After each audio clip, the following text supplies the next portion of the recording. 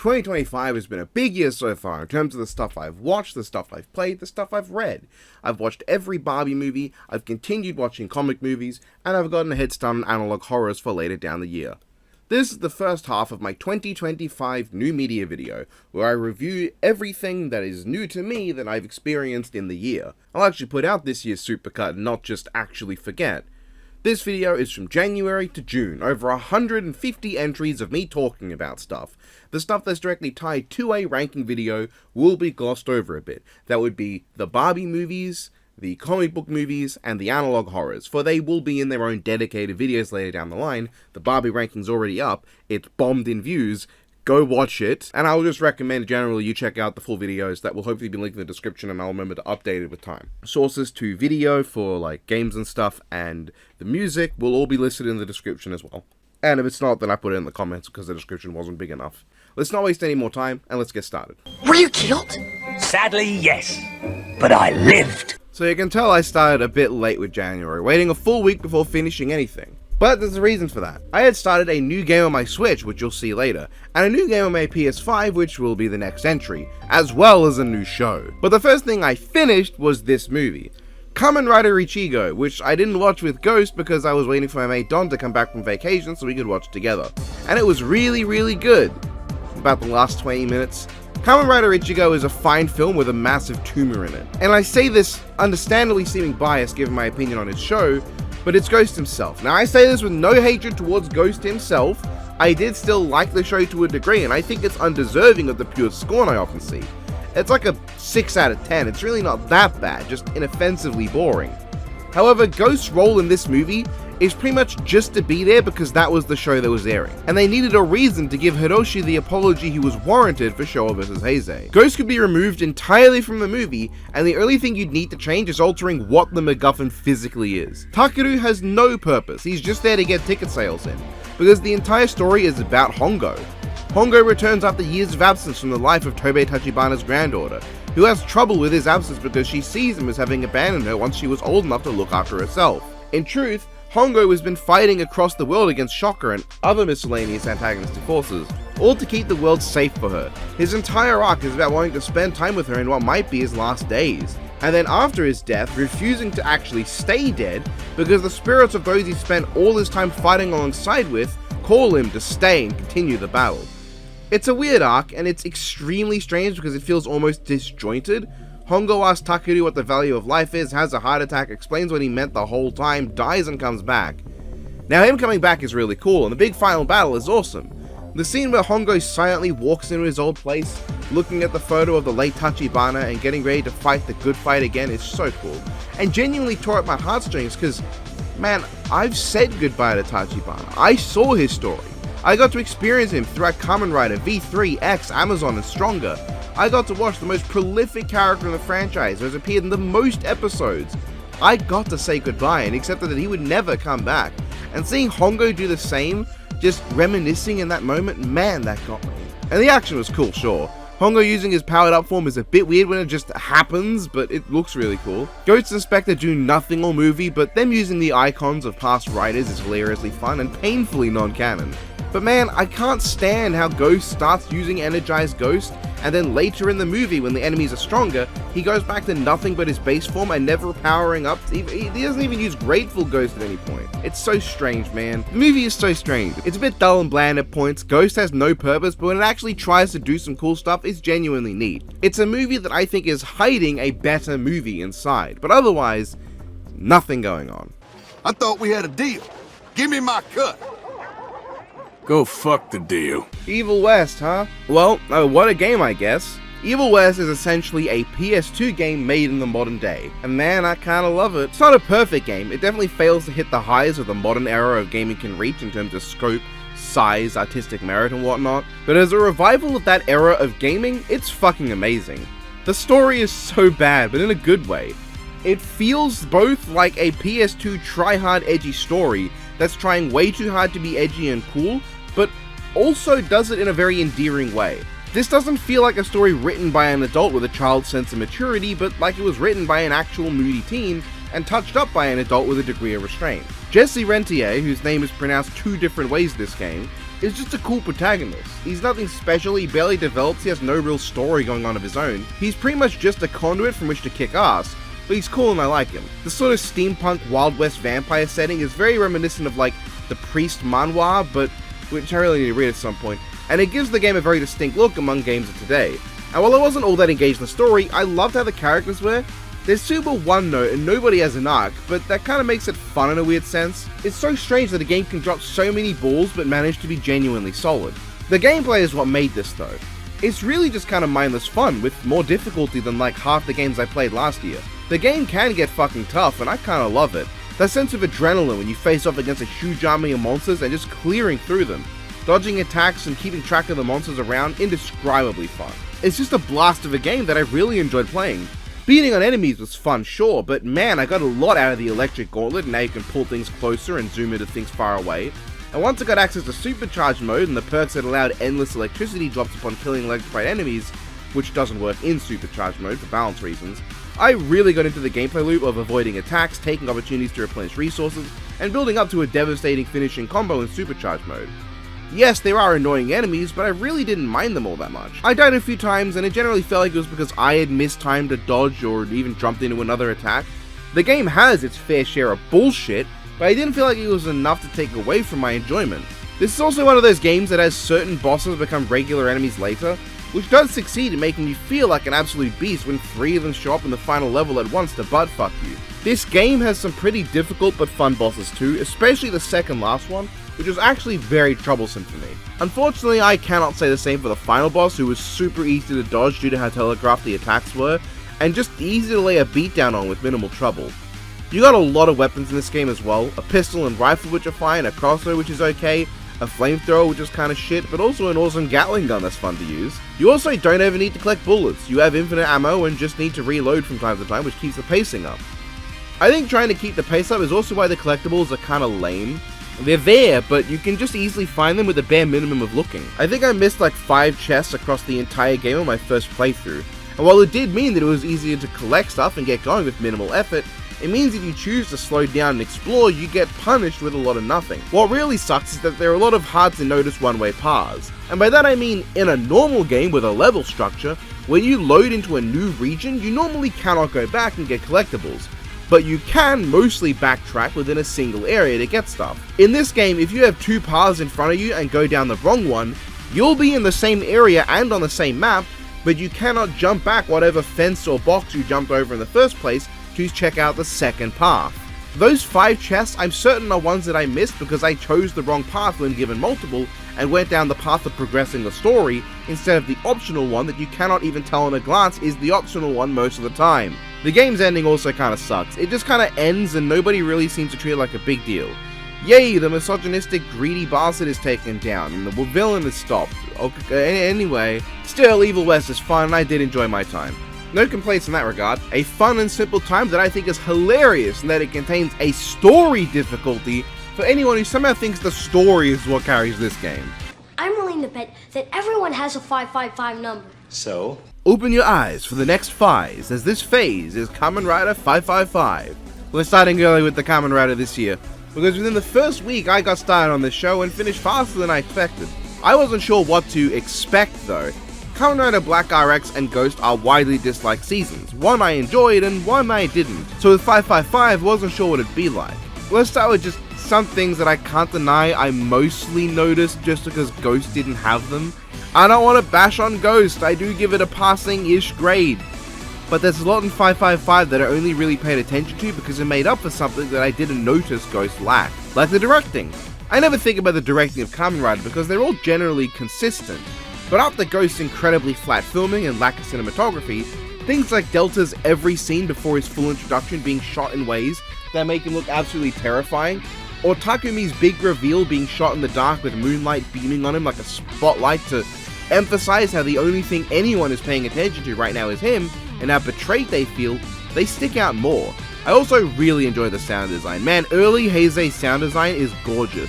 And Fire's is maybe the best of them I've experienced so far. There's such a hefty, clunky feeling to all this movement. So far, Fire's is easily the most grounded Kamen Rider series I've seen. The only thing I'd say would compare is Shin Kamen Rider Prologue and Kamen Rider the First, But unlike those, this isn't boring. There's such gorgeous, clanky, chunky sound design when characters pull on their belts, get things ready, change forms.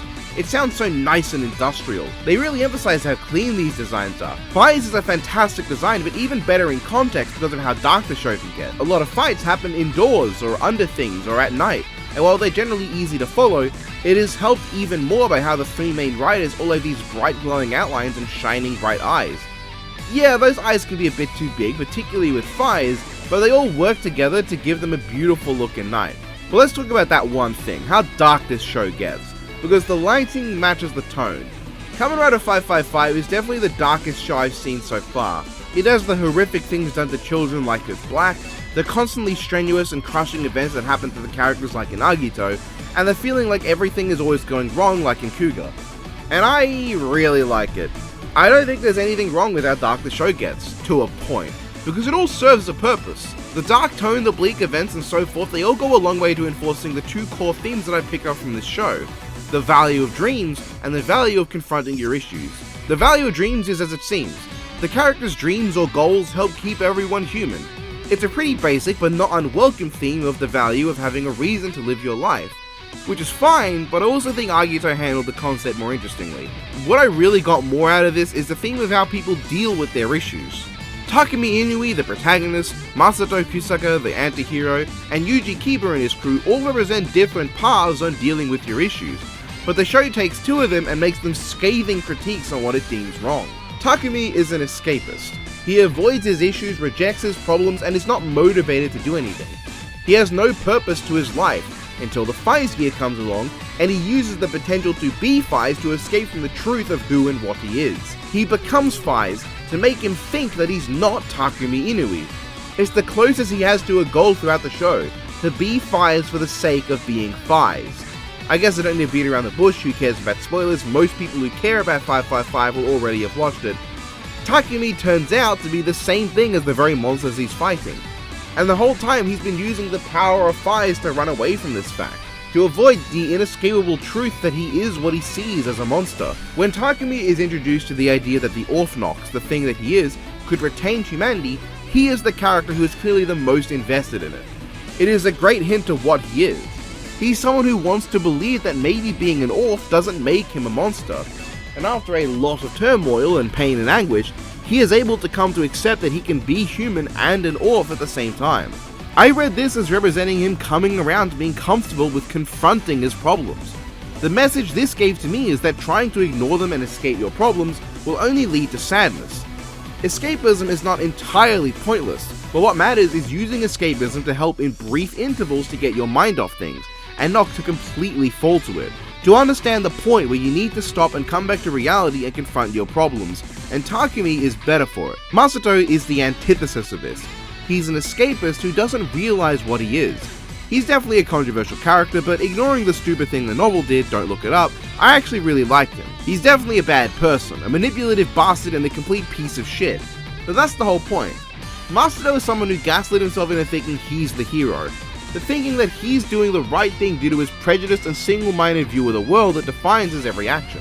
Masato believes humans good, Orphs bad, but he never changes. When his foster father turns out to be one, he still is willing to kill him if it means fulfilling his goal of destroying all the Orphs. His deep-seated trauma and the pain he's gone through informing his every move. He truly believes he's the hero of the story, that he is justified in his actions. But he is just an escapist who doesn't realize how much he's running from his problems. He's someone who sees his problems, thinks he understands them, and takes the dangerous and wrong path to solving them. He uses others for his benefit, but never actually comes to rely on or trust in them. He is the same in Takumi in that he chooses to be the Kamen Rider he transforms into, more than the man himself. But while Takumi chooses to be Fires because he would rather be Fires than Takumi, Masato believes there is no distinction between Masato and Kaija, and by the end of the show when he finally dies, what else would be the perfect thing for him to see but Kaija himself?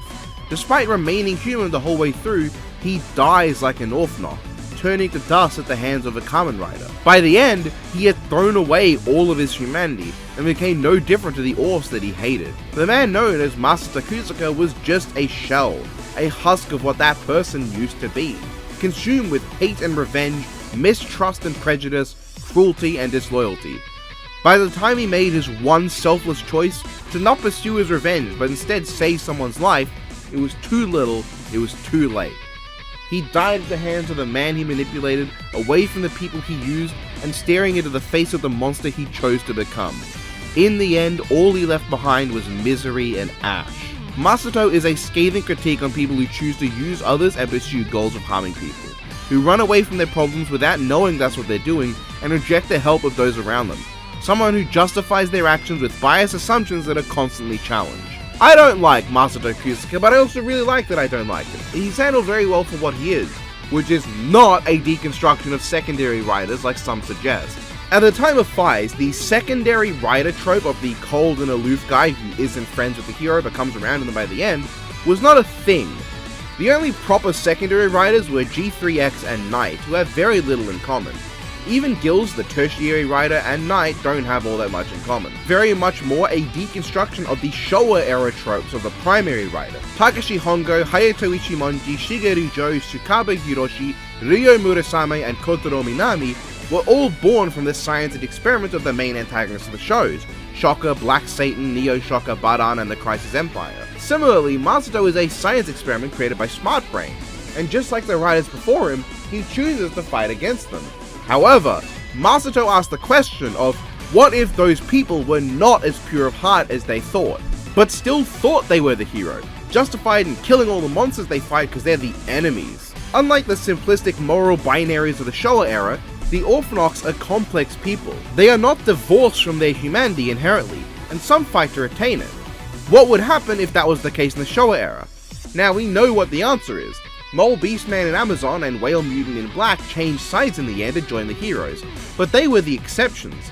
There's also Scorpion Man and Sky Rider, but the less said about how dark that storyline was, the better. Masato is a Showa era writer who lacks a heart of gold, thrust into a world where he really needs a heart of gold. What makes Masato Kusuke different to Shigeru Jo?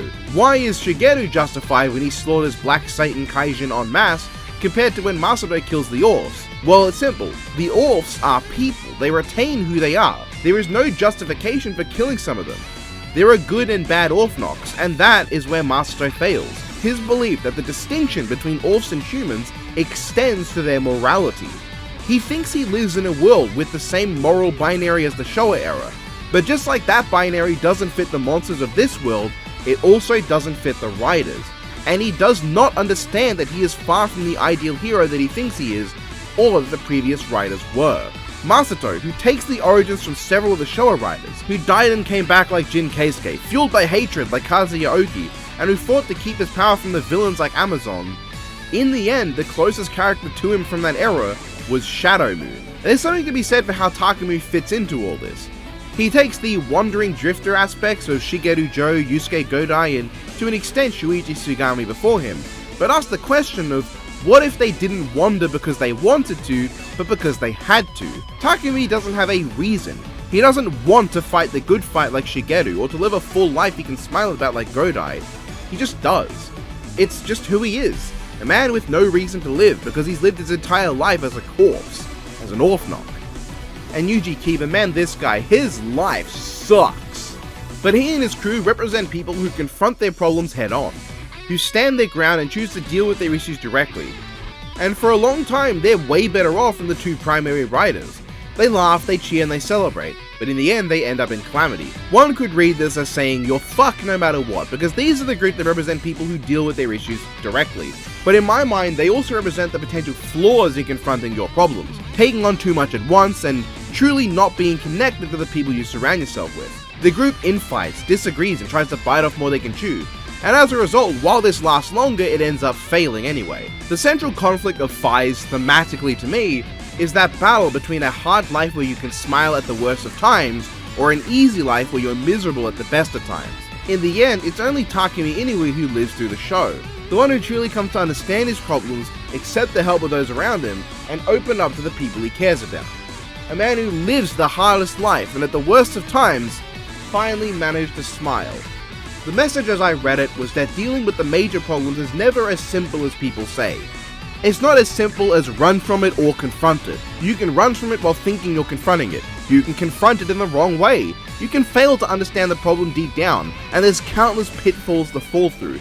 but it's also possible to come back. There is a point of no return, and it's important as people we try to understand that point. We try to realize our own flaws. The most important part of confronting your issues is the ability to look back on them, to understand what didn't work and change in the future. Takumi is the only person who does that. Masato refuses to look back because of the pain he feels whenever he does. Kiba looks back, sees pain, and in the last arc of the show, becomes the villain because he only focuses on the worst and doesn't try to fix it. Takumi looks back, feels the pain, but learns from it and moves forward. Unfortunately, I think that the tertiary writer, Delta, does not fall into this thematic purpose at all. In either of them, frankly. When introduced, Delta is really cool, and the wielder is this very entertaining villain. Pretty much just Oya from Ryuki if he actually was as dumb as everyone thought he was. But by the end, the one who finally becomes the primary wielder of Delta is just some guy who showed up, and like, I don't care about him. He's a nothing character to me, and I would have preferred Delta remaining a villain. After all, what better way to symbolize the damage that being Faiz and Kaiju did to Takumi and Masato, more than by having them literally fight the end goal of the project that created their belts, symbolically fighting the endpoint of the journeys they would make if they didn't stop, with the literal endpoint of the project that gave them birth to their belts. But no, not really. And I also think to an extent the ending is so bleak that it shoots all the thematic richness in the foot. This is a dark ending, but it doesn't initially seem that way. It's an ending to me that feels like it's trying to be more positive than it is. Everyone's dead, but that's not the problem. Takumi's still going to die, as all Orphnox eventually will, and that's still not the problem. But the final boss, the villain, is still alive. The Arc Orphnox survives the final battle, and unlike Theos and Agito, who mentioned he was willing to give humanity another chance after all they accomplished, Arc doesn't show any hints of remorse. It's likely, and I say this as someone who has not and will not read the novels, or has experienced any of the supplementary material or other media involving Faiz that released after, that the Arc Orphnox will return. Takumi will either die before or during the fight with him, and the Orphnox will succeed. For that matter, the Arc Orph is a nothing villain. Compared to the devious and intimidating Murakami, who had a presence all to his own in every scene, or the entertainingly cruel and sadistic Hitazaki, or even Masato himself, the Arc Orph is barely a character, and his final fight is super underwhelming. It's nice seeing the mech come back. I'm glad that unlike Ghost they didn't completely forget about it.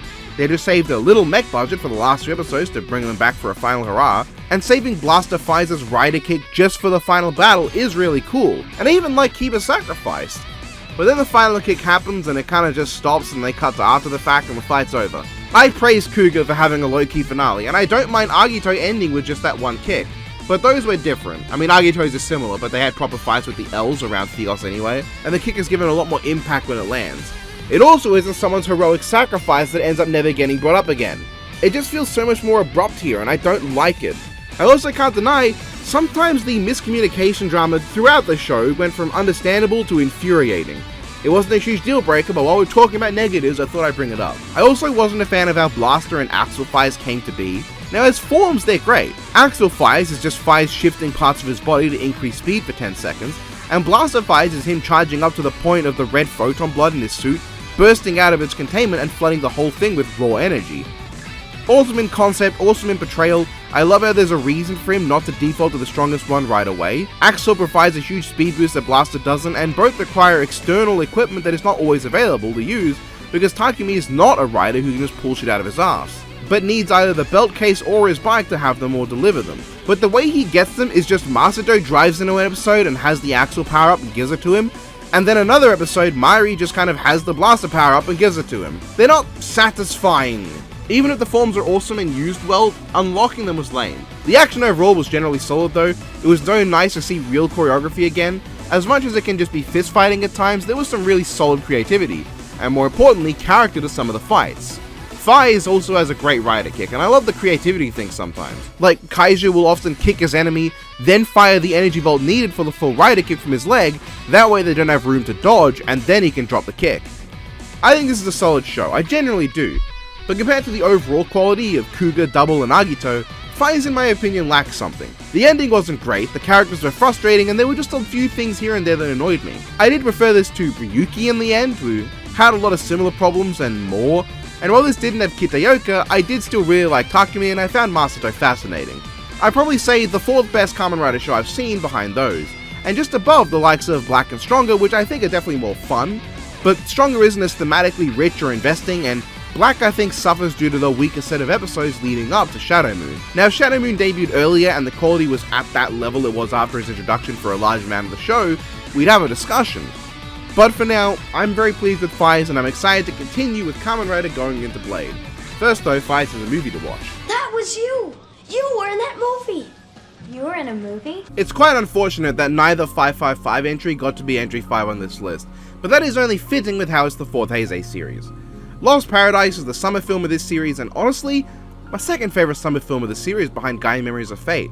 It's really helped out a lot by the fact that it actually has a solid foundation to it in terms of concept. Agito's G4 amounts to what if the government made a stronger G3. Ryuki's episode finale was just what if Ryuki happened but the events were slightly different and there was evil Ryuki. And 100 Icons amounts to what if there was a dark ghost and he was evil. The only one with this rather uninteresting foundation that worked for me is Gaia Memories of Fate, because Eternal is just such a good villain. Paradise Lost, however, hits with the alternative scenario of what if the Orphnox won? What if they had planned better and actually got their shit in gear, conquered humanity and got rid of their opponents? Now the movie is a bit slow for me, takes too long to get going, and I think the underground resistance is extremely underutilized, almost as much as Masato, who shows up, kicks ass, and then falls so hard you mistake him for a piece of paper. Especially given a character exists to serve Masato's purpose of just being a pompous, orf-hating bastard, so it feels really strange they'd kill Masato off with no fanfare like that. We don't even get to see him interact with Takumi in the movie, where their relationship with this timeline completely unexplored. Sure, it'd likely be similar, but there could have been something interesting there. Delta also isn't in the movie, but I understand that as a production thing. Anyway, the movie really starts to get shit going about midway through when Takumi returns, Kiba gets tricked by Smart Brain into thinking he was betrayed, and Saiga starts doing shit. Saiga is not a good character, but god is he a funny one. The way in which he just speaks perfect fluent English is fucking hysterical. He has some funny ass lines just because of how random it is that this guy is speaking normally, like Don Fry in Godzilla Final Wars. And frankly, Saiga also just has really cool scenes. The other non-Eternal villains from these summer movies have just not made much impact to me. G4 looks awesome but doesn't do anything, Dark Ghost looks fantastic as Extremer but also kinda just dies and otherwise isn't up to much, and Ryuga only has a few moments of being cool. Saiga, however, gets to completely slaughter and dunk on Masato, has a cool as shit if brief fight with Fires involving flight, a cool speed battle against actual Fires, and one of the coolest deaths I've seen in the series, as Fires blocks his laser sword, pivots to slice his gut, and then Exceed charges to activate his finisher while in the middle of cutting his opponent in half to completely obliterate him. Sick as fuck. As is Ogre. Visually, okay, Kamen Rider Ogre is a lot closer to your standard nothing antagonist of the Kamen Rider summer blockbuster variety, managing to stand out in no way beyond looking cool and that one awesome clash he has with Blaster Form Fires. Kiba is just not as interesting in this movie. His face turn at the end does not feel warranted at all, and for as cool as it is when Takumi goes into his Orf form and Kiba decides to drop Ogre and go into his own Orf form to fight him, they don't do much with it. Still, this last half has a lot more interesting story-wise, it has some great action, some good effects for the era, and a pretty entertaining pacing that I did come to really enjoy in the movie by the end. Except that ending, man, ugh! It's so bleak, and like the show, doesn't fucking realize it. The world is still overrun with Orphnox, the higher-ups of Smart Brain are still fully active, there's only one rider left because the Saiga, Ogre, and Kaiser belts are all completely destroyed, with Delta nowhere to be seen.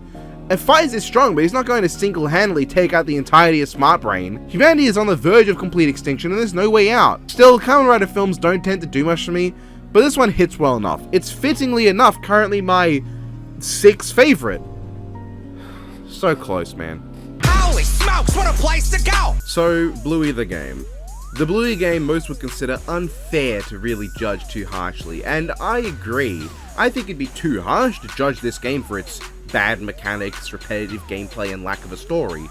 It's meant for actual babies, and I think the basic mechanics are fine for an infant to play. However, this $60 Australian game is a malignant tumor of spite and hatred. And I say that not because I think any of the mechanics are bad, they are, but as I said, that's fine, but because it barely fucking functions. Me and the lads tried to play this game, as a few years back we played a Peppa Pig game that was really bad, but also functional for what it was supposed to be. It was worth a laugh, it was funny because of how bare bones it was. We expected Bluey to be similar, and instead, we got a game with insane frame rate dips, game-breaking bugs, completely non-existent assets that decided not to be there this time, it did not function. Not in single player, and especially not when everyone got in and did multiplayer, which you think would be a key tenet of the game, seeing as one of the big reasons that Bluey is so loved is that it's accessible to whole families, parents and children alike. So you'd think they'd want to make a game where they can all play together, because that makes sense, and they did, except it doesn't fucking work. It doesn't function. It's a terrible game, not because it's made for babies, but because it's a glitchy, poorly running mess that sucks to play. The end. Are we the baddies? Tactics Ogre Reborn is a game I picked up under the assumption that it was the game that Unicorn Overlord was a spiritual successor to. And while it is kind of true in the sense it's a strategy RPG game where you can recruit new rando units for your army, this has nothing in common. I did hear that there are other Ogre battle games closer to Unicorn Overlord, but I don't know how much I trust that anymore. Alright, so Tactics Ogre Reborn. I enjoyed this one, but I can't exactly say it was thrilling. Narratively, it's midway between good and absolutely garbage. On one hand, I think the moral shades of grey that make up all the factions and characters is quite interesting, especially for what's ostensibly an SNES game. You play as Venom, who comes to lead a rebellion against another faction that is basically conquering his people more or less. However, the game goes out of its way to humanize the enemy. While their overall group are an invading, colonizing force, you see the most human and sympathetic sides of several of the characters, while you as the heroes are often seen not doing that. I mean, you have to massacre a village of helpless old people and children for your goal at one point. That is if you go the lawful route, which I did. The game is morally quite interesting. The good guys are full of bad people and the bad guys are full of good people. The characters' factions have no bearing on if they're a good person or not. I like that. There's also a very clear denomination between the routes of lawful and chaotic, and the idea of neither being outright good or bad. Nothing is black and white, and I find that great. However, I can't say I care about most of the characters. Venom may be interesting, because he's not a morally good hero and his choices are often questioned in that moral sense, but he's nothing to me as a person. The only characters I cared about were Canopus, a snarky, snide mercenary who joins you early on, and Dame Ravenous for being one of the few outright good, nice people, but I just didn't give much of a shit. The game humanizing only the villains might be interesting for fleshing out the world, but it really just does not feel worth caring about when the characters I'm using have no character or personality. And what wasn't helping that for me was the gameplay. In some ways it's great, it's an isometric, tactics-focused, turn-based RPG. I've only played a bit of the Final Fantasy Tactics series, but I quite enjoyed what I played, and Tactics Ogre Reborn is pretty much a remake of the game that birthed that genre. And while it has its moments, I just felt it was so simplistic. A lot of the fights came down to only a few things, one of them being RNG. There's this card system where random buffs spawn all over the place that you or the enemy can pick up. Sometimes it can be a matter of luck as to if you get good cards or even well-placed bad cards to knock enemies into. And it just doesn't help that every boss has a full set of 4 buff cards, along with buff stats, and often being 1 to 2 levels higher than everything else, which isn't helped by the forced level cap. The level cap of all your units means that oftentimes, if you want to just bull rush with high level units, you can't. You can't over level to deal with your problems. I'd like to not mind that feature, but it also sometimes it feels like it's part of RPG design that players should be allowed to do. Players should be allowed to grind and bore themselves if they want to make something hard easier. Otherwise, if someone can't figure out a working strategy, they'll get stuck, they'll get fed up, they'll put the game down. Yeah, skill issue and all that. But frankly, it never felt to me like strategy really mattered. Whenever I got stuck, I'd just try again, get better card luck, and then I'd win with either minor difficulty or no difficulty. It's just frustrating at times. Why can I only have 4 spells in a single unit? I'm stuck with either low-level magic that does nothing, or high-level magic that takes forever to use because you start with 0 MP and have to gain MP over time. And if your mages don't proc the meditation skill, which sometimes never happens for me across entire battles, it can take ages. Your healer units feel fucking worthless because they heal so minuscule an amount of health. Without the Mother's Blessing skill activating, they don't even heal 200 health in one pop, which when the enemy is 2 levels higher than your cap and hitting with 400 using finishing moves, fuck me I guess, there's no counterplay to that.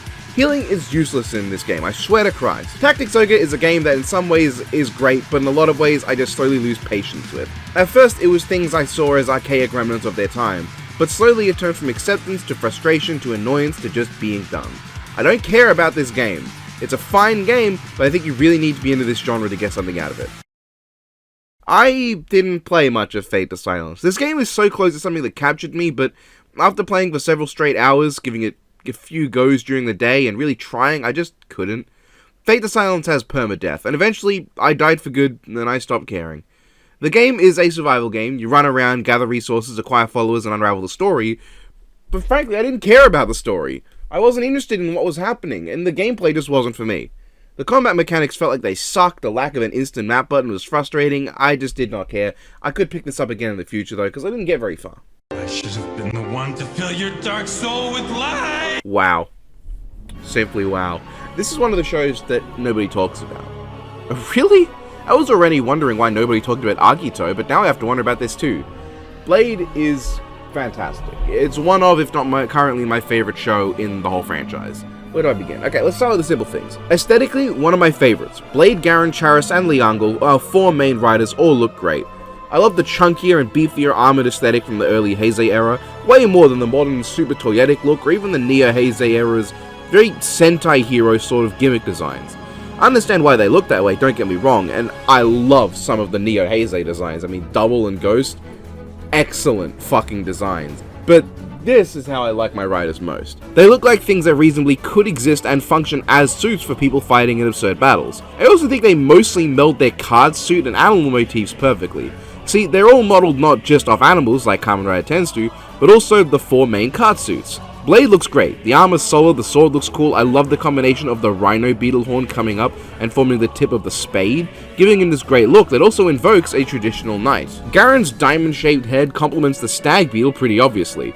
It's a nice and streamlined look. Chalice though I think may be my favorite visually, with the heart somehow blending in because the Mantis-eye look really works for him.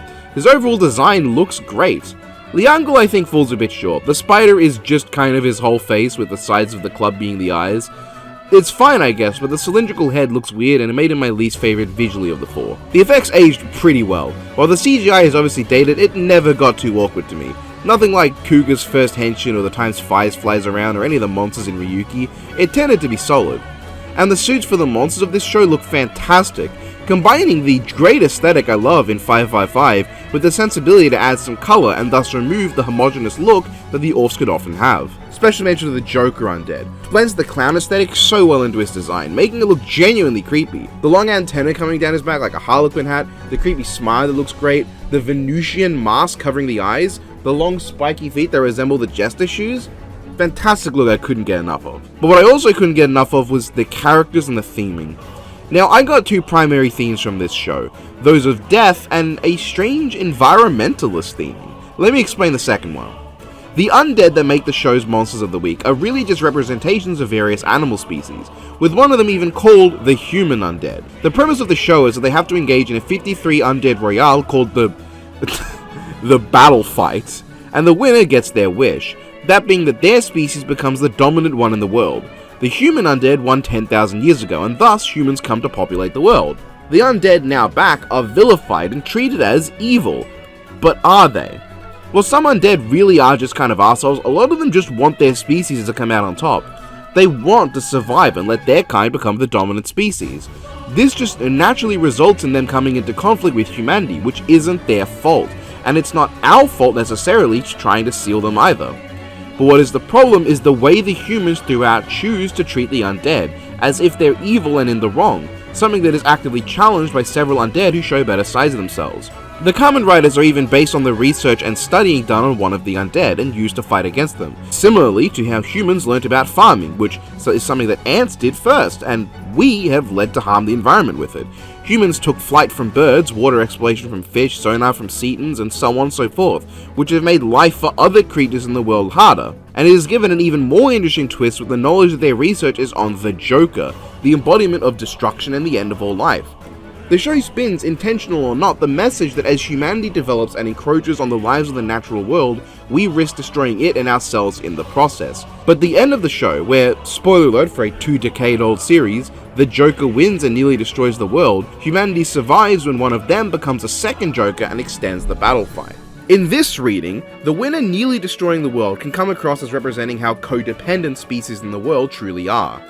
If just one, namely humanity, comes to the top at the expense of all others, we'll end up destroying our own world. But the continued battle fight that is created, one that continues forever but results in peace, could be seen as saying that the struggle for survival is itself necessary for survival. When something wins the battle for survival, it will too eventually die and leave the world with nothing. Now, I don't know if this is just me reading it in a funny way or if it was actually intended, but there was a tangible message to me that is very ahead of its time given when the show dropped, about how important it is for humanity to never see itself as the be-all end-all, how we shouldn't exploit and vilify the natural world just for being sometimes inconvenient for us.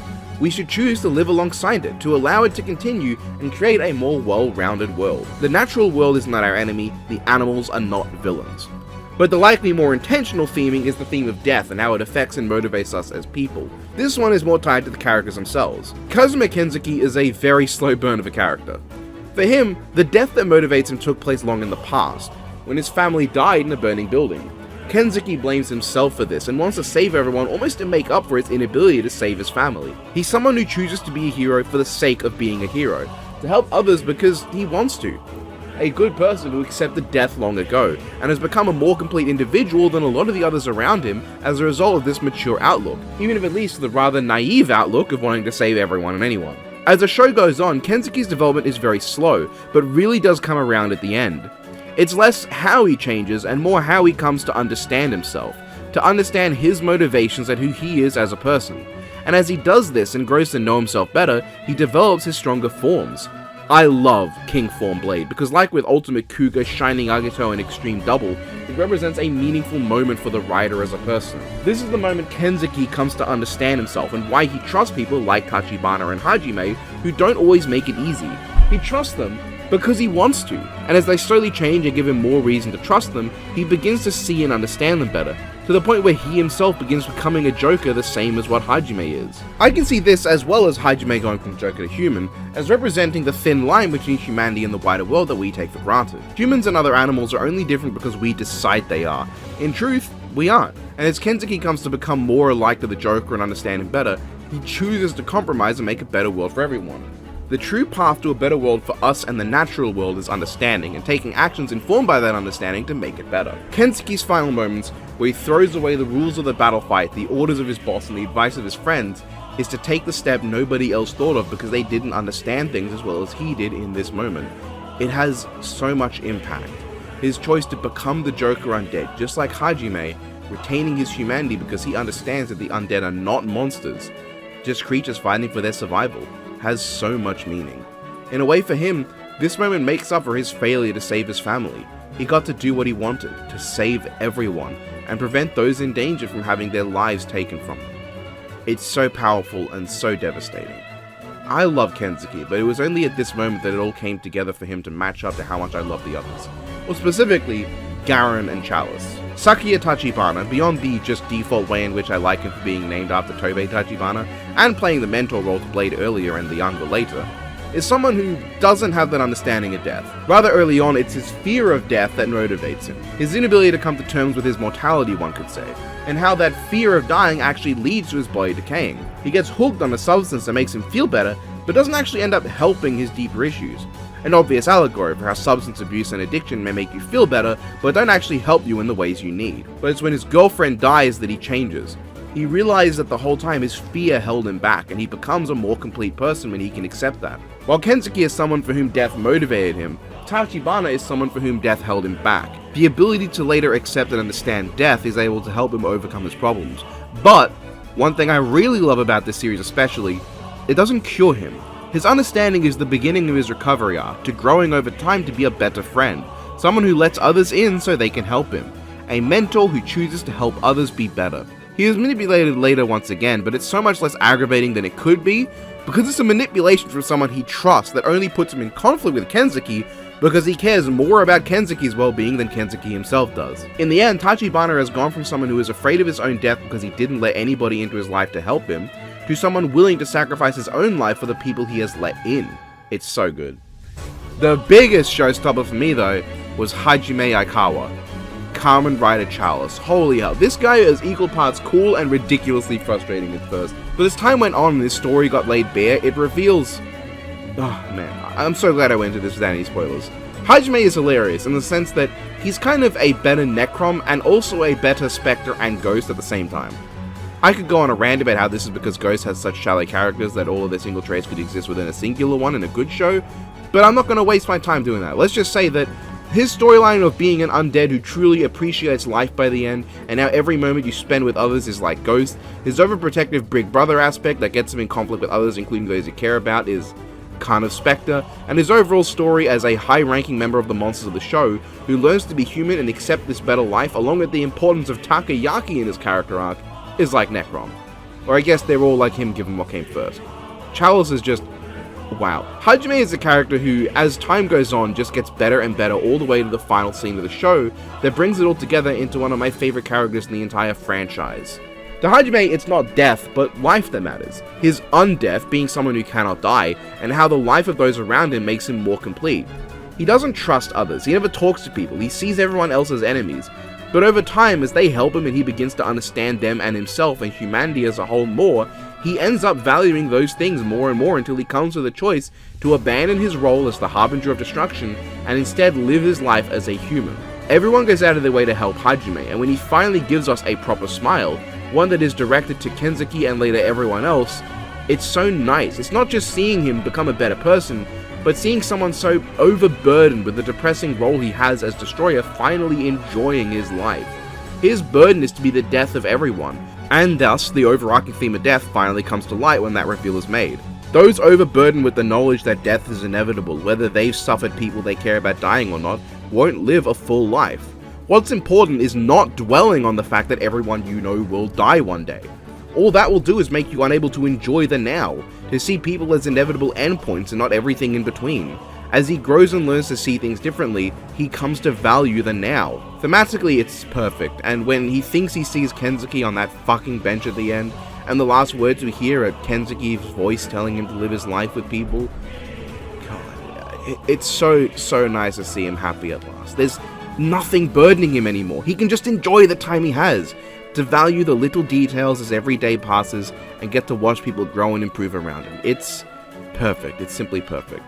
And then there's Mitsuki.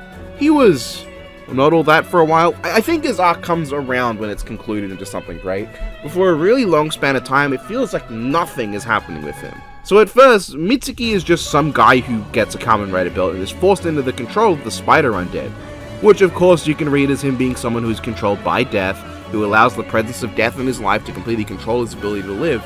But ignoring the deeper themes and just looking at the story, we get an interesting enough kid who Tachibana trains and tutors until the Spider Undead overcomes his mental strength again. There's this whole storyline about how he is unmotivated compared to the others because he doesn't have any reason to be a rider like them. But eventually that just goes out the window. We get his whole moody bully Maguire storyline where he just is there. He doesn't really change or improve much. He's just an annoying villain who doesn't add anything for most of his screen time. Two of the best undead in the show, Shima and Joe, give their lives eventually, which comes together to complete his arc. Not the death of loved ones, of a spouse, or the fear of dying, but the death of someone who sacrificed themselves. For Mitsuki, this does end up changing him and motivating him. Those who give their lives for you, those who tutored and taught you and were there for you, are worth living for on their own. Those who chose to be there for you when you didn't deserve it are people who you honor by choosing to live. That's nice, that's cool, I like that part of his arc, but it comes so late that while I do like Mitsuki, he ended up by a wide margin being my least favorite of the main riders. But I still do like all of them. And I like a lot of the villains too, from the entertainingly uncomplex but really fun villains like the Capricorn Undead and King, to the genuinely threatening and engaging villains like Isaka, to the ones with great arcs like Joe or Hirose, or the final actually antagonistic villains who just remain entertaining. Hiroshi has an understandable enough motive, but I really enjoyed his role as an antagonist now he played into everyone's character. And the final undead, while a villain, did have a point. I love how the royals of each suit play into the arcs of the characters that represent those suits. Kensuke is the rider of the Spade suit, so the Jack of Spades is the Eagle Undead whose defeat is accompanied by Kensuke learning there's more to Hajime than he thought and foreshadows their final battle. The Queen of Spades is the Capricorn Undead whose actions brought Kensuke and Hajime closer, and the King of Spades is the one who in the end made Kensuke realize himself and how he feels, and this defeat came when Kensuke pushed through and proved he was more than others thought. Tachibana is the rider of the Diamond suit, so the Jack of Diamonds is his main villain from early on, the Peacock Undead, who does the entire drug storyline and killed his girlfriend. The Queen of Diamonds is the Serpent Undead, who isn't really tied to Tachibana, but Hajime giving her card to him is part of his own arc of coming to realize that Hajime isn't a bad guy. And the King of Diamonds also doesn't interact with him much, but the final moments they have is the moment where Tachibana chooses to sacrifice himself to save everyone. I think it's kind of dumb that he came back after with almost no explanation. It would have been fine if he stayed dead to show the value of his sacrifice, but it's fine. Hajime is the rider of the Heart suit. So the Jack of Hearts is the Wolf Undead, who sadly doesn't apply here as he doesn't interact with Hajime at all. The Queen of Hearts, though, is the Orchid, who Kotaro chooses to trust and represents the similar kind of undead that Hajime is. Not a bad person, and the Orchid is the undead that makes someone realize the undead are not all bad. And the King of Hearts is already sealed from the start, but Hajime acquiring the card and allowing him to overcome his Joker self is the culmination of trust among characters. Tachibana choosing to trust Kensuke, and Kensuke choosing to trust Hajime, and as a result of these bonds, Hajime is able to recover himself. Then with Mitsuki, obviously he's the last one left, he's Clubs. The Jack of Clubs is the Elephant Undead, who again doesn't apply much here, but Mitsuki did use him as a summon at one point. But the Queen and King of Clubs really matter. The Tiger Undead Joe is a huge part of Mitsuki's arc. They bond and she acts as a motherly figure and mentor to him, who chooses to sacrifice herself so that he can recover his humanity and not become something he's not. In doing so, they activate the power of Shima, the Tarantula Undead and King of Clubs, who sacrifice himself as well for Mitsuki's sake. This leads to Mitsuki's greater understanding and his coming into his own as a rider. It's such good writing. For the most part, I just love this whole show. The pacing of the show is great too, it's very fast and constantly adding new elements but never feeling overbearing. With every new thing it offers you in terms of mysteries and ideas, it's good. It resolves previous ones and sets up new ones without you realizing the overall mysteries. I didn't even question Hajime transforming back into a human using a card until later, where it was revealed that that was relevant both to show what Hajime was and to explain what happened in the first battle fight 10,000 years ago. I was never bored, which I can't even say for other shows I love like Agito and Kuga, which did have very long startups before stuff really began. It didn't have a collapse near the end like Double or Ryuki, or an ending that on its own completely flopped to me like Faiz or Ryuki, while also hitting the same heights and having a cast I love, even down to the side characters like Kotaro, who was endlessly great. I don't even hate Amane like some do because she just acts like a normal child. Blade is fantastic, one of the best Kamen Rider shows I've watched so far, and it has set a very high bar for the last Rider show that I've never heard anyone talk about, Drive. Blade has been a lot of fun and I'm sad to say goodbye, but like the characters in the show, I shouldn't focus on the fact that it's over, I should enjoy what it was and what it is. And yes, the ending scene on the fucking bench did do me a big cry. What the fuck is this? I was watching Blade with my son as I had entered the stretch of Kamen Rider he wasn't experienced with. However, as a result, I decided to wait for him to finish the show before jumping into the Missing Ace movie as not leaving too far behind. Something that's quite funny to think about given I ended up being so delayed that he watched Missing Ace before me. But as a result, I checked out 555's 20th anniversary movie, Paradise Regained. I was very hopeful. One of my biggest issues with the original show was its dour ending, and I thought this movie would fix that. A movie about Takumi using what's left of his life to finally finish off the Orphanok King. The deaths of all those before him motivating him to fulfill his dream by bringing it all together and destroy the threat.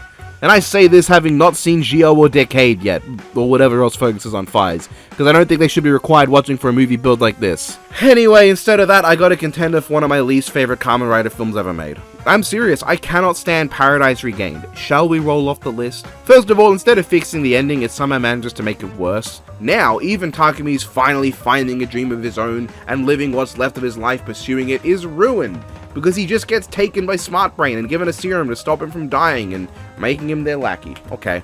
He also now goes back to thinking all Orphnoks are villains and doesn't feel anything like Takumi. Smart Brain also basically does kind of rule over the world now, so even that part of the show's finale is made obsolete. Well, fuck me, at least this movie opening those wounds will fix them up by the end, right? No. Because Takumi just ends up back where he was at the end of the show, with a dream now and alongside friends. Nothing's accomplished. Smart Brain is still active, the Orph King is nowhere to be seen, Kiva isn't even mentioned in the movie, and fucking Delta is just a different guy now who jobs horribly. What does he job to? Muez, our new rider who I don't like at all. In fact, I hate them. The first Muez is just a gimmicky character with this beyond cringeworthy, don't look at me when I'm henshining bit that feels so out of place in 555. Like the other riders' gimmicks, Fai's wrist flick and Kaija's collar fix, are not funny little haha bits. Faiz is him loosening up and in a way representing of how he escapes into the role of Faiz to avoid being who he is.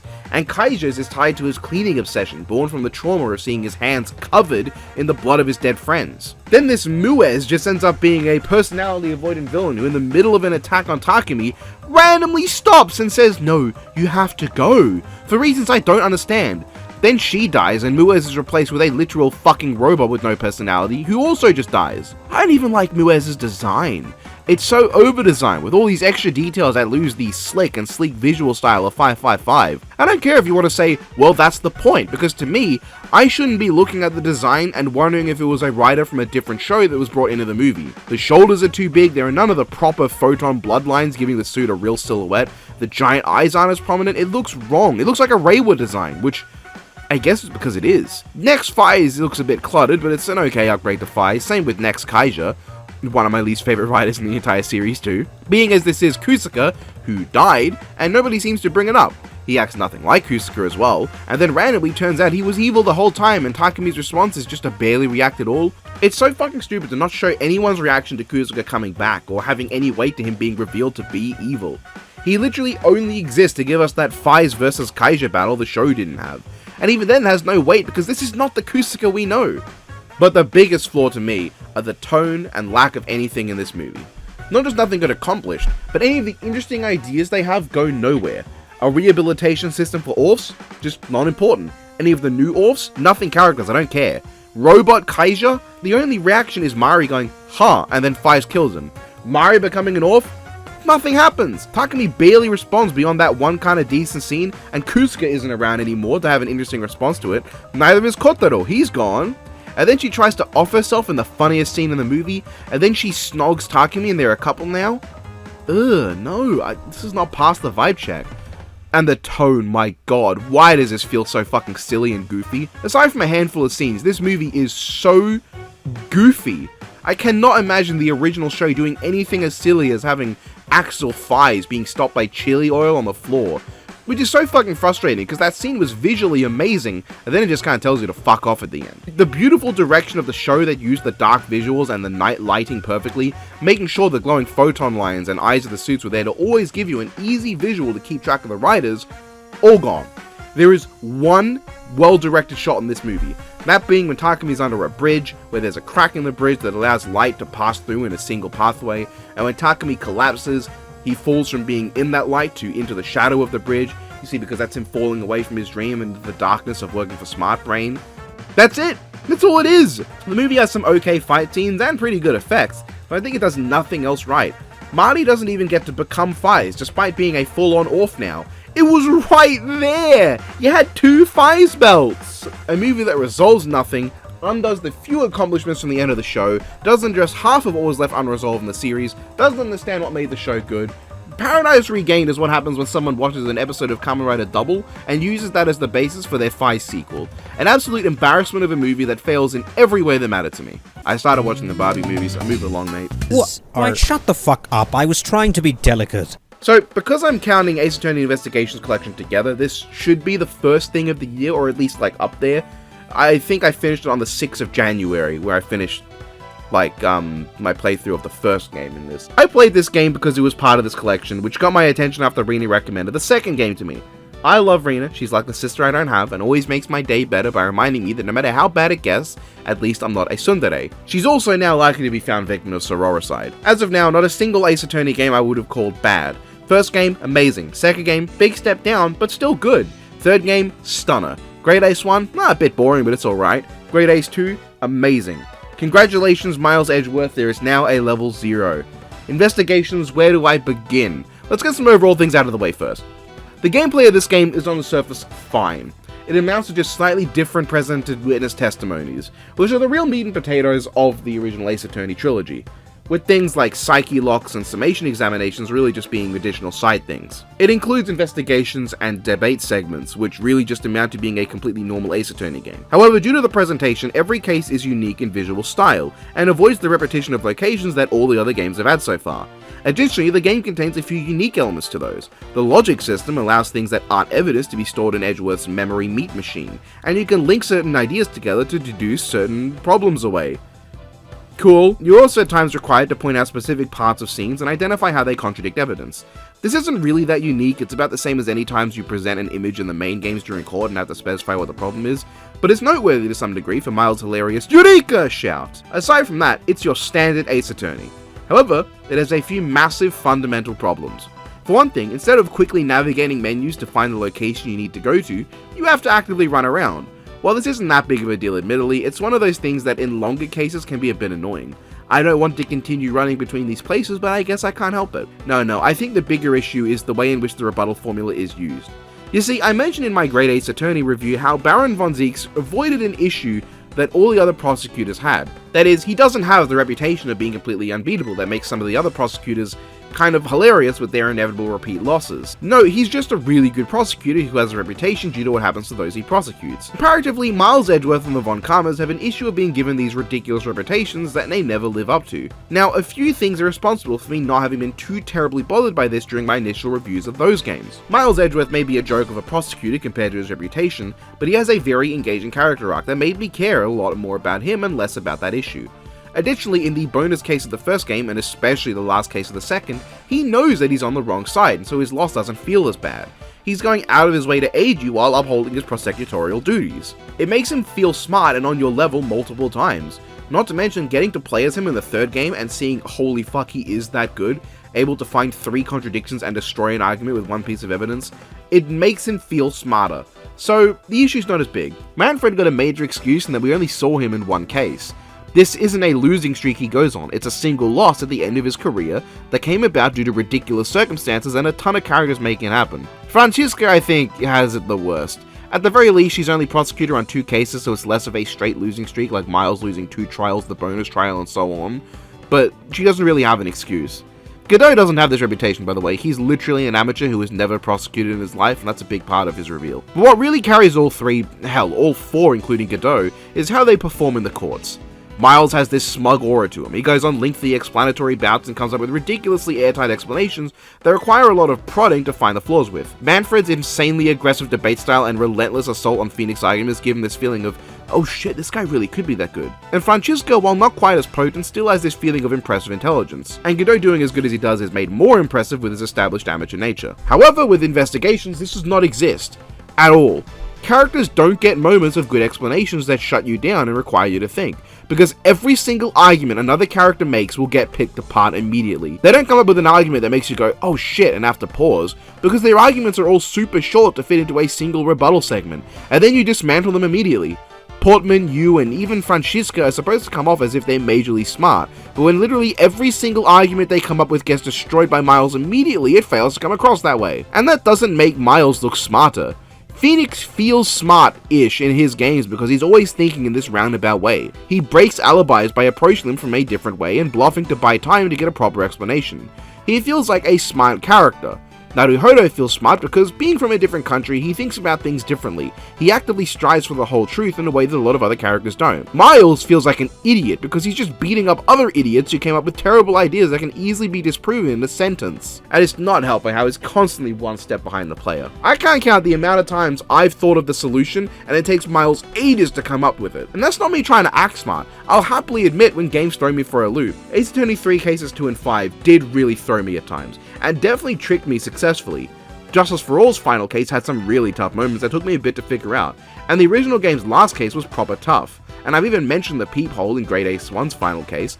That was very memorable, and almost all the cases in Great Ace 2 had something that made me go, oh shit, that's how it connects, I didn't see that before. Investigations never did that. I was never surprised, I was never shocked. And that's because any surprise it did come to me with was something I already figured out or something I couldn't have known because the evidence literally didn't exist yet. Not to mention the vagueness of things sometimes made it so that it was a guessing game as to what counted what. There were times where I knew the answer, I just had to figure out what specific piece of evidence against which specific piece of testimony was supposed to be used. It made me feel as stupid as Miles, not out of good writing, but because the writing could be so vague as to the point of meaninglessness. Even in the logic system, some connections only make sense once explained out, and come about due to trial and error.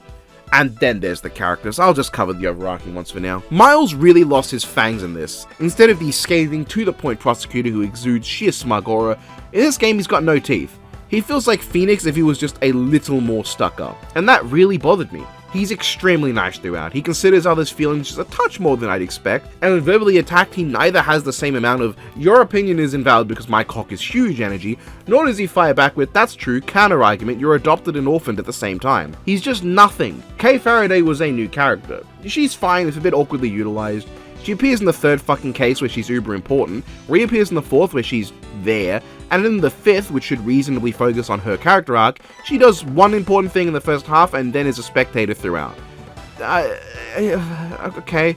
She has nothing to do because the main character she was chasing unceremoniously vanishes after she's found out, and someone else becomes the final boss. Let's get to the cases though. Mind you, I'm writing these before having played the second, only the first. Turnabout Visitor is a completely acceptable first case. It brings back some familiar faces, I do quite like Maggie so I don't mind that at all, and it's just fun enough introduction to the base mechanics.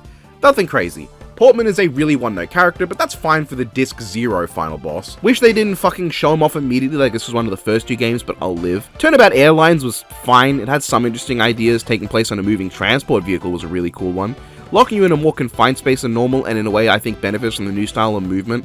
However, it stops doing that as the plane lands, and I feel like I have to go back to fucking Great Ace 1 to get what I wanted. The final villain was enjoyable enough, that's about it. However, there's a lot of just stuff. Zinc is a really annoying character, Francesca pretty much only exists to be a barely there obstacle you blow through like a didgeridoo, and this chapter may have the worst of the Edgeworth brain blasts. And what I mean is, moments where Edgeworth suddenly starts putting the pieces together. In theory, these should make him feel smart for picking up on all the small lines of dialogue throughout the chapter and bringing them together. But in practice, the closest it ever gets to working is the fourth chapter.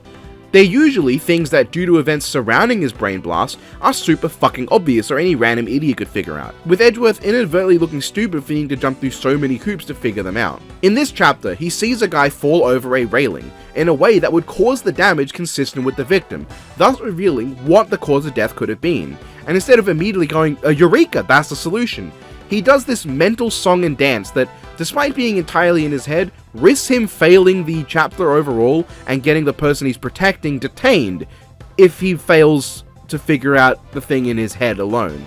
It makes you feel so stupid playing a character who takes this long to figure it all out. Francesca throughout this game also continues to have no character development, leaving her emotional breakdown in Justice for All as her only notable moment as a character. Still, her appearance in TNT will always be goated, I don't give a shit. The Kidnap Turnabout though.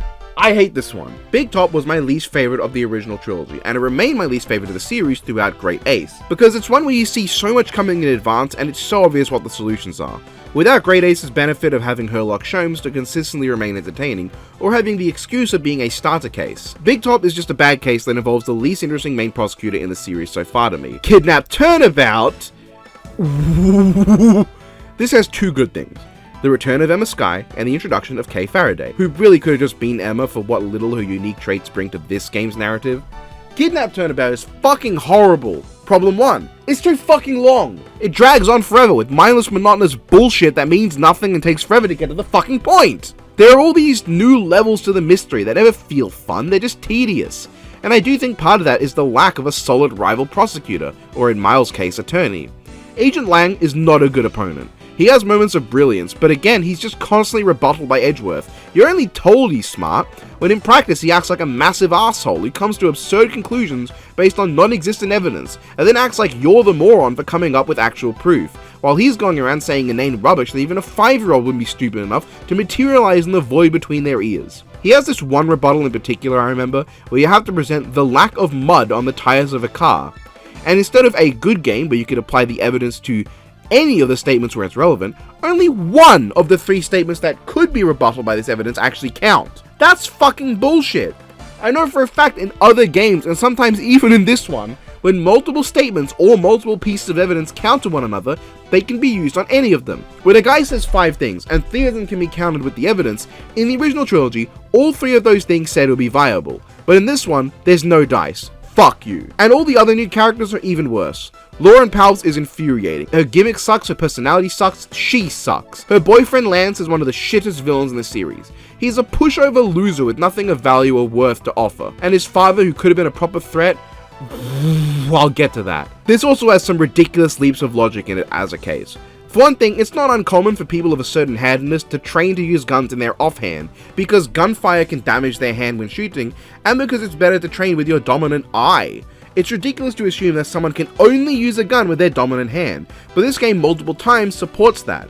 Miles also deduces, based on 2 pennants fitting together and having names on them, that the only possible explanation is that Lauren is the daughter of the man that owns the other half of the pendant, even though her name doesn't start with D as far as Miles knows. But fuck you, that's completely accurate, the game doesn't realize there are other explanations that can be drawn. And then that ending. Miles makes ridiculous leaps of logic and comes up with an entire system he has no evidence for existing, to somehow correctly guess the villain's plan. See, he cannot enter a building, so he has Kay use her magic doohickey device to recreate the building in a giant hologram. Miles then proceeds to come up with reasonable contradictions that explain an important fact and expose a character. After that, he's met with other contradictions, and then he just makes shit up about a giant mirror wall that can move and explains all the contradictions, even though the only evidence for the mirror wall is the fact that one single image of a thing is mirrored. Even though the less ridiculous and unrealistic explanation then, there is a giant wall with a mirror on it and a hallway I didn't notice because it reflects off without the light being weird or making it obvious it's a mirror, and can move completely to reveal something behind it, is that maybe the mirrored photo is just a mirrored photo, like maybe the image is just mirrored. He doesn't even consider that. He comes up with a ridiculous mirror wall explanation. The bit about there being mirror pieces with special backing on them just felt tacked on to try and make it reasonable. But even with all this bullshit, literally nothing is stopping the culprit from just saying, yeah, but you just made that up, and this hologram was created by your subordinate, so there's no evidence you can glean from this to convict us. No, he just breaks down and admits to everything. It's ridiculous! And the fact that Lance's father is there the whole time and says nothing is a big part of my issue with the character. What a shit fucking case. A case where you somehow always feel ahead of dumbass Miles, and also completely in the dark because the explanations are full of flights of fantasy and absurd conclusions that even by Ace Attorney standards don't make sense. On a better note, Turnabout Reminiscence is good. Not great, there's a few issues, but it's good enough. Miles goes back to his older days, and that holds a huge issue in that he doesn't feel like old Miles. He feels like a watered down version of the current Miles we use all game. But otherwise, I don't mind this one. Running around with young Fran and getting to see their brother-sister relationship properly utilized for maybe the only time in the games is pretty fun. The actual mystery isn't surprising in many ways, but it makes for a decent enough time. Getting to actually see Miles and Fran interact with Manfred was really cool. Detective Bad is a really endearing character who I like quite a bit, and Callisto U is probably the most well-developed and investing antagonist in the game. I really enjoy this one. Then we get Turnabout Ablaze, hands down my least favorite case in the series. It may not have the pedophilia love square of Big Top, but it has all the other problems and then some. At first, it's fine. The opening third is okay enough, Edgeworth indulging in his love of Kamen Rider, but Bad is endearing, and I enjoy Kay's investment in the situation. Sheena, later revealed to be Yu in disguise, is a good antagonistic force, and I enjoyed exposing her when that came around. And Ambassador Sugup was actually neat for being what could have been an annoying gimmick character, but instead he's just a genuinely helpful guy who knows when to lock in. But holy fuck, it just keeps going and going. It feels like this is a chapter that never fucking ends. This is like if the last trial of Great Ace 2 was one single chapter, instead of having a break in the middle that feels more natural. But that would still be better as one chapter because it has a reason to be that long. This one just doesn't end, it's full of nothing. There are some good moments. Detective Bad gets to continue being cool, Kay has more investment in what's going on than the last two chapters, and Lang is definitely way better here when he's not being a brain-dead idiot. They even play it up near the end where I knew his ridiculous accusation was an act, and was rewarded for picking that up when it was confirmed to me for the reasons I expected. It wasn't something I saw coming that's lame because the game tries to act like you don't know. It feels like it was meant for you to pick that up as a player. Yeah, the plot relevant picture I think was super weird, and it's odd that Mrs. Afro perfectly timed it somehow, but whatever. Then it gets really shit. Edgeworth starts going all, magnify the video, gumshoe, which works, and I think the single dumbest bit of evidence in the entire series so far comes in. Edgeworth exposes one thing, the villain completely changes their posture, and reveals the super important evidence by doing that for no reason. He explains in clear detail how it's important, and then Edgeworth zooms in on the security camera, zooming into a car in the distance, through the window and the shadow of another man to show the fucking medal on the guy's chest, which somehow can still be distinguished enough to perfectly make out that it's identical to the one-of-a-kind, only one in the planet one that the villain has and just revealed for no reason. Fuck off. I can't even accept this within the rules of Ace Attorney. This is too ridiculously stupid for me. Part of that is just the writing of, haha, here's the evidence, haha, no it's not. What's that you just showed? Oh, this is one of a kind. What, like the thing right here? No! And then the last rebuttal segment goes on forever, with the villain continuing to come up with terrible explanations that are so easy to break. The explanation pulls the Danganronpa 2 Trial 3 problem of feeling impossible to have been pulled off in the time frame, with none of the countless policemen on the scene seeing anyone doing the smuggling of the corpses. The villain tries the if you press anything you get punished, and if you present the wrong evidence you get punished bit, but without the instant game over factor that actually makes it hard, nor the actual thing you need to bring up being hard to find, nor it being the climactic finale but actually the third last rebuttal of the second last segment, and then gets beaten by Wendy Oldbag spawning in with the perfect piece of evidence you just happen to have the entire time! Fucking shit writing. At least when Fran busted in during Justice for All, you actually have to choose what evidence to use and how to use it. It's not just she pulls it out, talking happens, Miles explains explicitly to the player what to do, and then you do it and you win, game over. I also don't buy Larry not noticing the body. Not that I think he'd figure it out, but he's the kind of guy to offhandedly mention the cart feeling or smelling different, and Miles stopping to pick up evidence from him. Not to mention the sheer amount of hold it, not so fast, and blah blah blah as they go on and on. This is not how you make a good antagonist for one of these games. A shitload of small rebuttals that are easy but take forever to get through all the dialogue. It's not fun, intimidating, or interesting. Just do a small amount of genuinely tough rebuttals that heavily penalize you for failing. I don't give a shit about this smuggling ring storyline that's slapped on. I don't care who the real leader is. I don't care about his diplomatic immunity granted by extraterritorial rights. I don't care. To end it all off, we don't learn what Lang's issues with the prosecutors are. If it's revealed in the sequel, it's going to have a difficult path to travel in making me care when he's already given Miles his respect. You see, like, Barok doesn't become friends with Naruhodo in the first game. That's in the second game. It's all there as one. That's not here. This game, man. This game. The first Investigations is a sham of a game. The first truly bad Ace Attorney, in my opinion. Two of my least favorite cases, two completely mediocre cases, and one enjoyable one. A genuinely miserable experience throughout because those two bad cases are by far the longest. There are so many smaller things I didn't even mention, like Gumshoe's fucking useless and Braindead in this game even more than usual. He's not this dumb normally. Let's just move on to the fucking second game, because holy shit! Now that I come back to this segment having played the second game, what a glow up. We went from the worst in the series to what I think is the best the series had put out by this point. I haven't played Apollo Justice yet, but I doubt it'll live up to this with the horror stories I hear about Turnabout's Serenade. Anyways, Investigations 2 is an improvement in every single conceivable way. Let's just go over some overall improvements to the general format and style of the game. Mind chess is a thing, adding new gameplay to the actual investigations, revolving around Miles not using evidence, but rather his wordplay and his ability to read other people to get answers from them. A perfect way to add the psyche lock concept to Miles Edgeworth's character. I love it. This game also appears to be aware of the inherent downsides of the format chosen, and as a result, I think it was able to fine-tune its pacing and writing to perfectly fit in. Miles doesn't immediately bash through arguments with ease. There are characters who lure Miles into traps and get the better against him by withholding evidence, like with Gavel, or revealing certain facts about the evidence like Manfred. Characters can get rebutted without looking stupid, via a combination of having their own strategies, only rebutting part of their argument, or not having the character be super confident but instead just going, here's what I think, and giving Miles a new avenue of thinking that he can work with. And the tiring walks are a thing of the past. Occasions are a lot better designed and the story's pacing works to never make you feel like you're just running back and forth through the same 3 areas all the time in a single case. But let's talk about the individual chapters, because I have things to say. For a bit now, my thoughts on the best first case in Ace Attorney was between Great Ace 2, and Trials and Tribulations. Great Ace 2 has the least in this race, it's just an overall solid case with a fun gimmick, but Great Ace 1 is all built up for a great moment with Naruhodo that starts his arc, while Trials and Tribulations is a great setup for the game in general and its story. 1 is the perfect setup to the main character arc, and 1 is the perfect setup to the main story arc. However, Investigations 2 has easily surpassed all 3 by being all of these things. It's a pretty meaty and expansive case that really works to both ease you in and give you an actual challenge so the first trial isn't immediately forgotten. It sets up characters and events that are relevant for the entire rest of the game, not just the obvious like Edgeworth, Gumshoe, and Kay, who are the main trio, but literally every single major character in this case will remain important all the way to the end of the game. Killer, who plays an important role by the end, Tabby, who also plays an important role at the end, Knight, who is important in the next case and then comes around to be important at the end too, and the President, who is also important. Hell, a minor bit of background detail that seems just weird in this case turns out to be a major piece in the puzzle in the last case. This is a perfect intro, helped by just being a fun case with fun characters. Tabby is pretty much everything good about Lotta with none of the bad, and a far more fun and expressive design with animations that I love her. Knight is quite fun, and I love how douchey his objection shout is.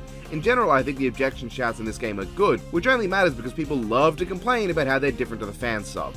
For me personally, without years of attachment to either, I prefer most of the official ones. With Knight, his smug and douchey delivery fits much better. Eddie Fender's objection feels a lot less serious and more laid back as I'd expect from his character. Verity's overruled is definitely too old sounding for her, but I think the calm delivery fits a lot of its usage, and it's not overly pommy. That said, there are a lot of times where the fan one would work better. It makes me think that Verity could have had 2 overruled shouts to fit different tones, but because it's used so much. Eustace's objection is perfect. I think the silly sounding one from the fan sub is extremely fun, but here he sounds like he's trying.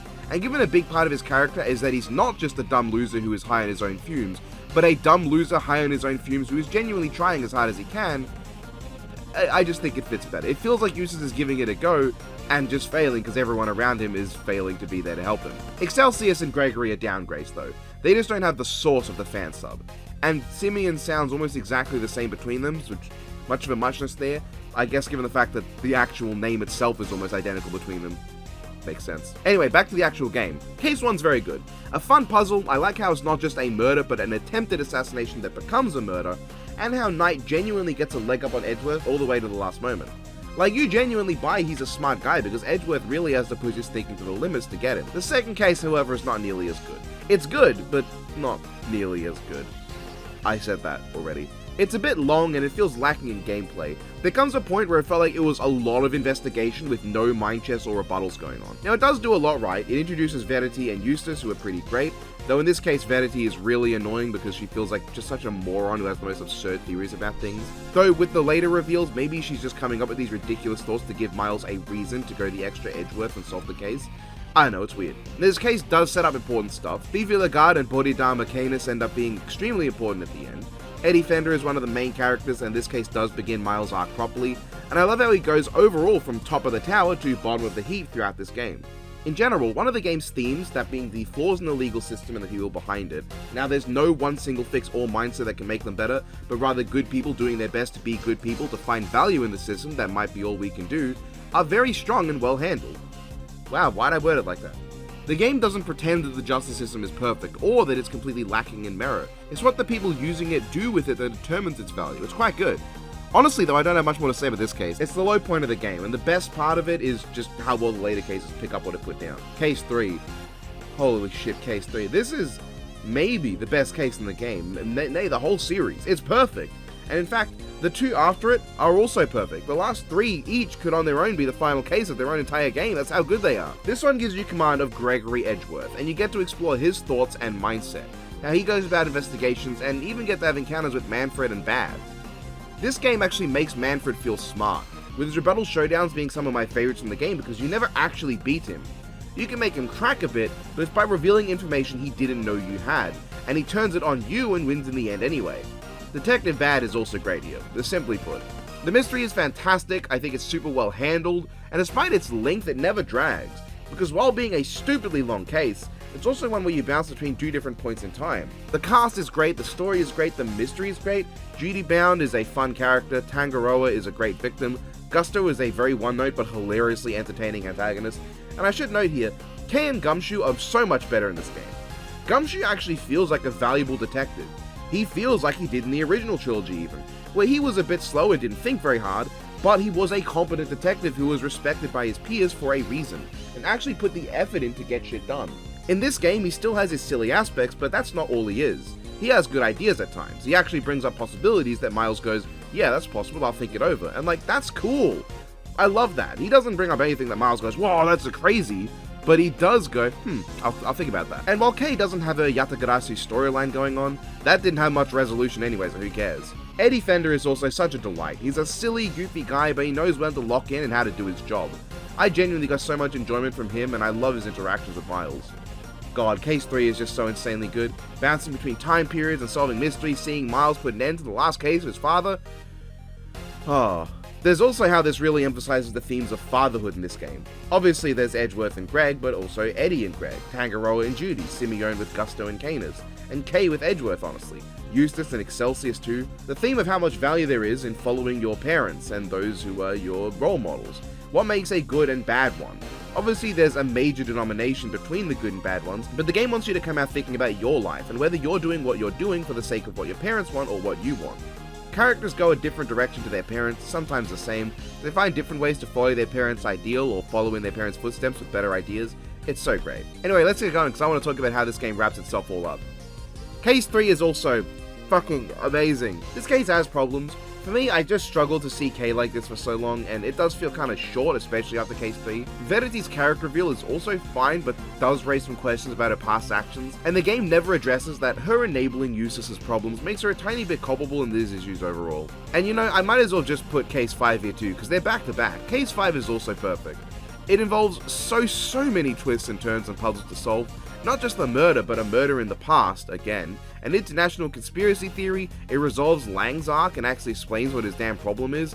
Francesca feels more like a character than she has since the end of Justice for All. Eustace's character arc is perfect. I love when he fucking stands up to his dad and comes into his own as almost a protege to Edgeworth now. The reveals are all good, handled perfectly, I love them, especially the villain. Holy hell, Simeon Sate is a perfect antagonist. A chillingly believable one. Not because of how he acts or what he does, but because of what motivates him. Someone abandoned as a child, felt betrayed by his only friend, influenced by bad people to become a bad person. And while you do defeat him, he ends up succeeding in his primary goal in the end, and comes up ahead of everybody despite being sent to jail. He does Alba's thing of constantly going, but explain this, but it's believable because he actually has a fucking point, and the only time conclusive evidence is brought up, the game actually acknowledges that that's the end. Now, I have problems with the game overall, and let me go over the ones I haven't yet quickly. Mind chess is really fun and well handled, but you never get a full 6-piece chess battle, nor is there ever a raw as hell moment where someone beats you in mind chess, because that would have been really cool. Regina shows up, and while she's way better than before, they didn't really give her anything interesting as a character. And hell, Emma Skye for the second time in a row shows up just to be a plot device for the 2 Luminol test sequences, and one extra one you don't get to play at the end of the game. And one single fingerprint test you do get to play. That's it. Probably my biggest issues are that Eustace isn't there at the end. He doesn't get a moment of confronting the game's main villain who manipulated his dad, and was someone he was even correct about convicting earlier in the game, though not for the right reasons. Instead, Fran is there to do nothing. That was Eustace's moment to go, I got him immediately. And Edgeworth to go, oh wow, maybe this kid is good. And Fran, man, in a game with heavy themes of fatherhood and how that influences your life, Francesca has so much potential that they don't use. She's barely in the game, and while she has a few great moments involving her relationship with Miles, especially the detail of how they word her anger at him for giving up his badge, they don't use her to her fullest potential. Hell, Manfred, if he was alive, I don't remember if he's alive at this point, should have come back in the present time too. Again, I don't remember if he's alive or not. Justice for All might have said he's dead. I don't remember. Anyway, to expand on what I mean about Fran, they word her anger as being mad that Miles is leaving her again, which I read as her seeing him giving up the prosecutor badge as him giving up the Von Karma name. And as much as she doesn't want to, she can't help but see him as a Von Karma to some extent. So him giving it up is akin to abandoning her and leaving her without any family anymore. Because while she would never admit it, he is her only family now. But I can accept these flaws, because this game is so fucking perfectly put together. Every case is relevant, there's nothing that can be removed. The main villain is a genuine surprise, but also the person you save in case 2. The villains of all the previous cases are relevant to the ending and the overarching plot. All the characters have a major role to play in taking them down, and through it all is Miles' great arc. He goes through so much, and in the end, despite doubting himself so often, he comes to the conclusion that he will continue on his path. One could look at him and say that he ends up exactly as he starts, as a prosecutor after the truth, but I would say that would be a gross underplay of the quality of his story. The game isn't about changing Miles' outlook, but giving Miles insight into why he feels how he does. Now he's not looking for the truth because it's the right thing to do, but because that's what his father was doing, and he wants to do it in a way his father never could. He chooses his own path to the same ideals he now understands better. He understands that the life of the attorney is just not for him. Not because, well, I'm trained to be a prosecutor and I don't want to change, but because he wants to help people by taking bad people away. Instead of just defending the undefended, he is attacking the unattacked. And with the corruption shown in this game, it also feels like Miles better understands that he needs to continue on this path because someone needs to be there to keep the prosecutors in check. There's so many details like that, character motivations that are explored, interesting plot developments, and so much more that makes this, I think, not just the best Ace Attorney game, but the best visual novel I've ever played. I don't think it can rightfully surpass Super Danganronpa 2 or Danganronpa V3 for my personal favorite, just due to attachment, but I think it is by far better than either. The game made it worth it in the end. I love Miles Edgeworth, I love Ace Attorney Investigations 2. The first game was a bad, slightly different Ace Attorney, and the second is a Miles Edgeworth game. It's about Miles, it's relevant to Miles as Miles Edgeworth, he feels like Miles, he plays like Miles. This is a perfect game, and I love it. Then I watched Barbie and Rapunzel, I don't know what to say. This card is useless. And then I watched Missing Ace finally, the second movie in a row featuring Dvorak's Ninth Symphony that I've watched, which is funny. I didn't like Missing Ace. I also have not much to say about it. It has a great opening and idea, What if in the end Kensuke didn't think to turn himself into an undead and instead chose to seal Hajime against his own wants? But that's where the movie's good points end. Well, no, I like when Hajime tricks Kensuke because he knew Kensuke wouldn't allow him to sacrifice himself again without being tricked. That's it. Otherwise, it's a bad movie. Kensuke and Tachibana are out of character for most of it, both acting way too antagonistic. Hajime is barely in the movie, then comes back with no fanfare and immediately leaves again. And while Mitsuki is good in this, it's just not enough. The three new riders are barely characters and they have nothing going on. The story is barely a story, and there's nothing going on. It's so nothing. This movie does not give a single shit about Blade the Show. Established characters with personalities that happen to be undead are treated as wild monsters because fuck you. They're here to just job. And then the final villain shows up and who cares? The albino Joker looks cool, but it's not really a character. The final giant monster villain is just a big CGI nothing creature that has no value. It kind of just dies when Blade goes king, which he suddenly can do now. I don't know where he got the king card back from.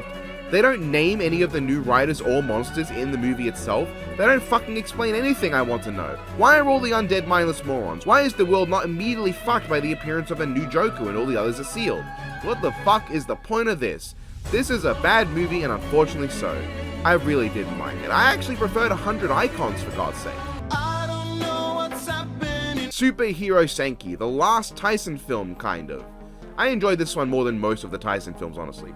Superhero Senki naturally had an uphill battle because I'm way more familiar with any of the Heisei riders than the Reiwa ones, but somehow, even with Saber having like no personality in this and nothing making much sense and the suits looking bad, it all worked out in a very fun time. Like, what more can you ask for? I loved the big final come together scene. It felt way more earned than usual, and original Ichigo showing up was awesome. Even if Nigo and Skyrider weren't in their original forms, but shut up, they also really upped the game with the fan service by pairing the characters together, having them all say their catchphrases or taglines during the big fight. It's just so awesome. I did not expect the flood of Sentai mechs or the Rider Kick rain. That was frickin' sweet. I kind of didn't like Revice just showing up and punking out the main villain. Like, it's cool and all, Revice seems cool, fun scene, I like him a lot just from this, but it felt really out of place and like it trivialized everything by having the main antagonist up to then just kind of die. But hey, not long after that you get the emotional scene of Hongo talking to Ishinomori, both of them knowing of Ishinomori's passing, and it almost feels like Fujioka himself speaking in this scene. It's just a fun movie, God, it's really fun. Kiru! Oh boy, Yakuza 4. This was a hell of a ride, but not necessarily an exclusively positive way. Compared to Yakuza 3, I think this made some huge strides forward, but also some strides forward into new problems that 3 never had to deal with.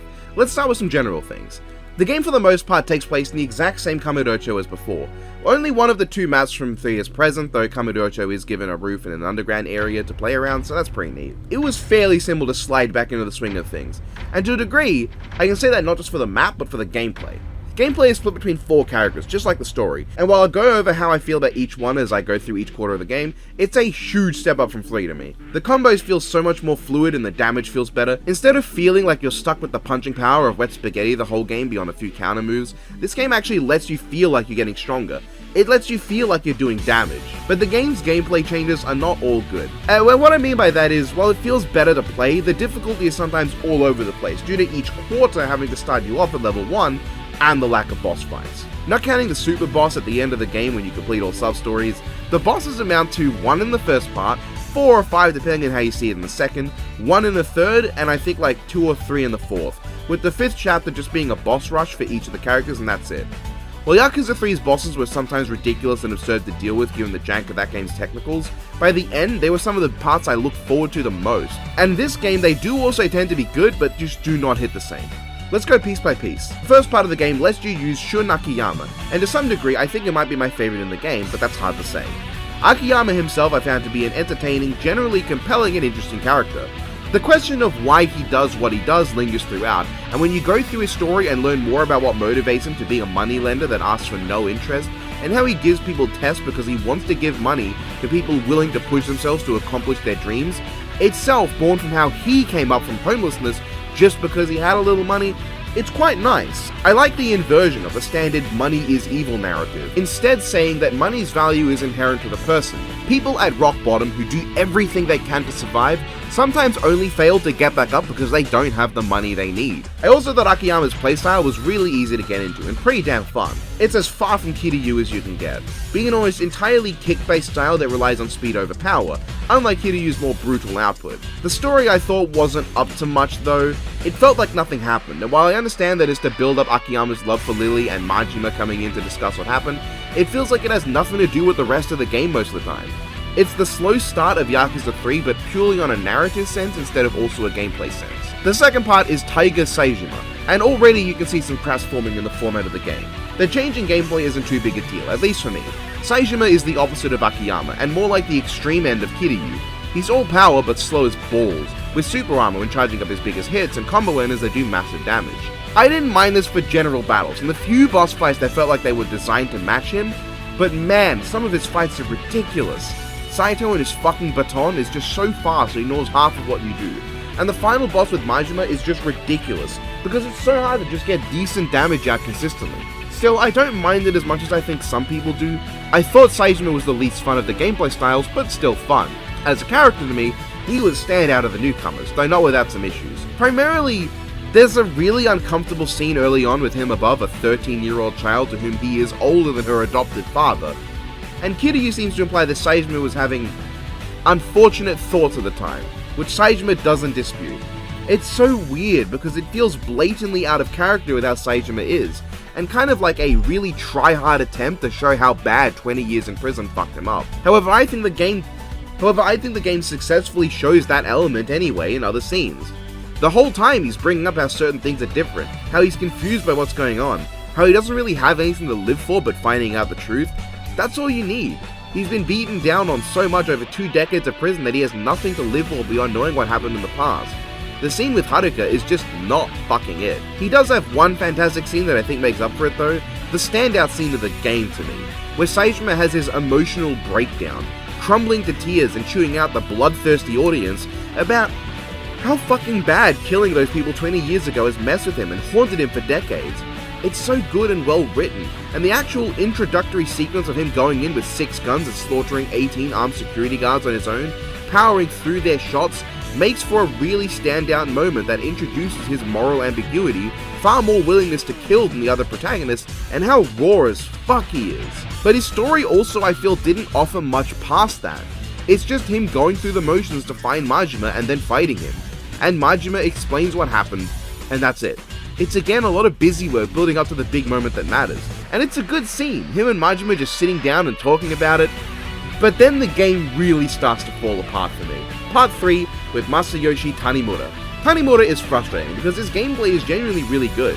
He has solid unique heat moves and technique to him, a technical playstyle that blends impeccable crowd control with fantastic one-on-one potential. He could have been the actual best character to play in the game, but give him fuck all to do. He doesn't have enough large group fights to get you into his crowd control ability with the parry, the light heavy backhand or armbar throw, and how much breadth they give. And he has literally just one boss fight that, while solid, also deactivates his parry when it feels like it, which can be really fucking annoying. It's a good boss, but maybe I was just starved for them. No, Tanimura's real problem is his story, and it's a threefold problem. Problem 1, Tanimura is the least interesting of the new characters. He's not bad, I just think his complexity is far lower and he's just there. Problem 2, it's short as hell! While all these segments feel short, especially if you don't bother with sub-stories and just do the main stories back to back, the last 2 are really short in my opinion. They feel like they just don't do anything to keep the gameplay there, they're just here for the story. But 3, the story goes off the rails here. Random betrayals, plot twists about what characters are working for who, relentless fake out deaths, it has it all, topped off with the ridiculous rubber bullets twist. Now, I don't think it's unbelievable for Seijima to not have known his guns were loaded with rubber bullets, but it's the implications and how it's used that get to me. The idea that all but 3 of these guys were completely knocked out is ridiculous. That's just silly. But what the game uses this twist for is pretty much just to set up other fake out deaths with the rubber bullet shit and to try to make one of the villains look more evil and Seijima look more innocent. This fails though. The villain would have been just as evil and manipulative if he had actually manipulated events to make Seijima the killer. In fact, he'd come off as even more evil. But what it does for Seijima is not reflected on in the story. It's a literal get out of jail free card. Instead of having Saejima take time out of his busy schedule of fucking up all the time to think about what he learnt, he doesn't. He doesn't think at all about how he spent all these years haunted by the ghosts of people he never killed, or any notion that in his mind it doesn't matter because he still intended to kill them or that he got them killed anyway. So while he didn't literally kill them, in his mind he's still responsible. No, nothing like that, just nothing. Lily, or Saejima's sister what's-her-face, is barely a character. She's supposed to be this femme fatale, but with an oddly demure and meek attitude and no threatening aura, only compounded on in part 4 with Kiryu. Now, Kiryu is a monster. He starts his game with a ton of abilities already unlocked in his skill tree sort of system, which is, by the way, far better organized and well put together than the last game's system. But then he just kind of shows up to Kamurocho to participate in a storyline he was never a part of. Akiyama was in love with Lily. Saejima was Lily's brother. Tanimura's father was killed in the events surrounding what's going on with Lily. And Kiryu is just here because Hamazaki became friends with Saejima in prison, washed up on his prison somehow, and told him to go. Or because it's connected to events in Yakuza 1 that frankly do not have that big of a role to play here in the drama of what's going on. Kiryu has no personal connection to most of what's happening, and his part is so ridiculously short. It felt like no time that I completed it and moved on to the final story, which itself is just running around finishing a couple sub-stories and then getting into a boss rush. Fuck you if you expected there to be some more content between the main four getting together and finishing the game. What, did you want to do more story and didn't think it would jump cut you straight to the climax, thus you didn't get back into the other characters' fighting styles? Fuck you. Saejima and his sister reunite? You don't get to see that moment, no. They just tell you that they talked a lot off screen. Brilliant. Oh, you liked Arai, the actually interesting antagonist with a degree of depth? Or Katsuraki, who has no depth but an entertainingly evil demeanor? Well no, fuck you, the main villain is Munakata, this old policeman who can't even fight you. You get this 4-battle boss rush, one for each character. There's a really fun fight with Arai using Akiyama, with him just being like a shadow clone mirror of Akiyama and using the same style.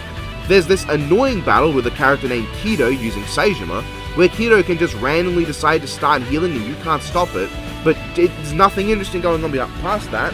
There's an okay battle with Daigo using Kiryu, preceded by Kiryu hypocritically criticizing Daigo's leadership of the Tojo clan, as if he didn't use his brief stints as a chairman to make one decision then run off to do his own shit because he didn't want to be a leader. What are you on about, Kiryu? You're a terrible leader. And then there's this fucking annoying battle with Tanimura against an army of moots, which would be great if the game eased you into Tanimura's crowd control system by having him do it a few times prior, but no, it's one of the only encounters like this in the game. It's an annoying clusterfuck of running around to beat up this old man and take out his flood of goobers. And then the game just ends! It just kind of ends. Daigo is forgiven, Majima is just freed from jail because reasons, whatever, it's just what it is. It really doesn't help that the story is really disjointed due to being split between 4 characters and parts, with the first 2 adding seemingly nothing most of the time, and the last 2 feeling rushed and full of too much stuff. It feels like the exact same issue with the chapter system of Mortal Kombat games, but even more extreme. Yakuza 4 is a crazy mixed bag to me. It fixes all the problems of Yakuza 3. Genuinely all of them. Even the sub-stories are better here, seeing as they're not all just running around, waiting for the right chapter to finish them off, or some asinine minigame. But it doesn't reuse any of Yakuza 3's strong suits, like a compelling protagonist and an antagonist, engaging story and genuinely intriguing central mystery, while stumbling its way into a whole new host of problems brought upon by its new gameplay and narrative structure. I still like Yakuza 4, I think it's a decent game, but I think I'd put it in the same tier of Yakuza 3 to me, where I can see this being phenomenal, but it fails to live up to what it could have been. Yakuza 5 better take what both games did well and put them together and work out to be a true masterpiece, or I'm gonna scream. We the last 2 people on Earth! Who gon' stop me?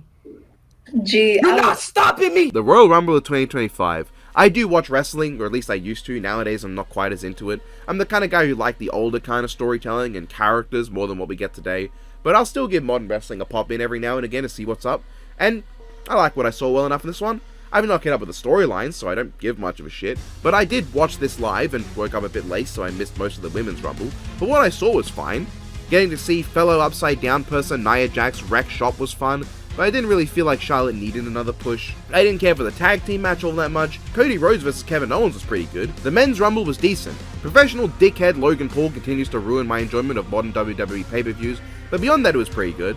I like what I saw, and John Cena coming out with The Last Time Is Now did make me a bit sad, but he seems to have a genuinely bright acting career ahead of him, so, yeah, all good. I don't think Jey Uso was the most exciting Rumble winner, but I genuinely would have been a lot more hyped in the end if John won, but it is what it is. I enjoyed this. So here is where I started just watching like a bunch of Barbie and like a couple comic book movies. So there was Swan Lake, Princess and the Pauper, Fairytopia, which, you know, is there, Magic of the Pegasus, Mockbuster Avenging Force the Scarab, which is funny, Barbie Mermaidia, which is the sequel to Fairytopia, The Barbie Diaries, the ugliest movie ever made, Bad Kids Go to Hell, the ugliest movie ever made, Barbie and the 12 Dancing Princesses, Barbie Fairytopia, Magic of the Rainbow, My Scene Goes Hollywood, which I decided to include for some reason, Barbie as the Island Princess, Bulletproof Monk, which I remember nothing of, and Barbie Mary Poser. The Pope going, oh yeah! The first event of the year, the Valentine's Day one. This one was good. I really like Pope Joanna and her whole bit of not existing and thinking she's fine with that, and coming to realize that her lack of selfishness was an ascribed trait and like not true to her. I like that. I like that her not existing isn't the crux of it. It's what her not existing implies about who she is. You know, she needs that selfishness at times to be a full person, because as she is, she's not a full person. Her being so selfless and like perfect is because people said she was, but is that who she is? No. She doesn't want to be praised for the things she never did. She wants to become someone worthy of the praise that she actually does want. She wants to be praised, but she doesn't think she deserves it because she's not done anything to deserve it.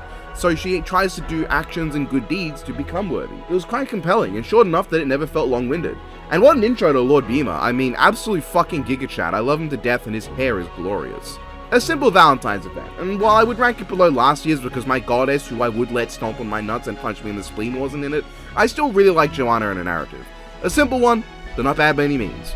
All of them, down to the last one! Woo! Soulstice. Now this is a game I have stuff to say about. A AA game from Reply Game Studios, that is, Sean talked about it as of writing this, it doesn't even have a Wikipedia page. So I guess I'll be one of the relatively small crowd to talk about it. I have a lot of thoughts, and I'll give them out while understanding that this is a smaller company than a lot of games I play. Which I don't necessarily think is the best excuse, because I played several indie games last year and some of them were bangers. In general, indie games have a reputation for banging, but whatever. Soulstice is a hack and slash game that feels like a combination of Devil May Cry, Berserk, and Claymore. I mean, the protagonist Briar is pretty much what my son and I called the Klutz child, because she looks like the daughter of Guts and Claire. She has the physical resemblance to Claire, the armor reminiscent of Guts as well as the missing eye, the gauntlet that emulates their prosthetic arms, and a giant fucking sword. She has the backstory of Velvet Crow, a fellow Guts-alike, and plays like Dante with the long-range support of 2B's pod, and a host of weapons that include a whip sword reminiscent of classic Kratos. It's a whole hodgepodge of inspiration that I think's pretty fucking cool. Some would see this as uninspired, I would see it as over-inspired. This company clearly knows what it's doing. It's not like they're ripping stuff off and trying to hide it. They're just slapping a bunch of shit they love to create a game that I would reasonably describe as a love letter to that late PS1, early PS2 era of hack and slash. Down to the unnecessary titillation from Briar at several points. And I think the gameplay is pretty good. A lot of weapons, a couple combos for each, enemies that are vulnerable to different kinds of equipment, and strangely enough, DMC reboots Angel and Devil mechanic, but instead of weapons, it's just auras her sister Loot can project. I think generally it's fun, with my only major issue being that if you dodge too much, one of them will become a roll that has a ridiculously long recover animation. It wouldn't be so bad in theory, but several times I found myself needing multiple dodges to avoid damage, and then I'd be left vulnerable for a solid second or so and immediately take a hit because Loot couldn't defend me from everything. It's just annoying. Not a huge deal, but annoying. I enjoyed hacking my way through enemies, I like getting new weapons, I enjoyed the tension of seeing my Unity go up and build towards unleashing Briar's full power in a brief install super that allows her to slaughter everything. I can see the need to switch between limited time barriers to damage certain enemies being annoying to some people, or the fixed camera in a few fights and overall, but they didn't bother me much and added a bit of depth to the gameplay itself because the game sorely lacks it. This is where I unfortunately have to cook the game a bit.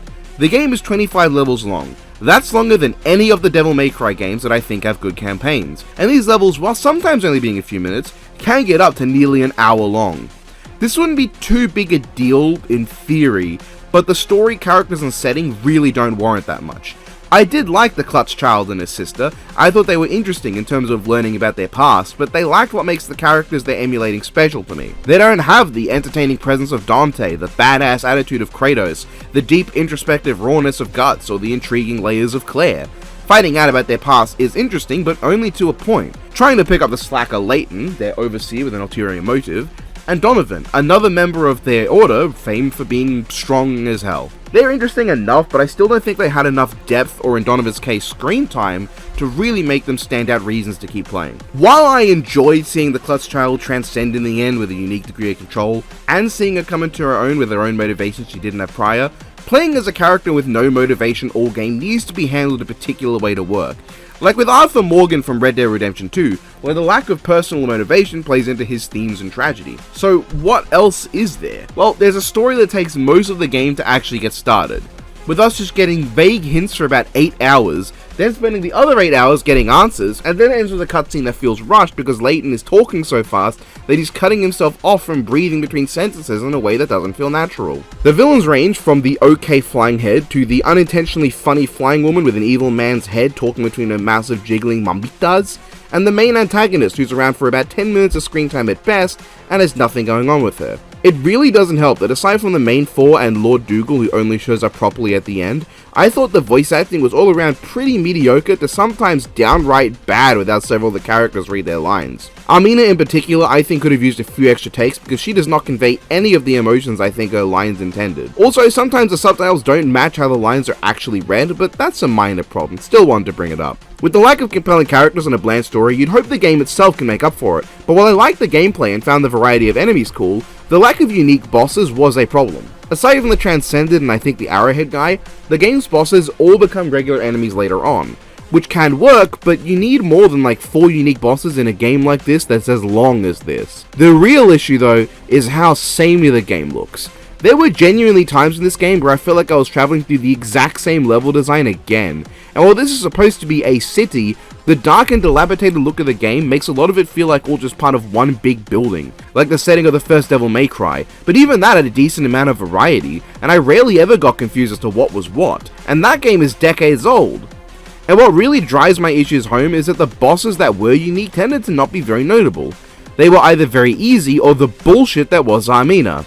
Now I still enjoyed them, but that was just the extra tip of the iceberg of not a fan. Oh, and the game ends on a sequel hook promising a far more interesting story than what we got, and I always hate that.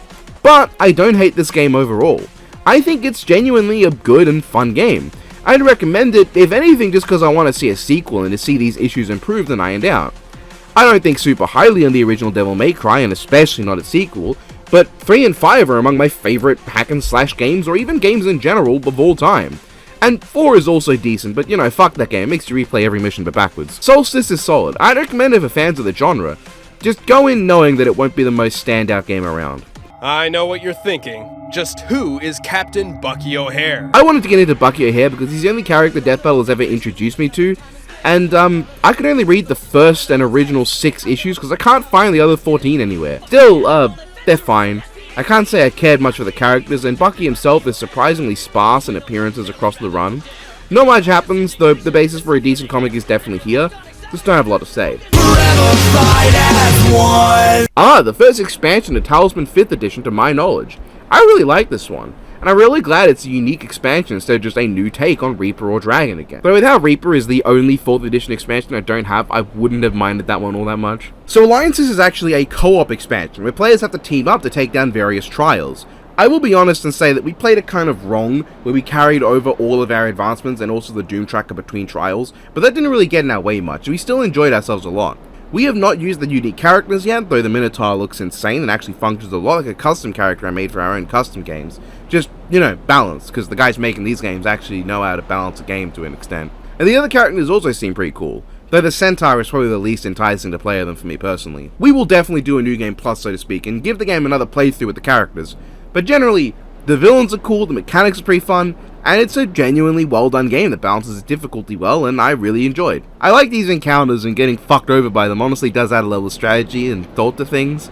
Like, do I risk moving into the path of a villain? Is it worth it, especially with the possibility of drawing another villain on that turn and getting attacked? It made for a lot of interesting risk management. It was quite fun, and I just liked it. And the way we played resulted in us having max doom as we unsealed the last trial.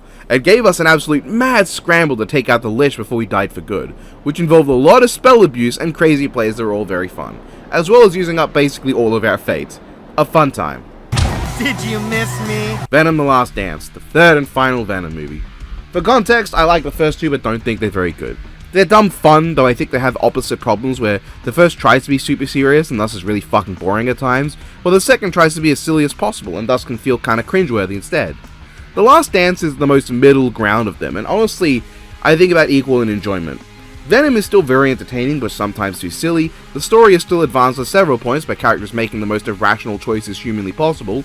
The villain is somehow even worse than Riot, because Null doesn't even get more than 3 minutes of screen time, and Amount are just bitching and moaning and then shouting no loudly. The actual Venom stuff tend to be pretty fun, and some of the comedy I actually got something out of. I think the symbiotes were heavily underused, with them mostly just being there as part of the most fillery plot that I don't really think mattered at all to the movie. And then just kind of dying and like whatever, I didn't really care. I guess that's sad. Venom randomly becomes super strong and able to contain all of the xenophages at the end, because of course he can. Then he dies, and I'm supposed to believe that this time he's really dead, when the exact same certain death scenario happened in the first movie and he was just fine with no explanation. Anyway, I did like Venom's sacrifice, I guess. It was a nice moment for his character, and I think about the right way for the trilogy to end. Eddie's funny meme line is genuinely quite nice in context, which makes the meme funnier to me. The usage of memories was hilarious to me as someone who is thankfully Peter Griffin pilled. That's about it. Fine movie. Thumbelina, I watched it. Fuck off. And the Three Musketeers movie. French! Barbie Musketeers. My disappointment is immeasurable. I cannot express how miserable this game made me. I want to preface this all by saying that I do think this is a good game, and anyone who enjoys Souls-likes will probably get a kick out of it. But to me, this game gave me nothing I wanted, and only helped me to understand why I personally don't enjoy most of the Souls-likes I played. First of all, let's talk about what I did like. I enjoyed the gameplay to an extent. Actually, dropping combos was fun, and I thought the powers were enjoyable to use. I particularly liked the variety of forms you could shapeshift into. With a character as impossible to fully adapt power-wise as a Monkey King, this is the best way to integrate his shapeshift into anything powers in my opinion. And the opening scene was one of the most epic ones I've ever had the joy to play. A cinematic and visual treat. That was fantastic. That's it, that's all I liked. Even that opening shows off a few of the smaller issues I have with the game. For instance, the subtitles are fucking microscopic and impossible to read. I played this on PS5 and even with my glasses on, I couldn't make them out. Which wouldn't be a problem, except the dialect of Chinese I speak is not the same one used in the game, and I would have loved to play it in my language, but no, I just had to go with the generally okay English dub because I couldn't see what the fuck was being said at any point. Then there's the visual design. How do you take a character as whimsical and gorgeous as Sun Wukong and make him boring? You make him look like a normal man with a monkey head, take away all the color and put him in the most bland looking world where only the enemies have any imagination to them. It's such a boring looking game. It looks nice in terms of the fidelity, but I found myself incredibly underwhelmed by how a lot of it looked. Then there's the meat of what I didn't like. I just cannot stand the gameplay loop in this game. It's not because it's difficult, because I don't really think it's difficult at all. I just think it's so boring and uninteresting. Instead of challenging you by giving you a bunch of tools and putting a threat with a lot of its own tools back at you, playing any boss in Wukong just reveals how useless your list of tools is, and gives you a threat that has a bunch of its own boring and predictable tools that just happen to be able to kill you in like 4 hits. I do not think I can fathom the logic behind taking the ultimate power fantasy character like the Monkey King, and then making him into the weakest character in the game. I do not find any fun in a gameplay loop where you lose to a boss a few times, read its moves easily, and just have to execute without a single mistake because you'll instantly die if you fuck up. I understand to a lot of people these encounters are like a puzzle, but to me, a puzzle is fun because of the satisfaction of figuring out the solution, not just executing the solution that you can already see. But these bosses don't have any satisfaction. I see the solution immediately and then struggle to execute it, meaning when I win I don't go, yeah, I'm good, I go, alright, that's over and done with. I'm left ambivalent and I'm left bored. Even the bosses I beat first try, I don't feel good about it. I just think, well, that was boring because I didn't find them thrilling in any regard. I don't enjoy challenge build around the player not being fit for the job, and that's how this feels.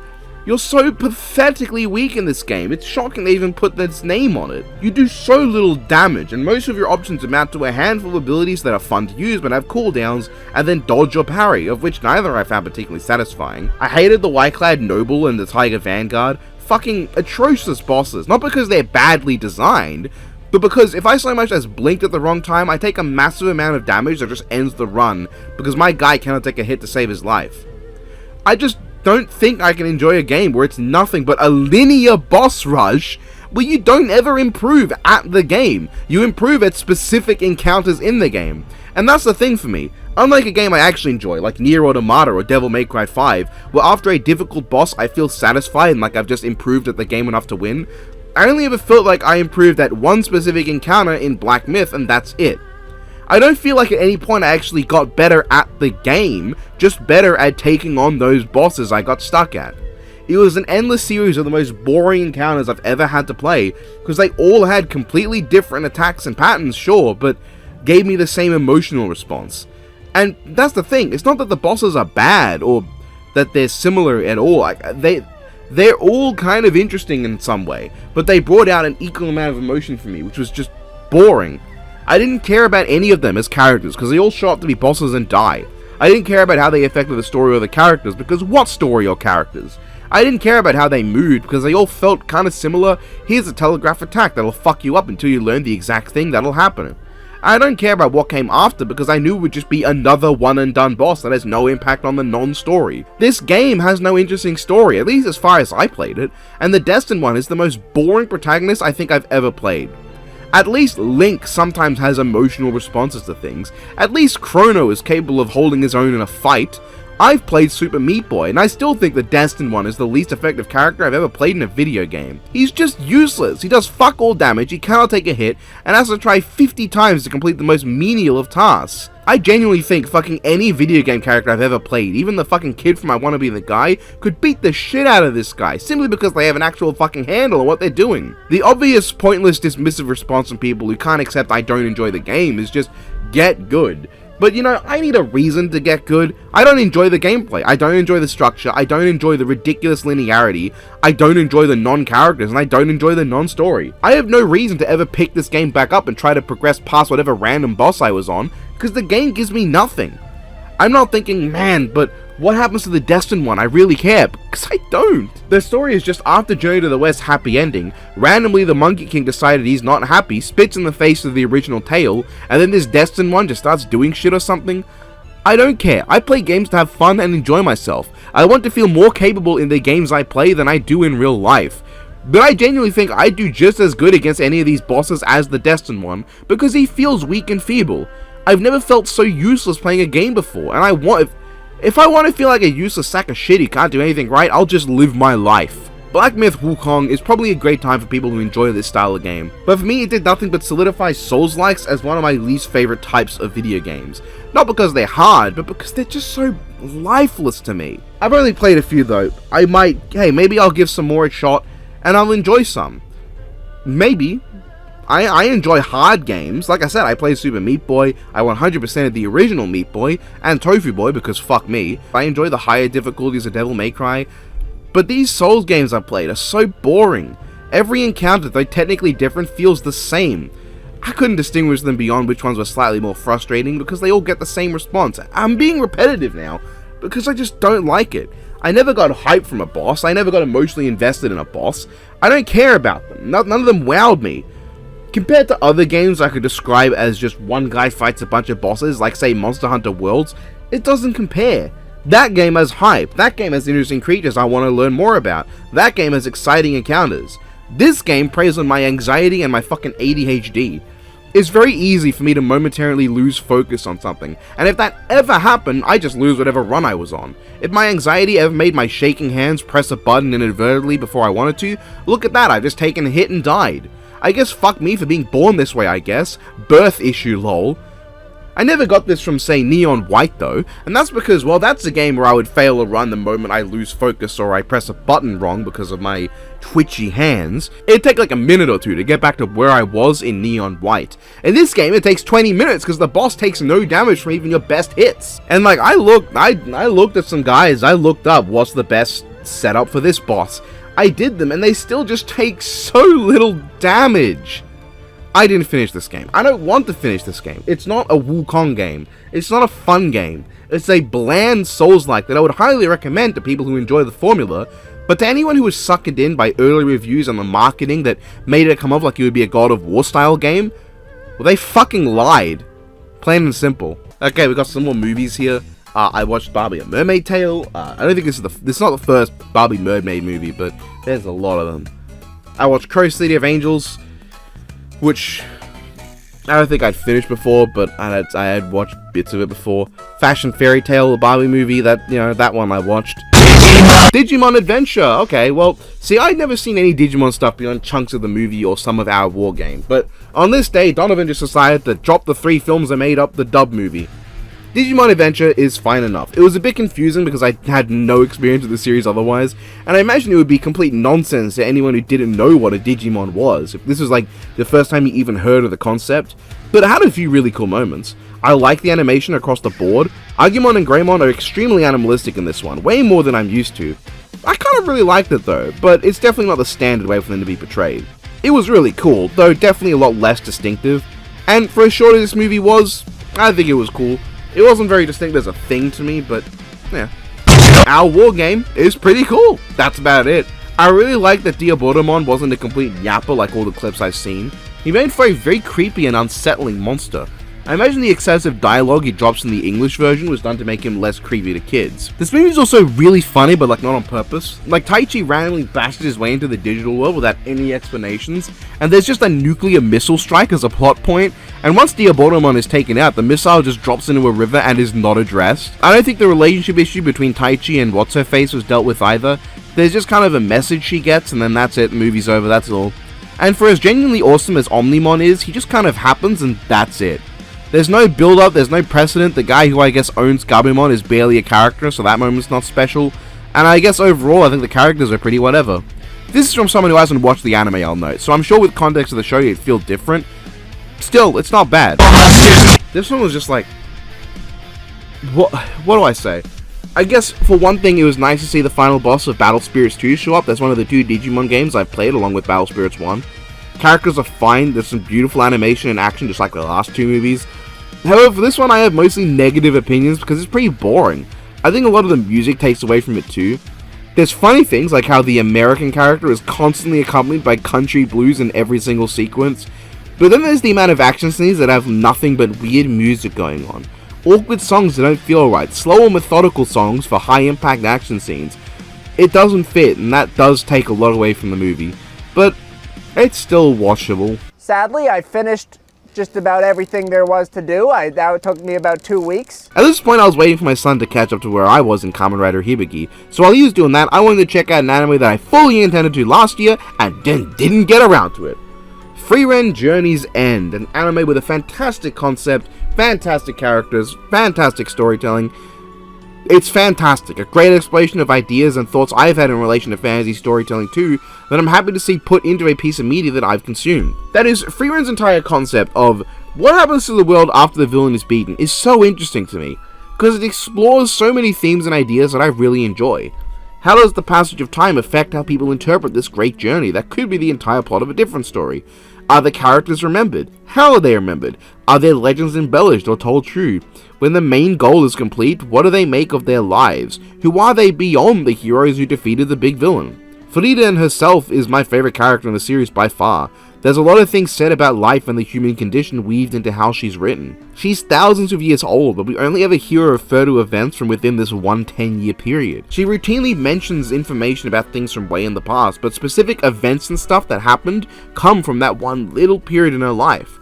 The notion that life is what you make of it. It's worth making memories that will stick with you and fill your life with great moments, to be with people and to enjoy what time you had. Frieren has all these issues of how she sees people, not understanding herself and not understanding others because of who she is, and her search for understanding on people, which really is a search to understand herself. How we see and learn that she does understand people, but she doesn't understand that she understands them, because she doesn't understand her. I love how her writing and characterization is informed by her immense age. Instead of the super common immortal character tropes, those being nihilistic asshole or wise old friendly relaxed guy, Frieren is her own character whose thoughts, feelings, and actions relate to her age. She thinks on a completely different timescale to other characters and has to adapt over time to understand how to spend that time with the people she wants to be around. She's constantly thinking about how things were and how things will be. Her values are not just what she was raised to value, but what she has learned to choose to value over other things due to her wealth of experience. She orders large portions of food because there are so many flavors she thought she'd get to try again but vanished with time, for instance. It's a very unique and interesting way to work the timescale she lives in into her personality, even in just the menial things, like, as I said, how she orders food at restaurants. I love that about her. I love how that's incorporated into her character, and while I love her the most, I do really enjoy other characters. Fern, of course, was always going to be goated. I mean, look at that amazing hair. But I was surprised how invested I was in her character, and I like the path she seems to be taking at the end, where she's not a source to get around to understanding that her entire motivation was built around someone who's no longer alive. Stark as well, I thought, was a really fun secondary character, and his interactions with Fern are a great time. They have fantastic chemistry with each other, with Frieren and with Sane. For as little as he appears, I really enjoyed him, and thought he was a great addition to the team. I hope he comes back. No manga spoilers, bitches. Anyway, I adore the flashback scenes to Himmel and his crew. It's wonderful seeing these moments and how they relate to Frieren as a character, understanding how she thinks and how important these memories are to her, because they're constantly playing in her mind. Himmel comes off as such a dickhead, but there are so many moments that really go to show he was a good person, and you can understand why Frieren valued these moments so much and loves these memories. However, I do think around the halfway point, the first season falls off a bit for me.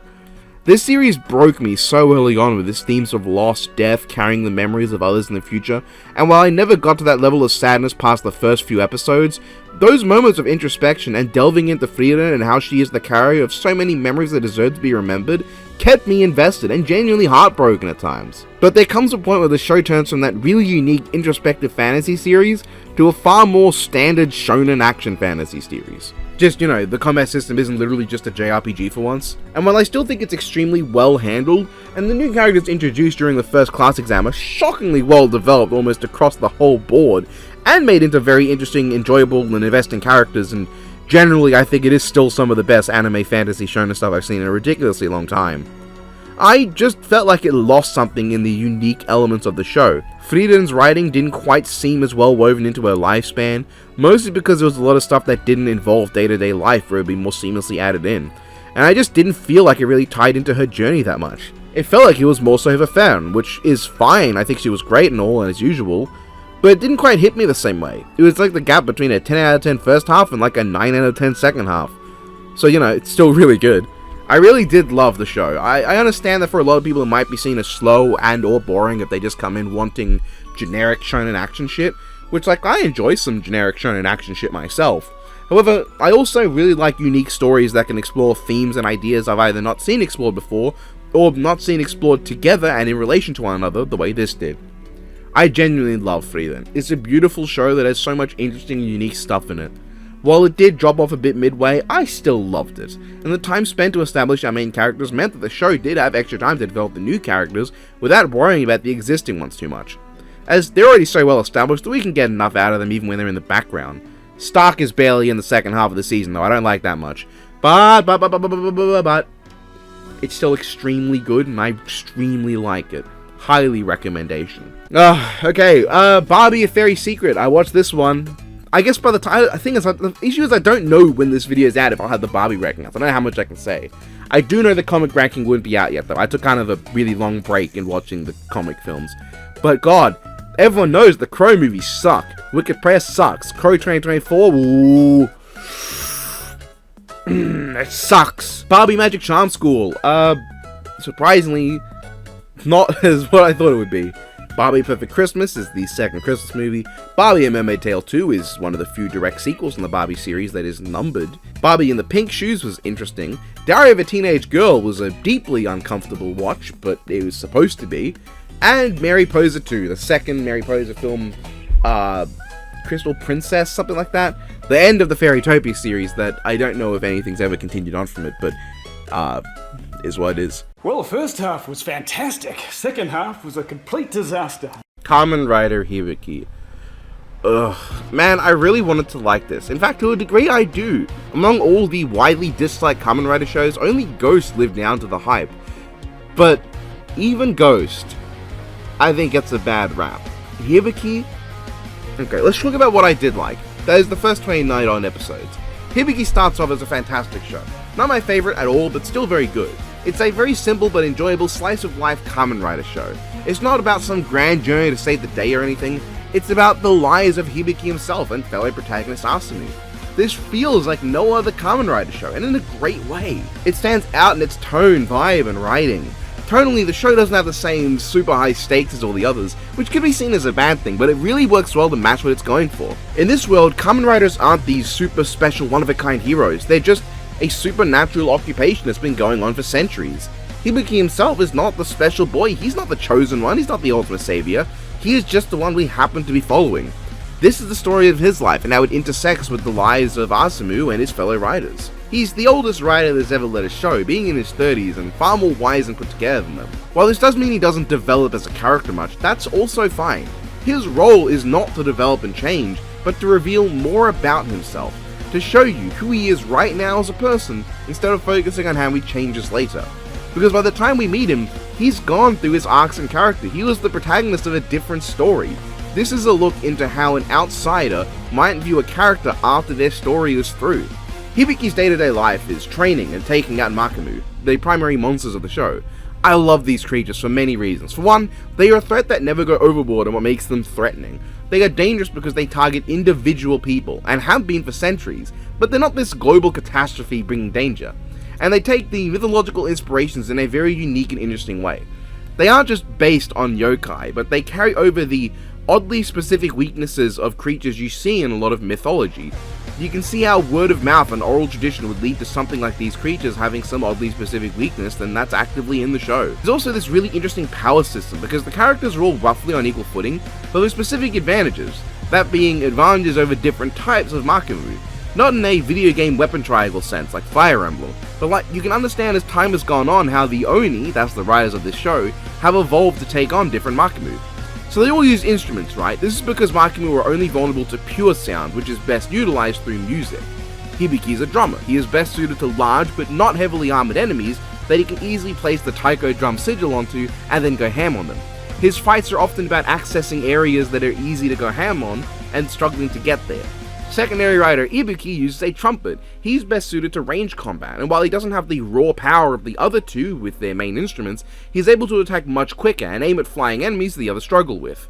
Tertiary rider Todoroki has an electric guitar, which is best at dealing with heavily armored foes, able to stab through their armor and mosh power through, though we don't see him doing as well against the absolutely giant monsters that Hibiki does. And there's this interesting potential for different instruments to take on different types. What would something like a piano be good for here? What about a harp? What about a flute? There's so many possibilities the show doesn't need to go into because it laid the groundwork so well, and that's all it needs. Because of this, the action scenes are also super fun and unique. Hibiki isn't just throwing martial arts and then doing a finisher, he's often fighting things his size and using various abilities to try and gauge their weaknesses, or fighting absolutely massive kaiju and trying to not die and get to a vantage point to win. It's exciting, it's different, it's fantastic, I love it. And I love Hibiki himself. As a character, one of my favorite primary riders I'd seen up to that point. Not because I found him as deep or relatable or complex as your Kugas, Agitos, or Blades, but because he stood out as this fun, entertaining, endearing guy. He feels real, he feels like someone you could meet. He cracks jokes and is silly, but in very human ways. He's serious and stern, but in very human ways. He's dedicated, but in very human ways. I feel like I've met people who are just Hibiki, just minus the supernatural stuff. And to add to that, the character he spends the most amount of time with, Asumu Adachi. Asumu is a character I can see a lot thinking is boring, but no joke, he was my third favorite character for a time, because he's just so likable.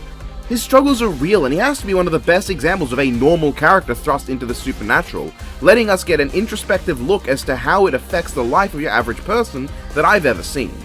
He's the kind of character that as a child you wouldn't like, but as an adult you can see and understand his struggles. His issues with school and trying to fit in, this wonder he has towards this one occupation he thinks is cool, and how he grows to understand it and consider, is that what he wants with his life? I'm sure most of us have at one point wanted to be in a certain line of work that we really liked or thought was really cool as a child, but just didn't end up going for it, and as time went on, wondered if that was really for you. Asumu was great, and the writing feeling so genuine and down to earth is what makes him for me. Same with Todoroki, the tertiary writer. I love this guy. He's goofy in a realistic way, dumb but realistic for his age. He's a very believable character because he's just this teenager who's training for a job, and might be a bit overzealous in it. Instead of berating or talking down to him, his workmates genuinely try to help him. They attempt to understand him and be there for him. Whenever the Oni interact, especially after a hard fight, it's so believable. They feel like workmates having a chat after the job is done as they wind down for the day. Unfortunately, that's all I can say for Hibiki. I don't dislike him, but Hibiki easily has the least going on as a character. The guy in the cubicle opposite yours character around, which might be the point. This show does want to present a simultaneously supernatural, but also far more down-to-earth Kamen Rider world. Realistic, but not in the way you see nowadays with realistic adaptations of characters that try to be overly complicated, focus a lot on politics, or try to be overly gritty and violent. No, this is actually a realistic Kamen Rider, because the average person's life is a lot like this. You go to school or work, you talk with people you know or hang out with, you go home, you wind down. It's how the characters interact, how some change and how we learn about some others, that give the show its entertainment and makes me invested. I want to see things go right for Asumu, I want to learn more about Hibiki, I want to see how Todoroki develops. It all plays into the core themes of the show exquisitely. Like, it's not just about how important hard work is, but understanding hard work. Todoroki works hard, but he only starts succeeding when he figures out what works for him, when he starts thinking for himself and coming to know more about who he is. Working hard will only get you so far if you don't understand what you need to work on and how to get you there. Hibiki and the other older rider Zanki are so put together because they've lived long enough to understand what they need to do for themselves. They can see through the bullshit and meet their younger compatriots on their level. The reason that Asumu and Todoroki are so attached to Hibiki and Zanki as mentors is because those two have been where they are and say what they believe they needed to hear when they were there. There's also a different subtext that I gleaned from this, and that I thought was interesting. In a way, you could say Asumu represents the fan base and Hibiki represents Tokusatsu as a whole. Think about it like this. Asumu is a young kid who one day sees this cool guy in a suit do crazy shit and doesn't quite get it. Over time, he learns more about it, spends more time with him, understanding it and getting to know it, and it influences his life with lessons and ideas that he didn't get anywhere else. Asumu is the viewer learning about Hibiki at the same pace we do, getting the same lessons we get, being told the same things we're told. Just as Asumu improves from these lessons, so could a young child watching this show for the first time, and beginning to maybe understand themselves and what they want to do better. It's a great little bit of maybe unintended subtext that, combined with the overall theme and generally fantastic characters, makes for an amazing show, a truly spectacular time. And that's not even mentioning the subtle little things, like how the entire sound design of the show is musical and uses a lot of chimes and bells. Hell, this show debuted a prototype to the standard belt jingle that Den-O and other writers would make a thing, with each Oni having a musical sting playing whenever they transform, tailored to their instrument of choice. There's these kanji that sometimes appear on screen that like name things or ideas that aren't inherently obvious, that are necessary but do add a lot. There's how Hibiki is always shot in these really bright and flashy ways that make him seem otherworldly, but as Asumu gets to know him, and ergo you get to know him, that stops happening, and thus he comes to seem less otherworldly and more like a normal person. God, I loved this show, I really did! But then we get to the second half. Oh my god, I didn't want to dislike this. I genuinely tried to enjoy it, but what it did to characters I love and to the tones and themes of this show honestly makes this among my least favorite Kamen Rider anything. More or less, the show stops being a slice-of-life supernatural series and starts becoming a generic superhero show. Those quiet moments are almost entirely gone. Everything starts becoming over-exaggerated and ridiculous. It's one thing when it happened in the first half, because it only happened every now and again, like the weird musical intro or the moments of comedy where suddenly the whole screen speeds up as a character runs away. Those were infrequent. Here though, characters are screaming and shouting and overacting. Most of all, Todoroki becomes a glorified cartoon character, a goofy, silly dumbass who is a complete failure and jobber that can only succeed in the task of fucking up. He is not the same character, being little more than the butt of the joke who even in his best moments has to do something silly so the kids laugh. He does have the best episode in the second half though, the one in which we see his response to Zanki's death, which is great for him and Zanki, it lets him shine as a person again. But I can't even say that for Hibiki, who doesn't go that far off the deep end but ends up being the antithesis to what he's supposed to be. Despite being established as a good teacher, we see him failing to be a good teacher. Despite being established as a hard worker who will actively scrutinize a villain for taking shortcuts to power, he takes a shortcut to power. In fact, let's compare the two power-ups he gets in this show. In the first half, he gets Hibiki Kurenai, a simple color change with a high power output that he gets after spending an entire month training specifically to achieve it. At first only transforming his arms, but later in the heat of battle being able to transform fully into this form. In the second half, you get Armed Hibiki, which has an elaborate ninja theme for... It's never explained in universe, but it's probably a Henshin Ninja Arashi reference. That comes after he's given a sword that just gives him a huge power boost. It takes away his power for several months, but after one day of training, he gets it back, and there's no issues now. That's all. He's given this power up, he trains for one day and masters it. And yes, the musical Kamen Rider's ultimate weapon is not an instrument, it's a sword. And instead of actual action scenes, almost every action scene in the second half amounts to Hibiki transforms and one-shots with a sword. All against Makamu that don't have any particular weakness, but are now random faceless monsters, with the exception of the tree guy and the dumbass lizard who doesn't even look like he's from the same show. Just like the new main villains, Super Hime and Doji, they're not from the show. They're extremely goofy and silly haha kid stuff villains. It's like the silliest parts of Kamen Rider breeze universes to invade this one. It affects all my favorite characters. Asumu doesn't necessarily change that much, he just stops having moments and starts being bullied relentlessly by the show, and by newcomer Kyosuke, who is just a cold-hearted bully. I don't care if they try to make him a rival, Asumu's not his rival. Asumu is a kid who gets bullied, is friends with the bully, gets bullied more, and then gets shit on by the story. Kyosuke Kiriya is contender for my least favorite character in the franchise so far, seeing as he fails to fit in at all with the rest of the cast of believable characters, or once believable characters, being a one-note piece of shit, bully, stalker, and a rabid idiot. He has a few moments that give him death, but by that point it's too late for me. I genuinely cannot stand him, and I want to see Akira punch him in the face. Though speaking of, Akira, a character so unremarkable I didn't mention it until now, and her mentor Hibiki, somehow come out better in this half, being as they are given an actual relationship and character traits and a character arc. Hibiki ended up becoming my favorite character in the show because he didn't go so far downhill. Even Zanki went downhill. Becoming an old senile idiot with no good advice, he gets Todoroki crippled because he keeps running in after he's no longer able to be an Oni and distracting him.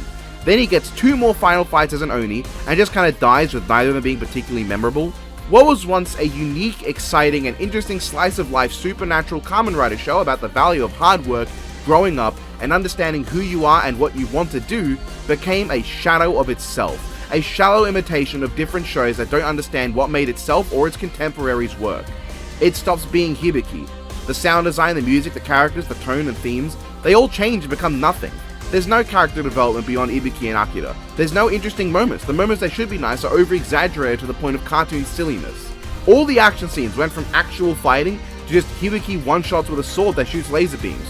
Like the musical Kamen Rider doesn't even use musical instruments anymore. Then there's suddenly a 1-year time skip in the last episode and like whatever. At this point I don't fucking care, man. Hibiki's fall off is one of the worst I've seen in any show. I was hoping I'd be able to get something from that second half, but I really didn't. I understand the anti-hype, and I don't like that I understand it. Barbie Ponytail. This one she has a horse. Pearl Princess. I don't remember this one. Recording this now, I don't remember this one. My, what a fine barrel! Coming off Black Myth, I decided to play a game I knew I'd be able to relax with. Atlier Sophie was a wonderful little time when I played it. A fun, low-stakes game that's more about learning your craft and how to be the best you can be, instead of a dramatic, overarching story. While I had problems with it, that stuff included, I was very excited to continue with the franchise, especially with the Mysterious Saga. Atlier Firis then is in many ways a huge step forward and a huge step back from its predecessor. On a baseline level, I really like the overall setup of this game more. I can respect the way Sophie handled its gameplay loop, unlocking new small areas to get items and then returning home to do all your work here. However, Firis' larger open world I think not only fits the themes of the story better, but is also more interesting, even if it's maybe a bit more generic. Learning the ropes of alchemy from the start again, but also getting an idea of how an alchemist can improve by traveling and just getting new ideas for recipes from normal average stuff was fun. Firis herself is a great character. I don't like her as much as Sophie, because I think Sophie's confidence and endearing charm was just much more unique than Firis' rather standard journey of learning to be more confident and wanting to see more of the world than her hometown, but I still really liked her. She's adorable, I want all the best for her, and because of her, I get to spend more time with Sophie too. That said, only a few characters from Sophie get to return. And while Sophie and Plachta are still a lovely time, Fritz I don't think got to do much outside of one small storyline. Mekla and Automata's storyline I didn't finish because I'll explain later. And Oscar isn't anything. I still like him enough, but his fat build is taken away for a more standard one, and now he doesn't stand out as much. He's just a guy who talks to plants. I also really miss Monica. I think she played a big part in the dynamic of the main trio of the previous game. And beyond that, Leon and my goat Harold just aren't in the game, or at least I didn't find them, or Julio. But I'm not necessarily just sad because I like them, but also because I'm not as hot on the cast of this game. See, I don't actually dislike any of the game's cast members. I think Illyria is a fun character and I enjoyed most of her interactions with Firis. They're just so delightfully gay for one another. Cold was an enjoyable historian type character, but I never really got invested in his story compared to some of the others. Angriff was very endearing and entertaining, but never really developed in any interesting ways. Jarossil was a fun guy to work in Fritz into the story while also giving a new character to actually use in battle, but she was kind of one note and I didn't find her as endearing as her father. Revy was awesome because he has purple hair, and also I just found the idea of this guy who is genuinely helpful and cool but acts like the biggest dweeb ever quite entertaining. I like Revy a lot. And then there's Leon. I didn't care about Leon, because my game locked me out of even beginning her story. In fact, this is where I have to go into some of my problems that made the game go from I really like this to I like this. While the open world is fun to explore and finding new stuff and discovering new recipes is great, Firis does not have a proper and well organized recipe book. While this makes sense for a character, she is disorganized, I think it makes it really annoying. This is added to by how the fucking alchemy system itself works now. Instead of multiple cauldrons, you have multiple catalysts that you also have to alchemize yourself. But also now each individual item you have to level up your alchemy skill with. This means if you want to have good armor, you'll have to alchemize that same armor multiple times just to level up your ability to alchemize it, so then you can make an actually good one. This is extremely annoying and really put me off wanting to upgrade my character's arsenals and armors, something that didn't end up mattering much because while I never found the combat in Sophie the best part, in this game it's a complete afterthought. The system still works as fine with its similarly confusingly explained linking system, whatever it was called. However, you can run them from anything, and most of the game can be completed without ever picking a fight. But because I did get some joy from the combat. That was until later in the game when I found out that the EXP share, that means all your characters get EXP together, did not extend to characters not in your party. You see, for some reason, you can only have 3 additional party members in this game, with an extra 2 in Sophie and Plachta coming in later. This means that if you spend too much time with some characters building friendship, if you want to go back and change up your party, you'll find your other characters are 20 levels too weak to matter. This was really annoying until I realized you can effortlessly farm friendship by just sleeping for 10 days straight, and as long as the character you want to be friendly with is currently in your party, friendship will go up.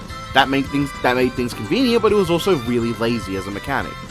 And about that story, I quite enjoyed the baseline for this. You get 1 year of in-game time to get to Reisenberg, where Firis can take her alchemy exam and become a proper alchemist. This is because her mother doesn't want her to leave, but if she does this and proves that she can handle herself out there, her mother will let her. This was great. It's a fun story that has low enough stakes to be relaxing, but still enough stakes that it's investing, and the character moments are all really enjoyable.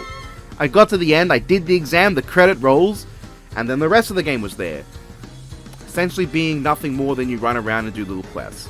This quickly tired me up, because the world was big, but not easy to get around with. It took a bit before I was able to get around to being able to fast travel, and once I did, I was quite happy again, but man, that long period of just walking around a lot was painful. And then I found out that I could not 100% the game. You see, I was getting rather low on time and decided to just beeline my way to Reisenberg near the end of the opening story. I didn't know how many alchemists there were to visit in the game, and as it turns out, there were some that I never encountered because I had reasonably assumed that I would not be punished for not seeing them all. The game said I only need to see 3, and never told me there'd be a consequence for failing to see all of them. But in not seeing all of them, I was hit with the knowledge that some recipes I could not actually learn to alchemize. Combined with how the game for some reason did not let me trigger the scenes for Liana's storyline, I put the game down. I could not get all the endings. I couldn't 100% the game. I was just told to get screwed, and that really lowered my willingness to continue. That was that. And frankly, I don't want to make it seem like any of this makes me dislike the game. I have a lot of problems with it, way more than the first one, but I still like this game a decent bit. For all its flaws, it's still a fun time. I liked Firis, I enjoyed the gameplay loop, I liked the time I spent. I'm just hoping that Lydian Sewell is a bigger step up than this. Also, why does this game look worse than Sophie? Did I just get star erosion? And here we go. The Hibiki movie. Man, what a fucking letdown! And like, that could be seen as crazy to say because this is written by the same people who ruined the show for me, but I think this was just lame. You see, the nature of the film meant that I didn't mind if the characters acted out of character. You see, because while these characters look like the ones we know, they're not. This takes place in the distant past, so they can act like whatever they want to and it's fine.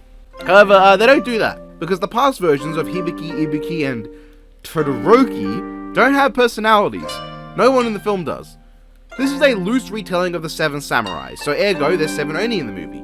The main 3 and the 4 others who each get one scene where they get to show off some personality, one scene where that comes back up for one line near the end, and then otherwise they have no character and don't have any meaningful or interesting dialogue.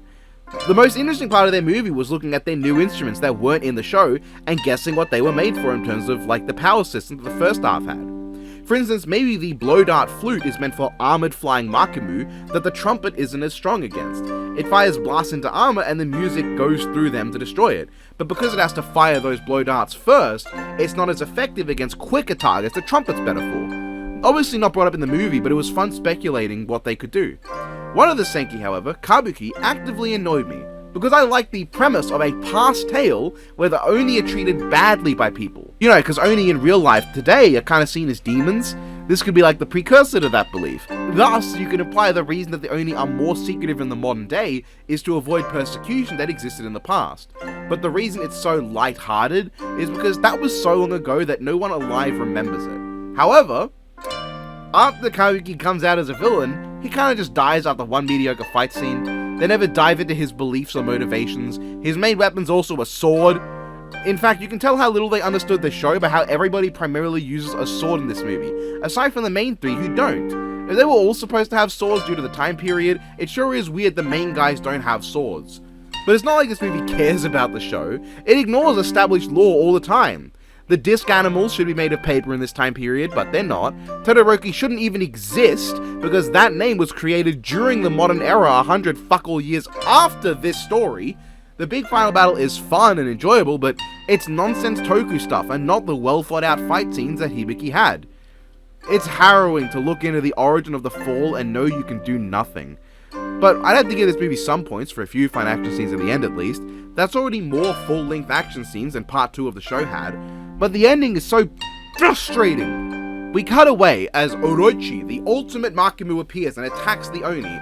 And then it cuts away, so we don't know what happened in the past. In the modern day then, Asamu just hands Hibiki the armed saber and he one-shots Orochi with no issue. See, the movie builds up the armed saber for armed Hibiki, right? It really builds up that this weapon means a lot to past Hibiki. That means nothing though, because the past version of Hibiki never got to have it. Only the modern day Hibiki, who never knew the guys who this sword are connected to. It's all build up for the wrong character to get the payoff.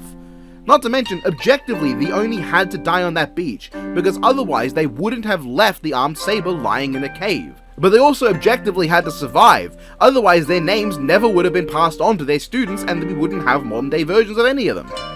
So what the hell?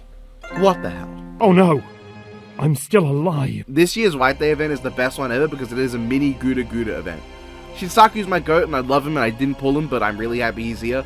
I love him and his arc in this event. Oh, he's so great. Beyond him though, this is fun. Hector, Kojiro, and Kiposhi is such a badass crew of underused characters to have as your main cast. Dynamic was enjoyable, villain was entertaining enough, story was fun. This White Day event, brilliant. No notes. Mwah, excellent. The Empty Man. You know what? You'll find I surprisingly enjoyed this for a 2020s horror movie.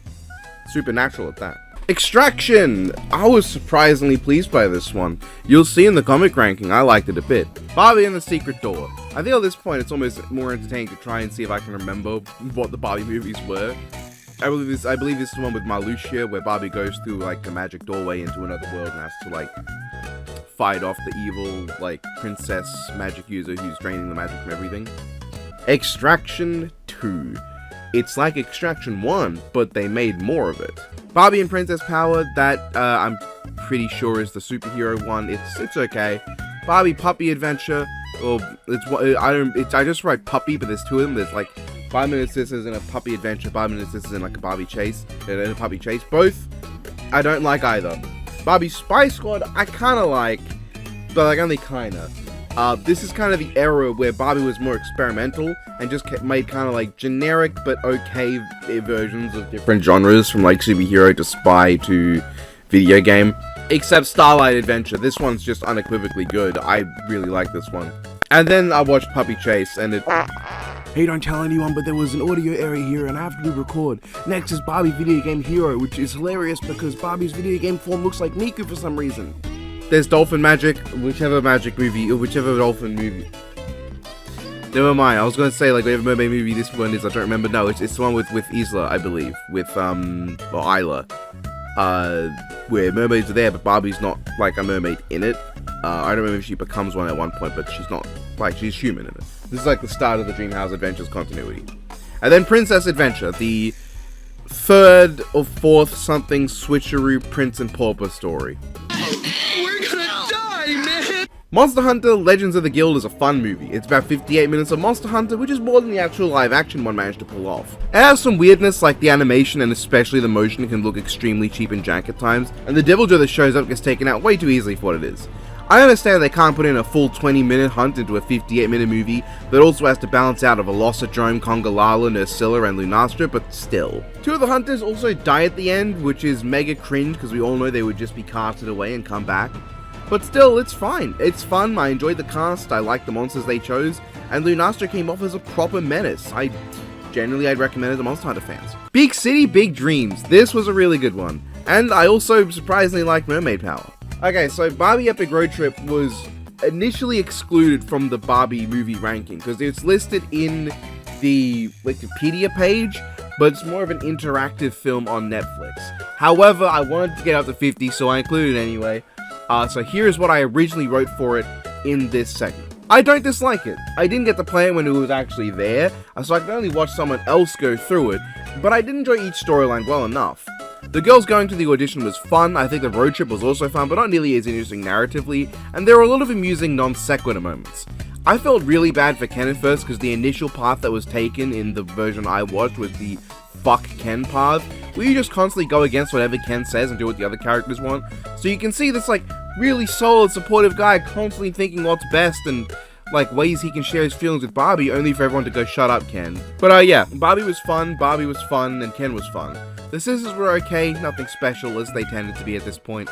And Kelly Roberts has still been Hikari from reality, and I refuse to believe that she and Chelsea are the same person no matter what Mattel says! Skip a babysitting adventure. Wait. I realize the Chelsea movie's not here in my thing. Let me just... Yeah, Chelsea movie. I watched that on the same day. So, yeah, Chelsea movie. And then Skip a Babysitting Adventure. Then Stacy to the Rescue. Then the latest film as of now, Barbie and Teresa Recipe for Friendship. And then Barbie, 2023 one. And this would be the end of my Barbie marathon if I was smart. But instead, I'd go on to watch all the other sort of pseudo things. So, I'm not very smart, am I? To the wild! The wild? Whoa! Monster Hunter Wilds is weird to put anywhere because it's hard to say I finished it, especially as just a few days after putting this down, Mitsuzune just got added to the game. But what I mean by this is, I've completed the story, I've got the full Arkveld gear, and I'm ready to put the game down until more content gets added, because I don't feel like hunting the same creatures again repeatedly. So this game, fantastic stuff. It's just fantastic. Compared to Worlds, which is one of my favorite games of all time, it has upgrades and downgrades across the board. In general, I would say it's even in comparison pretty good. This game was so easy to just jump into. It had my weapon, the Charge Blade, the mechanics all felt similar enough, and the additions I thought were all fun. The wound system is a huge step up from the Clutch Claw, and really fun to exploit and take advantage of. The Sacred was great, reminded me a lot of the Doggy Boy from Rise, which is a game I never really played as much as it warranted. Might go back and play that one a bit more. I really appreciated the roster of mostly new monsters or returning monsters that were skipped from Worlds, and I think they were almost entirely fun to fight. The new regions were all great in my opinion. There was nothing nearly as striking as the Coral Highlands or expansive as the Ancient Forest from Worlds, but they didn't feel like there was as much of a big difference between the first few and last few regions of the game in terms of how expansive and well put together they were. You know, because the Ancient Forest and Wildspire Wastes are notably way more put together than the Coral Highlands or the Rotten Vale in Worlds, or especially the Elder's Recess. The game looks phenomenal, and these new regions especially do. The Scarlet Forest in the daytime with Uthduna in the waters looks gorgeous, and the desert in general, especially at night, looks stunning. The game does fall a bit in terms of story in my opinion, not the story itself because I think it's pretty good. Again, compared to Worlds, while not as interesting to me conceptually, it's way more coherent. I like the characters, even if giving the hunter a full character was initially worrisome to me. I came around and really liked it. There's a coherent and very acceptable mystery that I like the conclusion of, even if the game tries to make me feel sympathy for Arkveld, which like, I do. It was its first choice it ever made of its own free will, but its first choice was to destroy the ecosystem, so fuck it. I like the Apex Predators, they were pretty fucking cool, and the new Cephalopod class was great. Leviathans and Temesarans returning after their absence in Worlds was also cool. I don't know if the latter was in Rise. However, the structure of the story is extremely linear, and as a result, it can feel extremely short. A lot of the monsters just kind of show up and have nothing to do with anything, which I understand is also what World did, but due to the more focused structure of the narrative in this one, it feels a lot more like, and now take a detour to fight this for the gameplay. And then the game stopped you from exploring in your own time, so I had to do some optional quests to hunt 15 fodder things just to do my regular exploring. Because sometimes I didn't feel like continuing the story and just wanted to do my own thing for a bit. The second half also involves Gore Magala, who you just kind of fight suddenly and then kill, and now the big final boss is something else that's not really a thing until the last moment. It's really strange. The low rank final boss I think was a fun callback to the EDG concept, but you also don't get any armor for it. You cannot re-hunt Zoshia, at least as of writing and recording this segment, and you get no armor for it. It's also just really fucking easy and underwhelming. I imagine in the future they're going to add something to give Zoshia some more value. Speaking of that though, I'm going to go through and give my thoughts on the monsters in this game. There's a decent selection. The first is Chatakabra, who I think is a lovely dopey frog thing. Not as endearing to me as the goated Great Jagras, but still pretty fun. Chematrice is a fun beast, not that interesting a fight, but I like its combination of the souped up Flametail from Glavenus, and being just a big rooster instead of a badass spike monster. Very charming creature. Lalabarina I thought was boring at first, until its ass opened up into a whole rose. That was really cool. But the fight is just kinda there. I think its weird attack pattern kept throwing me off and I never felt like I got into the groove against it. Congalala was the first returning monster that I'd not encountered before. It's a great example of how light-hearted Monster Hunter really is. And despite the crassness of its fart and burp attacks, I really love the idea of a creature that uses the mushrooms in the environment to get special effects. Not only is that a cool concept that makes a creature feel more like a part of its ecosystem, while also justifying its big claws by having them actually be designed for digging up these things efficiently, but it can also help new players in finding out what certain shrooms do if they're not sure. Really fun beastie. Balahara I don't think I ever hunted more than like 3 times. It's a tiny version of a sandworm. Not the most interesting of the Leviathans to me, and while I like it to a degree, it's kind of whatever. Deshagama would also be kind of whatever if it weren't for how cool it is to get a pack monster where they're all giant. These things are awesome when they swarm in packs, not necessarily when I'm hunting them, but these creatures gave me moments like, one time I was hunting a Raidal and then a Deshagama came up to take him on and got bodied, and then later on in that same hunt in a different area, the same Deshagama came back with the boys and started laying into Raidal only to get bodied again. That was fun. Uthduna is the first Apex you fight, and I appreciate the game putting in a creature of its difficulty this early, to not make the game feel conveniently linear in difficulty, where it's just like, oh, you only so happen to fight the strongest ones later. No, you get to fight a strong one now, but they handle it in a way where they give you an NPC ally and make it so you only have to do really half of the fight by driving it off. This is done later again, and it does help. Uthduna is probably the most visually striking of the Apex Predators to me. It's not the biggest and the coolest and the most unique, but the gorgeous water armor really gives off a visual style akin to like blown bubbles. You know, that soapy, water refracting in the light, shimmering rainbow bubble look. It looks stunning, and I think especially in the daytime surrounded by water, it looks brilliant. Fighting it is also really fun to me.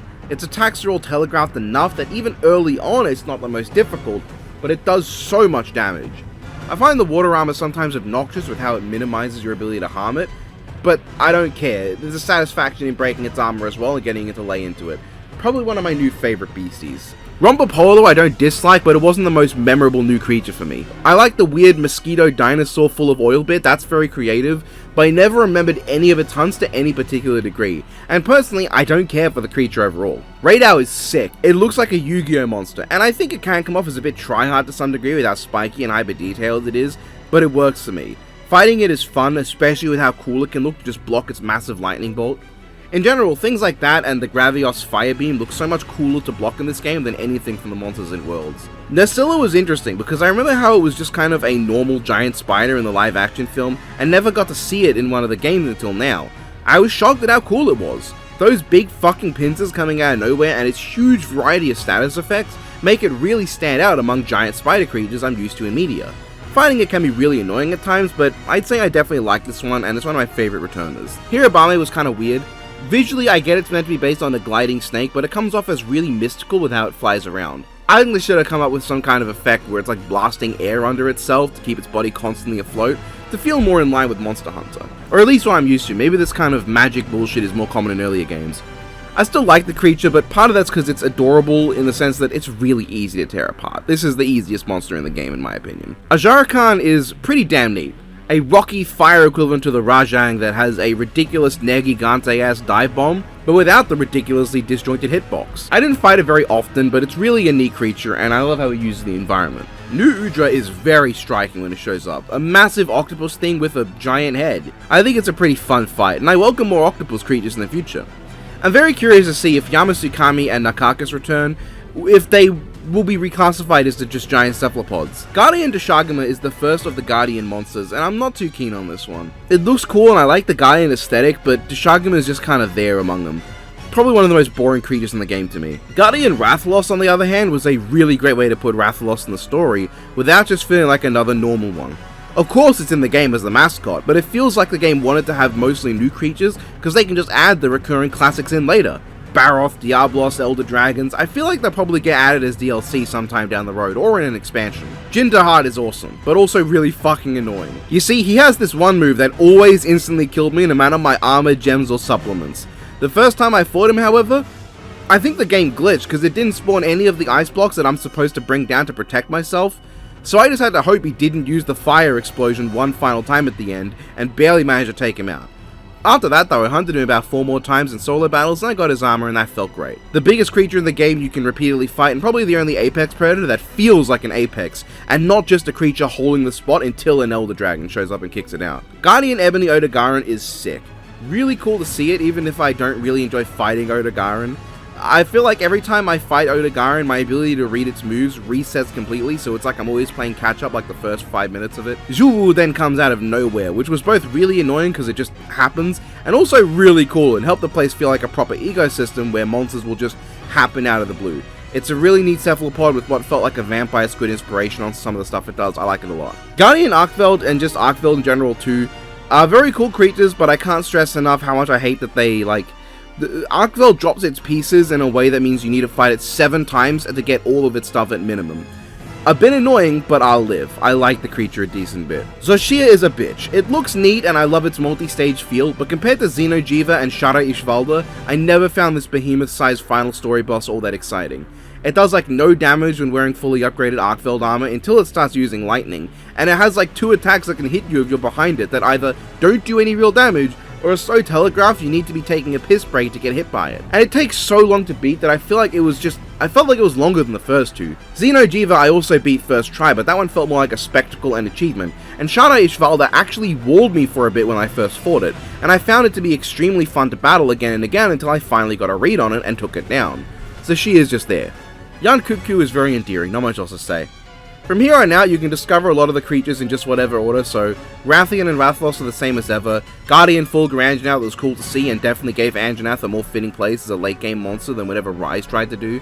Gypsaros is kinda neat, but also weirdly reptilian for a bird wyvern. Like, even World's chameleon-ass Puke had feathers, so this thing feels really out of place. Gravios may be one of my new favorite monsters. With an awesome design, a fight I thought was pretty fun, if easy. Sick abilities, I love this thing. Blangonga was pretty sweet, it's just Kongolala if it locked in and was cold, with a very mandrill and baboon sort of look that I quite liked. Gormagala I was hyped to finally meet, as it felt like the most popular monster that never got into Worlds, along with like Legiacris. But when it finally showed up, yeah, it was tough and it looks awesome, but I felt kind of underwhelmed by the hunt, especially when it died and there was no fanfare because I still had to hunt the Blangonga, which took all of 3 minutes to track it down. Kind of a letdown.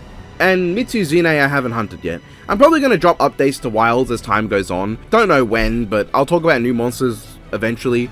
I'm excited for my boy Deviljo to hopefully come back. He's my guy, really interested in meeting the fan favorite Legia Chris when that shows up too. Hoping for some Elder Dragons, because the lack of them aside from the almost Elder Dragon Gormagala makes me a bit sad and makes this hunter feel a bit underwhelming. But the game overall doesn't. This is a phenomenal game with tons of content and an absolute blast to play. At some point I'll probably even get to play co-op, which will be fun. Throughout heaven and earth, I alone am the honored one. Kabuto, Kabuto, Kabuto. This shouldn't have taken this long to finish, but I was busy watching Barbie, you see. Kamen Rider Kabuto is a bag. On one hand, the first 30-odd episodes are very solid. They never hit the high points of some of the other series I've seen, but also not really any of the lows. I enjoyed the characters, I thought the rather relaxed plot with a few mysteries was fine, I think the action was exceptional. To hone in on that, in fact, the usage of Clock Up for exciting set pieces in frozen time was amazing, and it had some truly stunning sequences that I think even today look exceptionally good. Combined with how this series has my favorite aesthetic in the suits, probably only rivaled by Blade for me, and you get some of the coolest action I've seen in all of Kamen Rider. Matching well with the characters. Soji Tendo is a very cool character. He's super one-note, but I like how the show is more about unpacking the archetype than anything else. He reminds me a lot of Medaka Kurakami from Medaka Box, a perfectly unmatched person who was born better than everyone else. But as a result of this, he does not really attach or get along with almost anyone to a meaningful degree. Right down to how, instead of realizing this as a problem, they warp their own view of things so they just don't acknowledge it. No, it's not their fault that they can't get attached to people on a personal level, it's some other thing, it's the other people's fault for not being on that level. Just, they don't really address this well, and he doesn't grow, which is where my problems for the show overall come in. Not just with Tendo, but with all the characters. A running theme of this show, the primary theme in fact that I got, is the importance of knowing who you are and walking the path in life you want to walk. Tendo walking the path of heaven. Kagami accepting he's naive and that he'll always be that way so he might as well walk that path. Tsurugi believing he stands at the top of all things. The various Zabi users losing their way and thus losing their Zector. Going down their own paths and choosing their own lives. Daisuke choosing to walk the path of a woman-chasing makeup artist. These are all interesting baselines for characters, with fun gimmicks, entertaining banter, and bright with potential, but Kagami felt like the only one with a proper arc, and Tendo is the only one they deconstruct, and even then just barely. Tsurugi is still one of my favourite characters in the show, but he takes such a drastic turn for the comedic, going from a comically over-the-top character with moments of seriousness and interesting depth, to just a complete clown who exists only for comedy until his randomly really sad and heart-wrenching demise. Punch and Kick Hopper are barely characters to me. Kick Hopper goes from a character with a fun gimmick to having a small arc, to reappearing 20 episodes later as a completely different character with a different one-note philosophy, and that's it.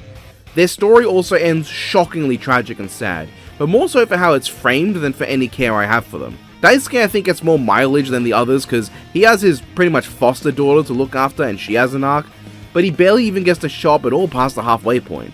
And by the end, I just didn't really care about any of these characters outside of their tragic deaths, because they just never developed in any particularly interesting ways to me, and they didn't feel well deconstructed. Now the show isn't as serious as I might be making it out to be, there's definitely plenty of goofy shit and I didn't mind that. The show is devilishly funny at times and has some of my favourite gags in all of Kamen Rider. In fact, aside from Double, I'd say of the shows I've seen, this is easily the funniest. But as a story, I just didn't care that much when it was all wrapped up. Part of that is because of how off the rails it goes. The show loses a lot of its identity as it goes on. Tendo gradually stops doing his whole Tendo thing of having aura, Clock Up becomes significantly rarer and barely used at certain points, and once Tendo gets hyper cast off, he just kinda does that and the same 1-2 attack to finish half of the battles. Dark Kabuto is such a meaningless character to me that I only just mentioned him, and that's to say nothing of future Kabuto. Tendo's obsession with getting his sister back falls in line with his character, but his main sister for most of the show gradually stops showing up or having any role. And the whole end of space-time time travel with Hyper Kabuto, causing an eclipse to fly to the sun to reach the end of time, the natives and their impact on society, all that shit feels like it does not matter. It should matter, and they do matter, but they feel like nothing. The story feels scattershot and all over the place, like the writers were constantly flying by the seat of their pants, even while making the very last scene of the show.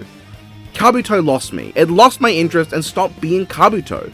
None of what I personally liked or cared about beyond Kagami's arc remained by the end, leaving me feeling both hollow and sad. Not a bad show, but for how excited I was to watch it, something of a letdown. Barbie Out of This World, the first ever Barbie movie. I do like this kind of 80s stuff, and Back to Earth, and it went from Rockers to Sensations, but I think it still says Rockers on the title. Weird. Then I watched the two My Scene short films. We got Jammin' in Jamaica, and we got the other one, Masquerade Madness, yeah. Excuse me, did I just catch you disrespecting women? Terrifier is a horror film that I'm not sure I get the hype for. I mean, I do get it. It has some of the best and most gruesome, bloodthirsty gore in the business, and an extremely entertaining and captivating main antagonist in Art the Clown, as well as genuinely creepy moments with Art that show an understanding of horror in the sense of actually being unsettling and scary, and not just gore and shit. However, I also think as a movie, it's really just a bunch of fluff between epic gore kills. In fact, you can kind of see Terrifier as the movie that people think most slasher movies are. Boring characters with a bunch of nothing empty scenes in between excellent splattery gore kills. Most slasher films aren't that in my opinion. They try to tell stories. Sometimes they have actually entertaining and likable characters, and oftentimes the kills aren't extremely over the top gory. You get plenty of creative and entertaining kills in these films, but Terrifier is one that really goes for the vicious shit. And it's well done. I know people like to call the movie misogynistic, and yeah, it kind of is. Though I don't know if that was intentional as much as playing too far into the hand of slasher films. You see, often in slasher films, the protagonists are females, so what happens when you take that trope, but decide to have the slasher villain kill the protagonist too? Well, inevitably you get a movie with a lot more female slaughter, and Art's kills on the males aren't done in scenarios where they can be quite as theatrical. But the reading of the movie as misogynistic is one I do completely understand. I think more emphasis could have been placed on Art's sadism and joy of killing the males too, especially the guy he just stomps the head of in. I feel like that, it's a good kill and all, but it could have been given the same flair as his others. And a few scenes are just, what? It does have that absolutely insane vertical bisection with a hacksaw, which is maybe one of the most spectacular kills I've ever seen. But where I draw issue with this movie outright is its lack of a story. Its lack of characters of any kind. It's really just this creepy clown shows up, and then a girl goes into a building to piss, and now the clown's chasing her. He kills some guys in a cafe, he kills some guys in the building, he kills some ladies in the building, and he blows his own brains out. What else is to say beyond that? It sure is a movie. A gory movie with some great kills, but just kind of there otherwise. Never turn your back on a fucking clown when he's talking to you. Terrifier 2 is a fantastic improvement from the first, with great kills and even greater scenes for Art to show off his personality. He gets to shine way more in this movie, with plenty of hilarious, dark scenarios. There's a lot more locations he can go to, a wider variety of victims and kills, and plenty more characters to interact with. Also actual characters. The movie actually has characters and a protagonist. There's a story, as I said, one that feels like it plays on the classic slasher genre, sort of like elements of Nightmare on Elm Street style. Here's the one magical bullshit thing that can definitely kill the demon monster. It's just so much more fun and entertaining a movie, my god. It takes everything the first film did well, with great kills and excellent gory effects, but fixes everything I didn't like. Maybe it doesn't have quite as many genuinely creepy scenes with Art. Like, I think the slower pace and less kills in the first film opened up more scenes where we could just see Art in the dark creepily approaching. While Terrifier 2 definitely doesn't feel like it had as many scenes like that, as a lot more of the scenes were just bloody and visceral. It's still great at being a gore flick, but maybe that's the one thing where the first film was better. That and the pacing. This movie does have a faster pace with more kills, but the faster pacing is balanced out by being very long, managing the really awkward balance of faster and slower pacing. When my dad, who loves splatterfest grindhouse gory fucking movies, at one point says, "God, there's still so much left in this movie," that tells me this movie goes on a bit too long. There's so many scenes that go on for maybe a few seconds or even minutes too long, which wouldn't be too bad, but it's every single scene and it builds up to a lot of pointless extra time. I think this movie really needed some trimming. I will probably watch Terrifier 3 down the line if I can find a copy on Blu-ray or 4K, and I'll try to find All Hallows Eve 2. But yeah, that's Terrifier 2, much better than the first. Fruit salad, yum. So the cannibal boom isn't really a thing anymore, but from it there are two movies I always see around, Cannibal Holocaust and Cannibal Ferox. Now, I don't think I'd ever actually watched Cannibal Ferox fully before now, but my dad found a copy in the wild on a store shelf and picked it up. And I knew it wouldn't necessarily be good, but I was very interested in watching it. And it's quite a movie. You see, the other cannibal film I mentioned has quite a reputation for a lot of reasons. It's basically the first found footage movie, and it's extremely violent. It also got the director in legal trouble through the belief it was a real snuff film. However, Cannibal Holocaust is also kind of fascinating. It treads the line between a movie with a genuine point about the issues of media sensationalism and the negative impact on invasive cultures on the indigenous, while also being the exact kind of movie that it itself is criticizing. It's an unintentionally self-deprecating movie about the harms of movies like itself. I find it truly remarkable for that exact reason. It had a genuine impact on film history, and is a trashy exploitation grindhouse gore flick that accidentally stumbles into a good point amidst terrible acting and brilliantly done bloodthirsty effects. Cannibal Ferox, meanwhile, is kinda like the lesser cousin of that movie, down to the same kind of message, though it points to camera and tries to tell you about it as if it made any kind of point. It has the same racist depiction of indigenous Americans as bloodthirsty monsters who will not just retaliate against people who probably deserve it, but even kill their compatriots regardless of if they warrant that kind of treatment. It has the same animal cruelty that I hate to see, and it has the same, maybe even sometimes better and more over the top bloodthirsty effects. The gore is the selling point of this one, and is genuinely really well done. I understand the intrigue here. The story is just as bad as that other one, but without the interesting framing device of the found footage and intrigue of what happened, and the characters are just as poorly written and acted. But there is something to be said for how this movie feels like it tries to have a story that it really doesn't. But what it does have is a devastatingly catchy main theme, and I love the music in this movie, oddly enough. Would I recommend Cannibal Ferox? No, not even remotely. I think the kind of people who would be interested already know they're interested. You're not going to find too many people who would want to watch this movie, but don't know about it. It's not a good movie, but I understand the appeal to an extent. We're not here to talk about how many sides a triangle has. Don't try to change the subject. Let's make one thing clear. Triangle strategy should not have taken this long to get done. I played this pretty much right after investigations. As I think I've said before, I usually play one Switch and one PlayStation game at a time. Usually I will use the PS5 at the end of the weekday after getting work done and being very worn out, and I'll use the Switch either on hot days when my computer doesn't work and I can't get stuff done, or if I'm winding down for bed before taking my 3-hour-long naps between work days. But shit kept coming up and my time for playing on the Switch was used up on other things. However, now that I finally get around to finishing it, I really love Triangle Strategy. I think this is a phenomenal tactical grid-based RPG with a great story, fantastic mechanics, and really likable characters. Just on a baseline, the visuals are great. It has a very charming sprite-based style that I can't get enough of, with effects to remind you that this is very much a modern-day game, and also look amazing. I love that every map is visually placed on top of the world map screen, so instead of being in an empty void, the end of the battle map just shows you the surrounding areas on the world map. It's a really nice look. Mechanically, this is a wonderful game. Every character does something different and interesting, and while some end up redundant, like the Apothecary character is almost entirely redundant to me because of Anna, and some characters like the aforementioned Anna are absolutely busted, I really enjoyed this enough that the balancing problems did not really get in the way. The moment I realized how much I liked the mechanics of the game was when I got stuck trying to beat a mission, and then actually had to consider a plan and work out how I wanted to approach it, and then sweat once I thought of a good plan. This game rewards and wants you to play smart, and I know that should be a baseline, but with a lot of tactical RPGs, I find you can just brute force them. This one wants you to think smart and make sure you have a game plan going in. By the end, my overall strategy was to rely on Serenoa and Roland for melee, with backup from Eridor or Avlora, and relying on the raw power of mages like Frederica, Corentin, and Nage, along with long range and flanking capabilities from Huette and Anna. But I always wanted to use everyone because they were advantages to each character that I enjoyed utilizing, which wasn't helped by how I liked most of the characters and felt bad when I excluded them. The characters in this game can be split into 3 categories: the villains, the main 8, and the others. The main 8 are composed of our protagonist, Serenoa Wolfort, who at first was kind of boring, but really came into his own to me. As the issues continued to pile on and the weight of responsibility crushed him, I got really attached to his struggle and wanting him to see through. And going for that golden ending meant that I got to see him throw aside the voting system they'd been using the whole time to come up with his own plans. This could of course be read as the game saying democracy is shit and leaders should just be hard-headed, but I think it's more so a commentary on the necessity for people in charge to know how to listen to their people, to understand their desires at a base level and compromise to ensure everyone is happy.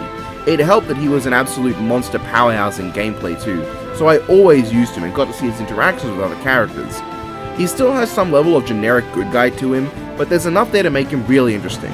Eridor is the other character in the main 8 who isn't part of a duo. Eridor is the shield bearer who helped raise Serenoa, and makes for a fairly simple but always likable character. He's loyal, hard-headed, and strong, and seeing him kind of break down in joy in the ending where everything goes well is amusing. The other 6 in the main 8 come in pairs.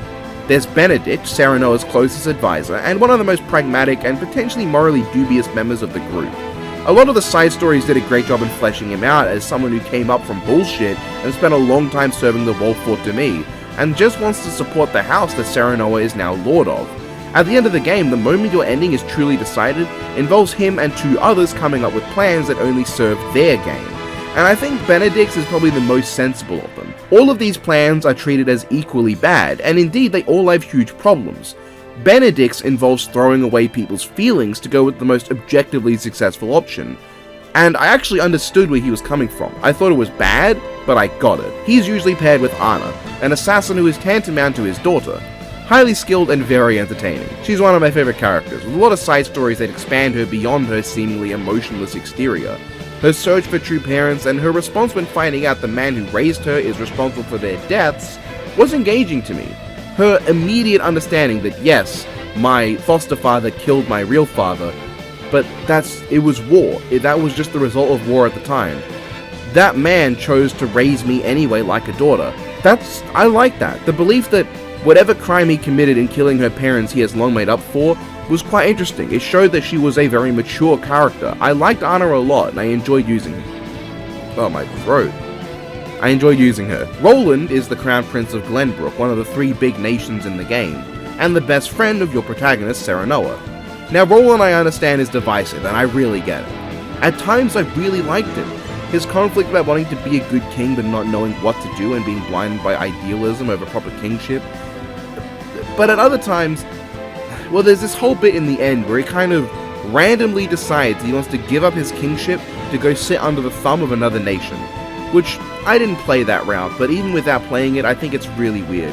I generally liked Roland, but that moment was pretty awkward and didn't feel right. He's often partnered with Huad, who I really like. She's just this cool, loyal guard for Roland who acts as one of his best friends and is almost certainly having an unrequited crush on him. Simple enough, I like her. Frederica is the soon-to-be wife of Serenoa, one half of their arranged marriage to tie the new friendship between the nation of Glenbrook and her nation of Aesfrost, and they're among the least important of the high-ranking members of their nations, so the reason these 2 are chosen is because if they need to be cast away, then fuck it. Frederica is awesome. I love her development from a strong-willed but otherwise easily pushed-around princess into her own powerful warrior, willing to go on a lone rampage through an entire nation to save her people if that's what it takes. Her bad plan at the end being built on a desire for justice after her people were unfairly prejudiced for generations was very understandable, and I did sympathize with her wants. I really came to want the best for her and her people and for her to be happy. Naturally, the best ending concludes with her wedding with Serenoa and them just being happy, and that's great. And while the arranged marriage could have come off badly, the way she and Serenoa genuinely tried to be good for each other and eventually come to find true love and companionship in these dark times, with their moments of quiet together and their true happiness hand in hand, it did a lot for me to come around by the end and really want to see them together and happy. She comes with Gila, the main healer of the game and a pretty likable teacher to Frederica. There's some weird stuff mentioned about how she only raised Frederica as a teacher, like out of a desire to leave Aesfrost or something, but I liked her enough anyway. Overall, these were the main characters of the game, and while I did like plenty of the other characters you can recruit, notably Neji's search to bring his grandfather's name back into the spotlight after his nation tried to erase him for history, Izana's lost love and later happiness when she finds out he survived the encounter that has separated them, and Avlora's everything in her story were very engaging, and I found Corentin pretty entertaining in his scenes too. The main 8 were the main characters that I engaged with, and I did really like them. They also bounced off the villains' world, which is primarily composed of Idor, the guy running the nation of Hyzanth, the 3rd of the big nations, and Gustadolf, the Archduke of Aesfrost. Idor was kind of whatever. He's the final boss, but I didn't find him all that interesting, which I think is just kind of a result of how Hyzanth is.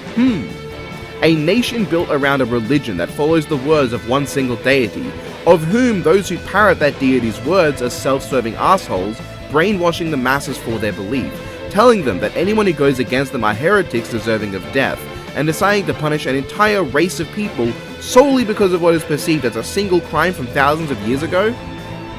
I wonder what they could be a commentary. The Saintly Seven were all kind of homogenous with a few exceptions, but they made for a fine group of villains. No, Archduke Gustadolf was the real show stealer of the antagonists, being an incredibly entertaining evil bastard who he just always has a presence. He throws away even his siblings like they mean nothing when the time comes. He was always engaging. His final moments were great, I loved facing him, and that battle was one of the highlights. In general, I thought the story was great. The slow descent to war, the ramping of the stakes, and the resolution in the true ending. It's all great, but it does drag a bit, or should I say it takes a while to get going. The start of the game has a lot of cutscenes with very little gameplay, resulting in what feels like hours of nothing where you don't get to do anything.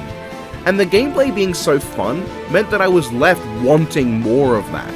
I didn't feel cheated in the end. The game ramps up into having much more action and much better and more complex missions, but well, that's probably my only real criticism of the game that I can't fully ignore, because otherwise I think this is a very solid game.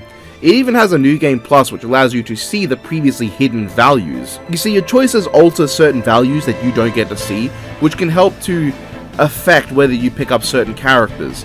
And I got almost all of them, I missed a few. But when you're going through New Game Plus, you can see those values and you can modify them at will by your choices to pick up the characters you missed the first time. There's also a bonus chapter, which is a ton of slice of life bullshit with the characters hanging out, which I love and is super entertaining, and being a bonus means it doesn't actively disrupt the pacing of the main story. I really love Triangle Strategy and I want to replay it sometime in the future already. Barbie First Dream Day. I didn't know this one existed, but it sure does. And then there's A Camping We Will Go. I watched a lot of the short movies, seeing if they would go on the ranking, but they didn't need to. A Camping We Will Go is a short movie where Barbie goes camping. That's all it is. And you know, I'll also lump in this too. Pink Shoes, Land of Sweets, a short film related to Barbie and the Pink Shoes. Nothing happens. And Wikipedia lists the 2021 Nutcracker homage as a movie. Other places list it as a YouTube series. What I know is that it's a two-parter on YouTube that stinks and is lame. It's hideous to look at. All the characters have these awkward lines on them. It's like, they look like dolls moving around, which is not given the same, like, enjoyable, lifelike motion as Life in the Dreamhouse, which is, you will get to that, I really like it. And the story's nothing special, and the pacing's not good. It's just one half where Barbie sleeps, wakes up, and her toys move around, and the next part is where they go to the Nutcracker Realm dance, and they go home and Ken shows up. It's boring and uninteresting. And yeah, this was also going to be on the Barbie ranking, but I found other stuff I could include, so it's here now. I'm the vampire so cold they call me Nosferatu! I had my reservations about the Nosferatu remake, not because I heard anything about it. In fact, I'd heard nothing about it at all before watching it. Rather, I was a bit worried because remakes of horror movies don't tend to always work out. I think Fridays was okay, and I enjoy the Halloween ones as their own weird, grimy things. But otherwise, well, okay, I enjoy the first Rob Zombie Halloween one, the second one can go to hell. But otherwise, they don't always work out. But you know what? I really enjoyed this one. Now, first it was losing me a bit. The entire intro was some super generic, Insidious level supernatural horror nonsense. Was not getting the vibe. I think Count Orlok at first seemed kind of bad. There's this one shot of his eyes in particular that really made me laugh, and his voice throughout the movie sounds like a really bad Dracula parody, and that did take away from some of his scenes, especially before I got used to it. As the movie continued, however, I really began to get into the movie. It really worked to get that tense atmosphere up, and the focus on people trying to understand this impending darkness and the conflict between wanting to do what's best for the people they care about and wanting to do what's best for the masses made for a struggle I really liked. Orlok scenes were mostly all good, especially once I got used to his voice, and I really appreciated the more book-faithful take on the Dracula character, making him a genuinely evil individual instead of the sanitized style vampire we almost always get these days. He's genuinely intimidating and unabashedly evil, with his sympathetic qualities only being from his point of view, and even then, only potentially. I like the characters well enough, they were all pretty solid, but I do think most of the movie is carried by the overarching presence of Count Orlok, and how much he has despite only having a few scenes and being absent for a decent chunk of the film. I think this is a very solid movie. I might check out the director's other works, because I quite like this. Just as the spiral turned inward represents endless obsession and madness. So the Lilum Harlot whatever event of Fate Grand Order. Look, I don't hate it, but personally, I've never liked Draco. Like the whole Sodom's Beast thing. I think Arcade going, here's our super special OC who shits on Tiamat and Getya and is super powerful, the best beast ever, she'll kick the shit out of all the other characters in the franchise super easily because she's the best ever character, super strong, and also making it Nero, which just Nero doesn't need an even bigger push. She continues to overshadow Artoria, who appears in everything but has no role in almost any piece of Fate media, being as she is pretty much always replaced in the main narratives with some kind of alternate version of her. The reveal that Artoria Avalon is not actually a real form of Artoria in Avalon the Fae, ooh. I was willing to shelve that for this though, my dislike of Draco, and like, that's unfair, I can't actually play arcade, but like, she seems way too overhyped, and like, the idea that she's wiped out Chaldea several times, go home, Nasu. Anyway, what I can't shelve is that Draco is a half-naked actual child for almost the entire event, meaning the whole time I was playing this event, I felt really uncomfortable and hoped none of my family walked in while I was going through any of the cutscenes. I did like Draco enough as a character, and I got a real kick out of Satanta, and Lacusta was just kind of Zufu at home, and I love Zufu, so I can accept Lacusta. Tiamat was also great for how little she got to actually appear, but I wasn't super engaged in this overall story. I felt like it was just a lot of buzzwords and random shit. And while I liked the reveal at the end that Draco wanted to die and was gaslighting Ritsuka to try and save them from dying alongside her, I just wasn't really convinced by some of the dialogue and interactions that Ritsuka talked her out of it. And I really wish we got more of the fun adult Draco who had like this Nero but with even more Gilgamesh energy sort of vibe. That was just a fun version of the character. Literally all of the non-welfare servants having some dramatic transformation ascension moment I think got repetitive as well, and the gameplay didn't have anything exciting to me. Still, it is a full-size and fleshed out event, and instead just a bunch of menus. It has a map, it has characters, and I like it for that. And more Lady Avalon is great. I feel like it was a huge missed opportunity, but we did get Jacques Demelay proper, so that was a nice cameo. So one day, James, who is a good friend of mine, grabbed a new board game to play and ended up being Star Tycoon, a business management board game based around buying properties and managing resources to buy new installments for the goal of eventually winning in the end. I really got into this, all three of us did. It's a game with many small things that add up to make an overall great experience, at least in my opinion. The management is really well handled. At first it almost feels like you don't know what to do with your options, but as time goes on, it only gets harder to manage, and it's easy to lose yourself early and spiral into having too many illegal goods instead of materials you can easily discard when needed. I never felt like bank loans were necessary, but I'm glad they were an option if anyone fucked up, and exploiting the galactic market was really quite enjoyable and tactical. More than anything, I think what helped the game was how the winner is decided. By putting the right installments on the right places and comboing the right cards and buying the right companies to ally with, you earn victory points when the game ends. On the final turn, these points are tallied up and come together to make your final score. Which means there's no point where a player for certain will sit back and go, nope, I've lost. It just doesn't have that element of instant loss, and because of that, nobody ended up in the otherwise common situation of knowing they'd lose and just throwing in the towel. The tension get going all the way to the end, and I like that a lot. And has Jim's terraforming, which is based. The Kabuto movie. What a fucking nothing experience. I genuinely think I got nothing out of this entire film, its story, its plot, its role in the overall narrative. They're all nonsense. I like the basic concept of a timeline where the inciting incident of the series was much more devastating and just destroyed the world, but I don't care about anything they did with it. Kabuto himself I didn't think was all that great here. Where's his sister? Does she not exist here? I miss Juka. Maybe I did miss her in the other, maybe I just didn't see her. I kept falling in and out of attention as the movie progressively got less and less interesting. Gatak, Sasor, Drake, I felt no connection to them in this film, and any of the new writers just left no lasting impression. I didn't care for this movie, or especially how it's supposed to tie into the actual show. It doesn't fit. This is not how Tendo got his Zector, this is not how that worked. It just doesn't work with the reveal of the natives either. Nothing to say, empty movie to me.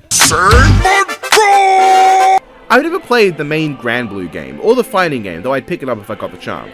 However, I was interested in Fantasy Relink, and it seemed like a fun time, and you know what? I really enjoyed it. It's not quite in line with my growing desire to experience at least one entry in every major JRPG franchise, but it is tangentially connected. While I may have been lost on a few things about the lore and story, the game is fairly self-contained enough that most of the important things were explained in some way. Backstories were clear from just playing the Fate episodes, as the game calls it, that each character has, which are dedicated short stories that also focus on what the characters do in the meantime, after the story, and before they met the captain. It kept it nice and accessible to me, so I could focus on the story this game wanted to tell on its own, and the gameplay. I really enjoyed the gameplay. It's one of those standard action RPGs with one attack button, one special ability button, and a bunch of special moves on cooldown that you can use to dish out damage while building up for a super board noob. And I enjoy that formula, especially because this game has a lot of characters to play as, so it never got boring. There's a large group of standard playable characters, each with their own distinct gameplay, even with just the main crew before you get the cards to grab new characters. I even enjoyed the purely ranged characters, which in games like this is not terribly common. While I still gravitated towards the close range characters, I was not at all annoyed about playing the ranged ones in their Fate episodes. Even the one-on-one boss with Io that took forever and still didn't feel that hard. To go over the main cast, Captain I thought was fine. He's a very basic character to play, but aside from offering Panacea as a move I could have on an NPC and being forced into every story mission, I didn't feel him as much as I would have liked. As a character, he's very flat and very uninteresting. Your classic generic gacha game protagonist whose main traits include being very quiet most of the time, only talking when decisions have to be made or characters need to see how nice he is, being super friendly and thus attracting everyone to his side because he has this aura about him, and his incessant desire to meddle in people's affairs. Liru was fun, like as a character who goes along with him, but I did not care about the captain as a character, and his gameplay wasn't that exciting. Catalina also didn't really feel much in gameplay sense, but that's because I'm stupid and didn't fully understand how her persona worked, but I liked her as a character, so she was a fairly standard archetype, but I liked the archetype. Io was neat. Gameplay for a third time wasn't there for me. I didn't dislike using her, but I just gravitated to melee fighters. But she was more entertaining than the last two when it came to her personality. Rosetta, unfortunately, was a character I never clicked with. Like, not even I can use this, but it's not doing it for me. Like, I just didn't like her gameplay at all. It was not enjoyable. I did like her character, even if she could have not been in the game, and I think nothing would change in the story. Racken was probably the ranged character I enjoyed the most. I really like how he felt, and I could have used him quite a bit. I didn't care for him during the story much, even though his archetype is one I enjoy, but his Fate episodes I thought were really entertaining. It's a story about him discreetly helping this guy accomplish his dream, because he relates to what's going on. In fact, a huge amount of Fate stories are boiled down to the character sees someone in a crisis vaguely similar to what they went through. But I like the attempt to be discreet from him, and I think the way it tied together was quite good. Yugen, however, had my favorite Fate episode. Amongst the almost all lighthearted and playful ones, his story genuinely hit me on an emotional level. His whole plight of regret for having abandoned his dying wife, looking desperately for a cure because he couldn't accept she would die of her illness, and coming back to find that he had missed her final moments and left his daughter to watch her fade away alone. The way that guilt crushes him inside daily, and he can't come face to face with his daughter anymore. He meets a character called Kazeda, Kazeda, meanwhile, is a character he comes across who lost the woman he loved during a calamity that happens in the story. And Yugen relates to all of his regret and pain over never having expressed how he felt, and how their last moments were arguing between one another. He doesn't want Kazeda to hold on to his guilt forever, so he tries his best to be there for him and help him through his grief. I really liked the whole story there, and the voice acting I think was among the best in the game during this. In fact, generally, I liked the voice acting a lot. There were several oddly natural pauses during some of the Fate episodes that felt more like real conversation than what I'd expect from standard video game dialogue. Not that I have an issue with standard following the script outright dialogue, it's fine, but I really like what was in this game. Beyond the main cast though, I really got a kick out of characters like Lancelot, who's just high speed and stand there swinging gameplay worked a lot for me and I thought was quite enjoyable. Charlotta was fun to use, though her inability to take a hit made my reckless gameplay style fail me sometimes. Zeta was surprisingly fun, and I like Cagliostro too. Siegfried I think I needed more time to get into, so I didn't click during my time with the game, and Percival was enjoyable. I didn't end up playing every single character, but I also kind of wanted to leave some for me to try for the first time next time I pick up the game. I am very certain I'll play this game again in the future, I just had that much fun. And now we can talk about the story. Granblue Fantasy Relink story is nothing special here. It does the tropes efficiently enough for me to have minimal complaints. I enjoy the world they travel to, and I think the basic structure of the church attacks them, steals their girl, and they fight gods to get her back was workable enough for me. I think my main issue with the story came to its pacing. It just felt like everything went by extremely fast. Before I even knew it, I was in the last areas, which then had the opposite issue of taking forever. First you fight a mech, which was fun, then a double boss battle, which I really enjoyed, then you fight the main antagonist Enforcer Id, which was very satisfying after previous encounters where you couldn't do shit to him, and finally you face the final boss in the form of Angra Mainyu, a massive super god monster. You go through this whole song and dance to take it down in multiple stages, ending in an absolute ass-beating you lay down while getting to play as Bahamut, the big dragon the captain can summon with Lyria, and also the first boss in the game where it goes berserk, so you get this kind of fun dynamic of using the first boss to take down the final boss. Except, that's not the end of it, because the villain comes back, brings Anya-Manya back to life, and goes somewhere else. Then you chase the villain, Lilith, down to the ends of the earth in a big, dark, ugly sky pillar, and take her on.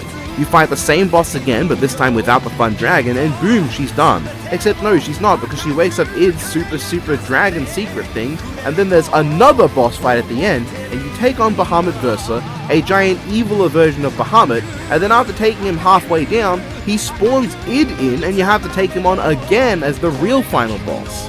And then the story wraps up. The pacing is all over the place and doesn't hit. While the beats of the story work in concept and the characters in it I think are more than strong enough to remain engaging, it feels like it takes no time to get to the end, but forever for it to actually end. It's just not very well written. But as I said, the characters are enjoyable. The bosses Galanza and Magiel were very entertaining and endearing, and they had tons of personality. Roland was quite enjoyable and almost had a Rosalina sort of thing going on, where his journal entries paint a more interesting character for this godlike being who's come down to interact with the little people and help them out. Lilith was okay, I didn't really care about her. And then there's Id, who is just Nero from Devil May Cry.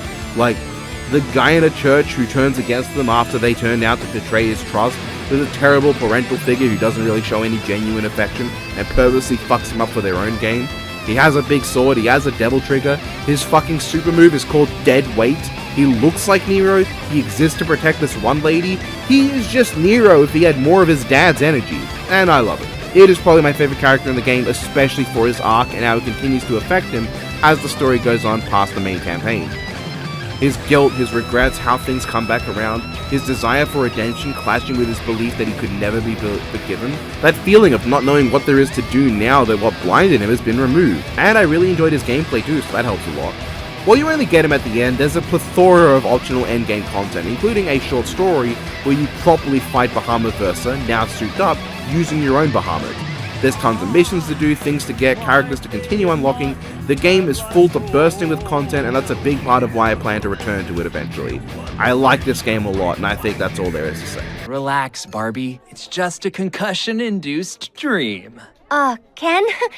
This isn't a dream. Hey! Life in the Dreamhouse! It's absolute nonsense. Completely addictive, dangerously entertaining nonsense. It's 7 seasons of 3-minute-long episodes that are deadly self-aware, often deadpan, and love playing into Barbie's history for out-there jokes and fun moments. I love the cast, they're all very entertaining, especially Ken, Ryan, Raquel, and honestly even Barbie herself.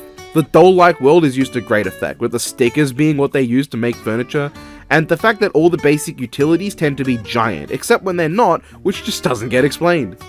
There's so much stuff that inexplicably happens for the sake of a joke, and that helps to make this, in my opinion, one of the most engagingly entertaining entries in the wider Barbieverse. Reality slips far away. Process of Elimination is a very Danganronpa style game. In fact, so Danganronpa style that it kind of evoked the exact same feeling in me as Danganronpa gave me when I played those games for the first time.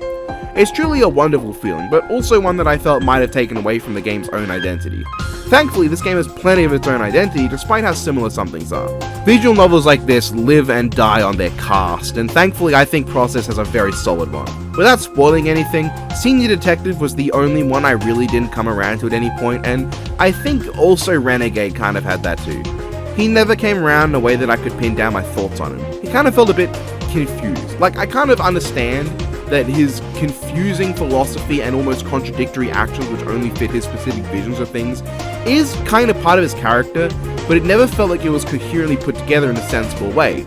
He's the game's Nagito with shades of Kikichi, but doesn't really hit the same way either of them do in my opinion. The rest of the cast though range from absolute goats like Armed Detective, Rowdy Detective, and Mystic Detective, to characters who I came around to liking like Posh and Gourmet, to characters I enjoyed but never really had a huge love for, like Downtown. Some I enjoyed throughout, but their arcs or lack thereof never really hit for me, like Doleful and Techie. And there's also Workaholic Detective, who I just never really gave much of a toss about beyond his relationship with the others. Bookworm Detective I also forgot to mention, but she's awesome and I love her. I mean, not as much as I love Armor though, he is the absolute GOAT. He is so lovably stupid. He's like if the Great Gozu combined with Gonta and the lives also live for more than one episode. The main character and his deuterogonist, Watto Hojo and Ideal Detective, I did quite enjoy. Ideal comes around a lot as the game goes on and begins to show off more of who she really is beyond her ideal facade, as despite the grim situation, she really just has this opportunity to be herself more, to really enjoy who she is and not keep her ideal detective character the whole time. Hojo then I really came to enjoy. He honestly reveals himself to be less of a Shuichi Saihara and more of a Hajime Hinata as the game progresses. This literal nobody with no talent whose past is far more complex than he thinks, but he can't remember it due to amnesia, and as a result he feels out of place, lacking any particular skill compared to his allies, who are all locked on this island in the middle of nowhere by a super mastermind who might be hiding among them. Every character who dies has a lesson to teach him, and while that sometimes made it a bit too predictable as to who would be offed at any moment, particularly Victim 3, I did enjoy this. Every death has a meaningful impact on Hojo, something I can't even apply to Danganronpa honestly. The first game's set of double kills have no role in Makoto's arc, the first murder in the second game doesn't do anything for anyone aside from Nagito, who probably would have revealed his true colors anyway, and the third game's second kill just doesn't have the same thematic weight as the others. But in this one, even the first victim, and by first I mean second, but first victim, it is its whole thing, has a meaningful character. And while I'm here, a lot of the characters are very similar to Danganronpa ones. I felt Mystic was distinct, being as he is a rare, fully adult character in a killing game, and has more of a father thing going on than the others. Still, I liked them, with only a sparse exception. Without going into spoilers, I think the plot reveals were very well done. I liked the villain reveal, and I loved how well things wrapped up at the end. But what about the gameplay? Well, I'm in two minds about this. On one hand, it really improves the weakest gameplay part of Danganronpa, the investigation, which is super automated and kind of just gives you evidence without much input. It's no Ace Attorney there. In this game, you have to specifically navigate the characters around the map to acquire the evidence themselves, taking into account their movement range, their inspection range, their inference ability, and their assist level to combo detectives together in the right places. Later elements include specialized abilities like Doleful's ability to detect invisible enemies or Armor's immunity to being damaged. This is really fun and I quite like the gameplay loop, though I felt the lack of individual abilities for particular characters meant sometimes they could feel a bit samey. And the ability to do map-wide movement often made the purely movement-focused characters like Rowdy and Armor feel kind of useless at times. The time limits aren't strict enough to make the risk of map-wide movement worth it, and oftentimes I think these investigations can be a bit too short, just because of how easy it is to get characters to where they need to be. I did have fun though. I enjoyed navigating characters around, comboing their strength, considering who to use at what time, because I might need someone free for a later part of this turn to analyze something another character's picked up. Unfortunately, while this is all generally fun and I tended to enjoy each thing added as time went on to spice things up, it makes the actual puzzle solving extremely basic. All you end up doing is being given a bunch of evidence with the vaguest possible descriptions in one sentence of what they are, and instead of using the evidence yourself, Hojo goes on to explain everything that happened to you, while sometimes you have to go through a multiple choice question that will either be super easy or really hard depending on how confusing the wording is, or even if the evidence is in your evidence at all.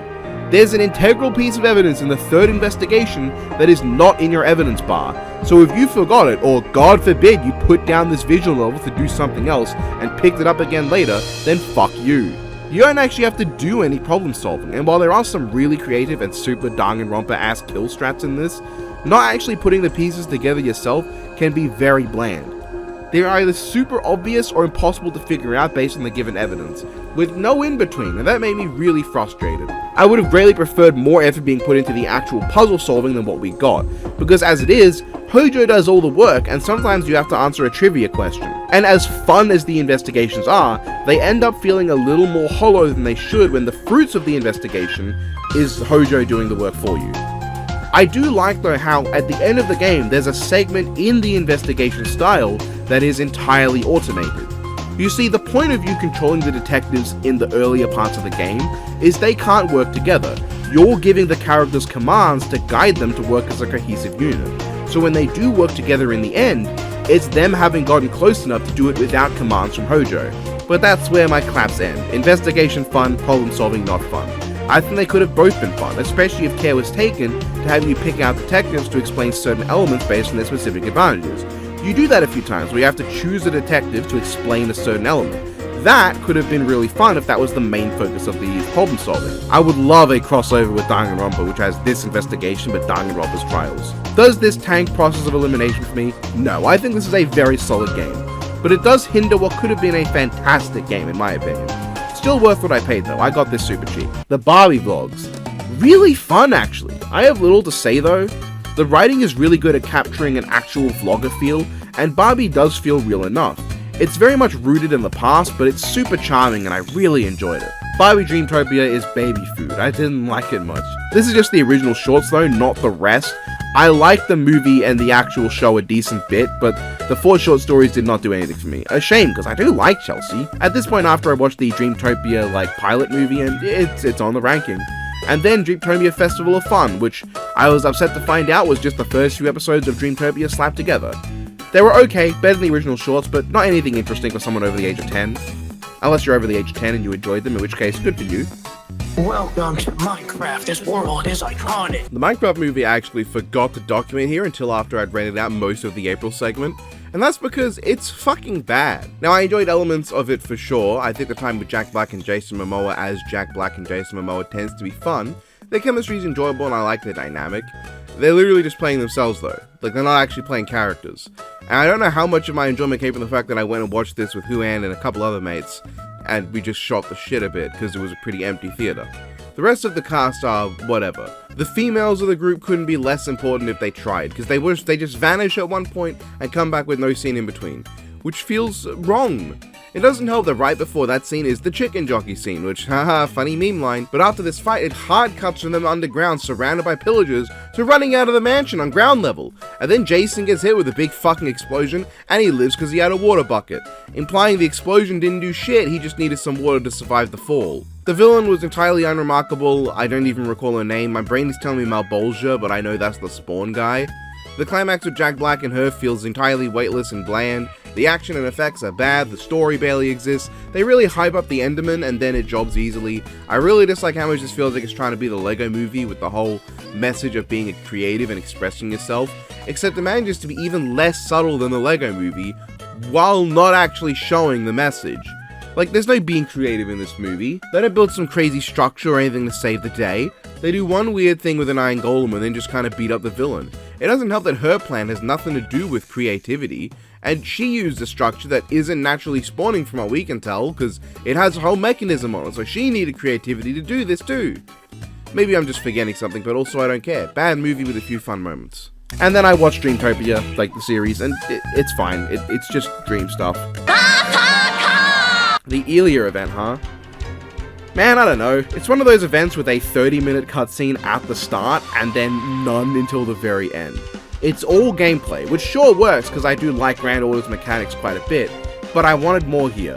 It was Merlin and Tycoon commentating again, without Morgan coming in and taking Merlin's spot. Avalon's there as the person on the ground, Citanai's playing a big role, and I really like Citanai. They had some cool team combos set up at the start, and then it just kind of ends. The ending was nice, I suppose, but it didn't do anything for me. Most positive thing I can say is that it didn't make me spend any Saint Quartz, so the next battle with Cuckoo and Tlaloc came around, and I was to snag both of them, along with Achilles and Tycoon as a bonus, in one pull.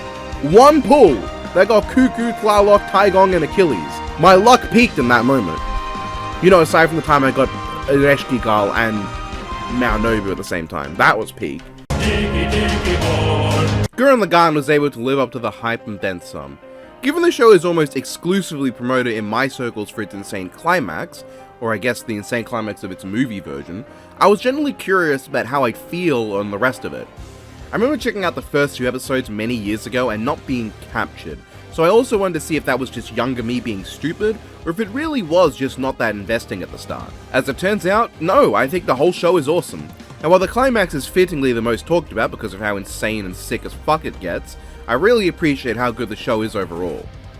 It takes the concept of Ghetto Robo, a bunch of madmen in a gigantic fuck-off combining mecha powered by cosmic space energy, and goes, what if instead of evolving into Satan, they evolved into God? And bam, you get the coolest thing ever. From the start, I really liked the cast. Kamino was kind of fascinating because I see him often lauded as the coolest motherfucker ever, and one of the manliest characters in anime, But really, while there is a point to which I do consider him really manly and cool, he's also a fantastic representation of everything wrong with the toxic side of things. He's misogynistic at times. He gives off the energy of someone who believes the defining trait of a man is how many women they sleep with.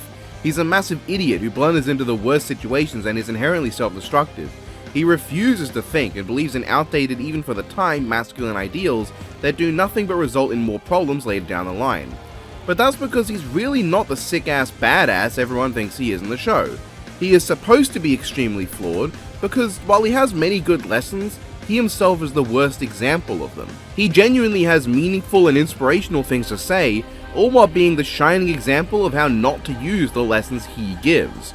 The idea that he was the one looking up to Simone the whole time is fantastic. That Kamen was projecting his stupid vision of manliness to justify what he knew to be all of his flaws, and truly just wanted to be there for his bro.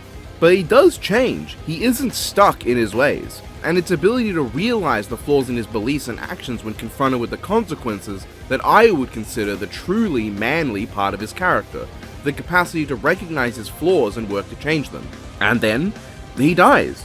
Now it is kind of obvious that he's not going to make it after that kiss with Yoko to a degree, but at the same time it remains somewhat surprising because of the fake out death that happens right before he actually dies. Like, the show gives him massive death flag, and then has him seemingly die, but then he miraculously comes back, kind of counteracting the obvious death flags, only to actually die within a few minutes of his return.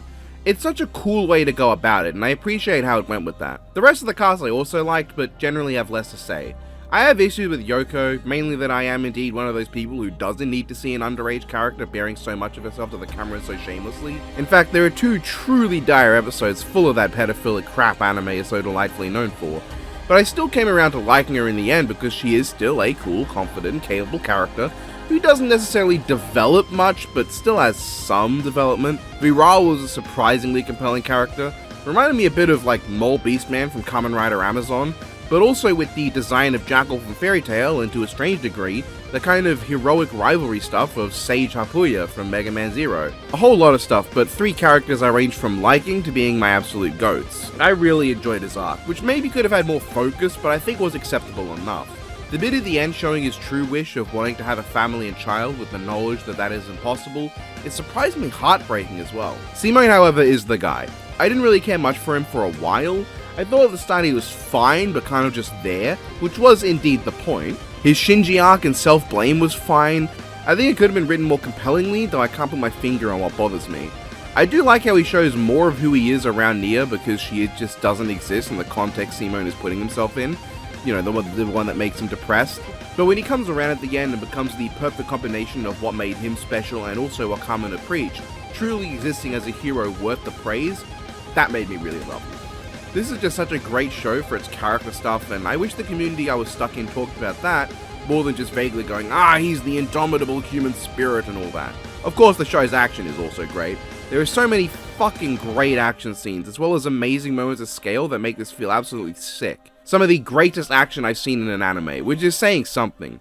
Beautifully animated, but also written to be the hypest shit ever. It's almost like the show is taking that trope of characters just want to win and then they do, and made that the core theme in a way that doesn't feel like it's badly written somehow. The ending goes insane, and while the show doesn't have the big mech that the series is most known for, I really like Toppa Tengen Gurran Lagann. I think the design is way cooler than Super because it actually still looks like a mecha instead of just a humanoid outline with a cape.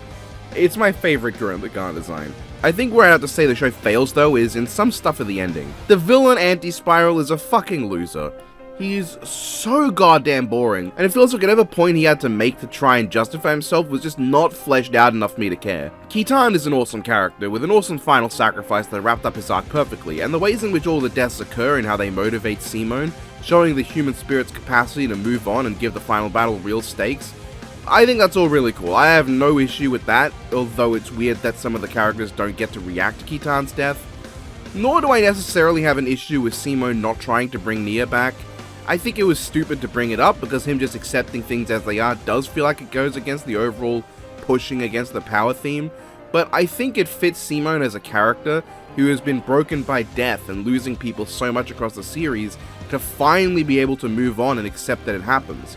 After all, death isn't something forced onto him by a higher power like all the Anti-Spiral shit. It's just a fact of existence. Him giving the drill to Gimme was really odd to me though. Not to say it's bad or doesn't make sense, it's just their relationship almost doesn't exist. They barely interact prior to that point. And while it does make sense thematically that the pilot of Gurran Lagann would pass the future on to the leader of the next generation of giant robots, it does not feel like it was earned. I feel like Gimme only really had a relationship with Kitan and Rousseau, while Simone's actually close relationships were with Yoko and Viral. And then Simone just goes off to be a bum in what's honestly a kind of downer ending. The Spiral Nemesis problem is not addressed, meaning the universe could still be heading to collapse. Simone just becomes an old guy with nothing to do who claims himself that he is nobody. In general, I feel like very few of the characters got a satisfying ending unless they died. Viral is now going to continue never being able to access his dream, and Yoko, I don't even remember what her final bit in the credits was, if anything. So, while the show is awesome, with a great message and theme, amazing characters I love and stunning animation, I can't help but feel like it does end on a kind of depressing note if you think about it for too long. I still really liked it though. Gurran Lagann is a phenomenal series that really did live up to the hype and then some. The Barbie motion comics range from fun to mediocre. I really like the stuff with Super Sparkle because I felt like it made better use of the fun concept than the movie itself. The Rock and Royal stuff was fine, but Erica, the deuterogonist of the entire movie being present only in the last episode, was a missed opportunity, and the Puppet Adventure stuff was just whatever. I honestly would have loved if they kept doing these and expand on some of the other one-off continuities that didn't get to be much more than a movie. Give me more stuff with Pink Shoes, Starlight Adventure, Magic of Pegasus, or hey, even tell me what's happened with Alina since Magic of the Rainbow. I mean, she hasn't shown up in that entire series since Mary Poser. And hell, have her and Mary Poser finally meet. Oh well, I mean, missed opportunity, but it's a fun web series. I decided to get into the Getter series because frankly of the two big classic mecha franchises, it's significantly smaller than Mazinger, and so I felt easier to get into. However, with me watching Kamen Rider, Barbie, and soon getting back into analog horror, I thought I'd start with the mangas and get to the anime at a later date. The original Getter Robo manga then, it's fine. Look, it didn't capture or strike me outside of a few things. For instance, I really liked Emperor Gore, I thought he was a super entertaining villain, and I love the three main leads. Ryoma Nagare is a borderline psychopathic madman who never minces words and could probably beat the living shit out of half the giant monsters on his own without even getting into the damn robot. Jin is definitely not quite at his best in this one, but still really entertaining once the series gets going, and becomes a pretty good number 2 for Ryoma. And Musashi Tomoe is just the GOAT. I mean, he's on a team with Ryoma and he's still the strong one. I mean, what the fuck? That's like being on a team with Goku, Saitama, and Thor, and being known as the one who can hit really hard. However, the series is kind of repetitive. It's just a monster appears, Getter fights it, barely wins, and then gets torn to pieces. Nothing will happen, the Getter will be repaired, rinse and repeat. And for how short it is, it feels like it's wasting time that could be spent on probably developing the plot or characters. It's not that the action is bad either, it's just not particularly thrilling, especially compared to what the franchise would bust out later on. I think the only time I really perked up at the action was Musashi's last stand, as he gave his life in a final blaze of glory to save everyone, with the reveal that there was now a Getter actually built for combat, and that has so much weight in the context of how strong Getter 1's been prior. Beyond that, it's just fine. I like trains. Kamen Rider Den-O. The most popular Kamen Rider series around, the one that saved the franchise, and the one that just keeps showing up. Was this actually good enough to warrant all those accolades? In my opinion, yes. In fact, I can happily say that I finally have another Kamen Rider series I love without any kind of asterisk next to it. Kamen Rider Den-O, while having the good themes and characters of those before it, really stands out by how different it is to the shows before it, and in my opinion, some of what I've seen after. It has this strange combination of early Heisei cinematography and design philosophy with the chunky and mechanical look at Den-O himself, but with the neo-Heisei elements it would introduce to the franchise, like the more gimmicky sort of toyetic aesthetic at times, and the more silly and goofy tone. I've often heard this called more of a Sentai series, and that's the case, then when I get to watching Super Sentai in 2032, I'll really enjoy the Heisei stuff I get to. Let's be honest, nobody is saying it's like the Showa stuff, nobody watches the Showa era of anything. Den-O is really enjoyable, in fact I'd say it's consistently good across the entire board, to a degree that few Rider series can claim. There often end up being issues like a slow start, falling off near the end, or just generally sucking, as you might have noticed in some of my reviews. But Den-O dodges all of these issues and remains enjoyable throughout. It doesn't have much story going on, I can't deny that. Until later on when more elements of the mystery start to come into view, the show is very episodic, and that's fine. It's very fun stuff. The story in episodes tends to be solid, and by the end I was really engaged and wanted to see how the characters ended their tale. with my only issue in the endgame being that Kai is not a good villain. In general, this show does not have great villains. Nobody with the thematic ties to what's going on like Daguva from Kuga, or an interesting concept like Theos from Agito, or just good arcs and personality to them like Joe from Blade or Eternal from Double. Kai is the only major antagonist in Den-O that isn't from a movie, and while at the start he was pretty entertaining, he ends up coming off as really one note. And the potentially interesting story they could have told of a villain trying to destroy this past to regain his future is not capitalized on. Where the show tends to be better with its characters though is the main protagonist. Ryotaro Nogami I really enjoyed. At first he was just kind of fun for how meek and useless he was. It was an endearing trait to have on a protagonist, seeing as the previous ones ranged from generally competent to hilariously overcompetent, to more grounded and normal sometimes, like Shinji, Tendo, and Kenzuki respectively. Nogami was just fucking utterly incapable, and that made his growth into someone who could shit on his own engaging to watch. You can see where he shines as a person and what he brings to the team himself. And I really liked how the final form of Den-O forces him to fight on his own. He goes from someone over-relying on those around him to someone capable and relying on his friends to support what he's doing. The Imagin each were incredibly endearing. Momotaros is arguably the single funniest character in the show, a delight the whole time, especially because he's not really a good guy in any regard for a while. He's an arrogant blowhard, incredibly selfish, can't read a room to save his life, and refuses to let others get a word in. He's so fun to watch. Urataros is probably my least favorite of the Imagin, but I still liked him a lot. His sort of lackadaisical and calm-headed energy made him enjoyable. Kintaros I think was my favorite Imagin. A great character who I genuinely got invested in during his debut episode and was consistently entertained by. The archetype of the big, strong, dumb guy who genuinely means well and is too nice to be in the evil team he starts in just gets me. I really like him, and his emotional sacrifice quote-unquote near the end was genuinely great. I think he is actually the smartest of the Imagin when it comes to understanding people. Ryutaros was very entertaining.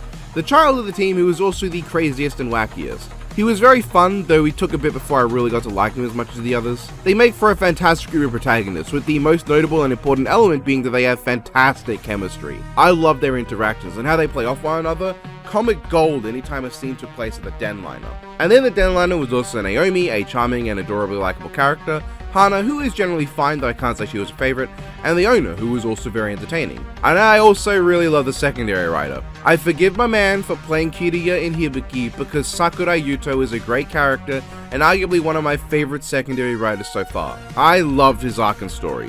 He starts off making you think he is the kind of asshole bully Kiriya was, but goes on to reveal himself to be acting that way due to the circumstances of his form. Being Kamen Rider Xenos sacrifices memories people have of him. So the more standoffish he makes himself, the less people have to forget about him. Sure, it makes him weaker to a degree because he doesn't have those memories that help tether him to the timeline, but less people have to suffer as he piles on all of the suffering onto himself. All while joined by the incredibly charming and lovable Deneb, a great character too who was always a treat to see. The nicest Imagin ever. Oh, and there's Sieg, the bonus Imagin, who didn't really get to appear much, but he was pretty entertaining. Kind of wish he didn't have the nonce line in the finale, and it's also crazy they had Wing Den-O for one episode of the show and one scene in the movie, and that's it so far. Characters are what make the show. Every episode is so enjoyable and entertaining just because of them. And as a bonus, while the story itself is fairly weak, I think the themes of it are pretty strong. The obvious theme anyone would notice watching the series is the value of memories. In the show, time is made up of people's memories, and to an extent, that's just true. The distant past is the past because people wrote it down for people of the future to know about it. The recent past exists because we remember it exists, the present will be remembered in the future, and the future is built on the actions informed by what we remember from the past. Memories and what we make of them are the most important commodity. But more importantly, it's not just that memories are important. No, what I got from this show was the not uncommon message that the present is the most important time. Just not in the way I'm used to having it told. The past is worth remembering and cherishing.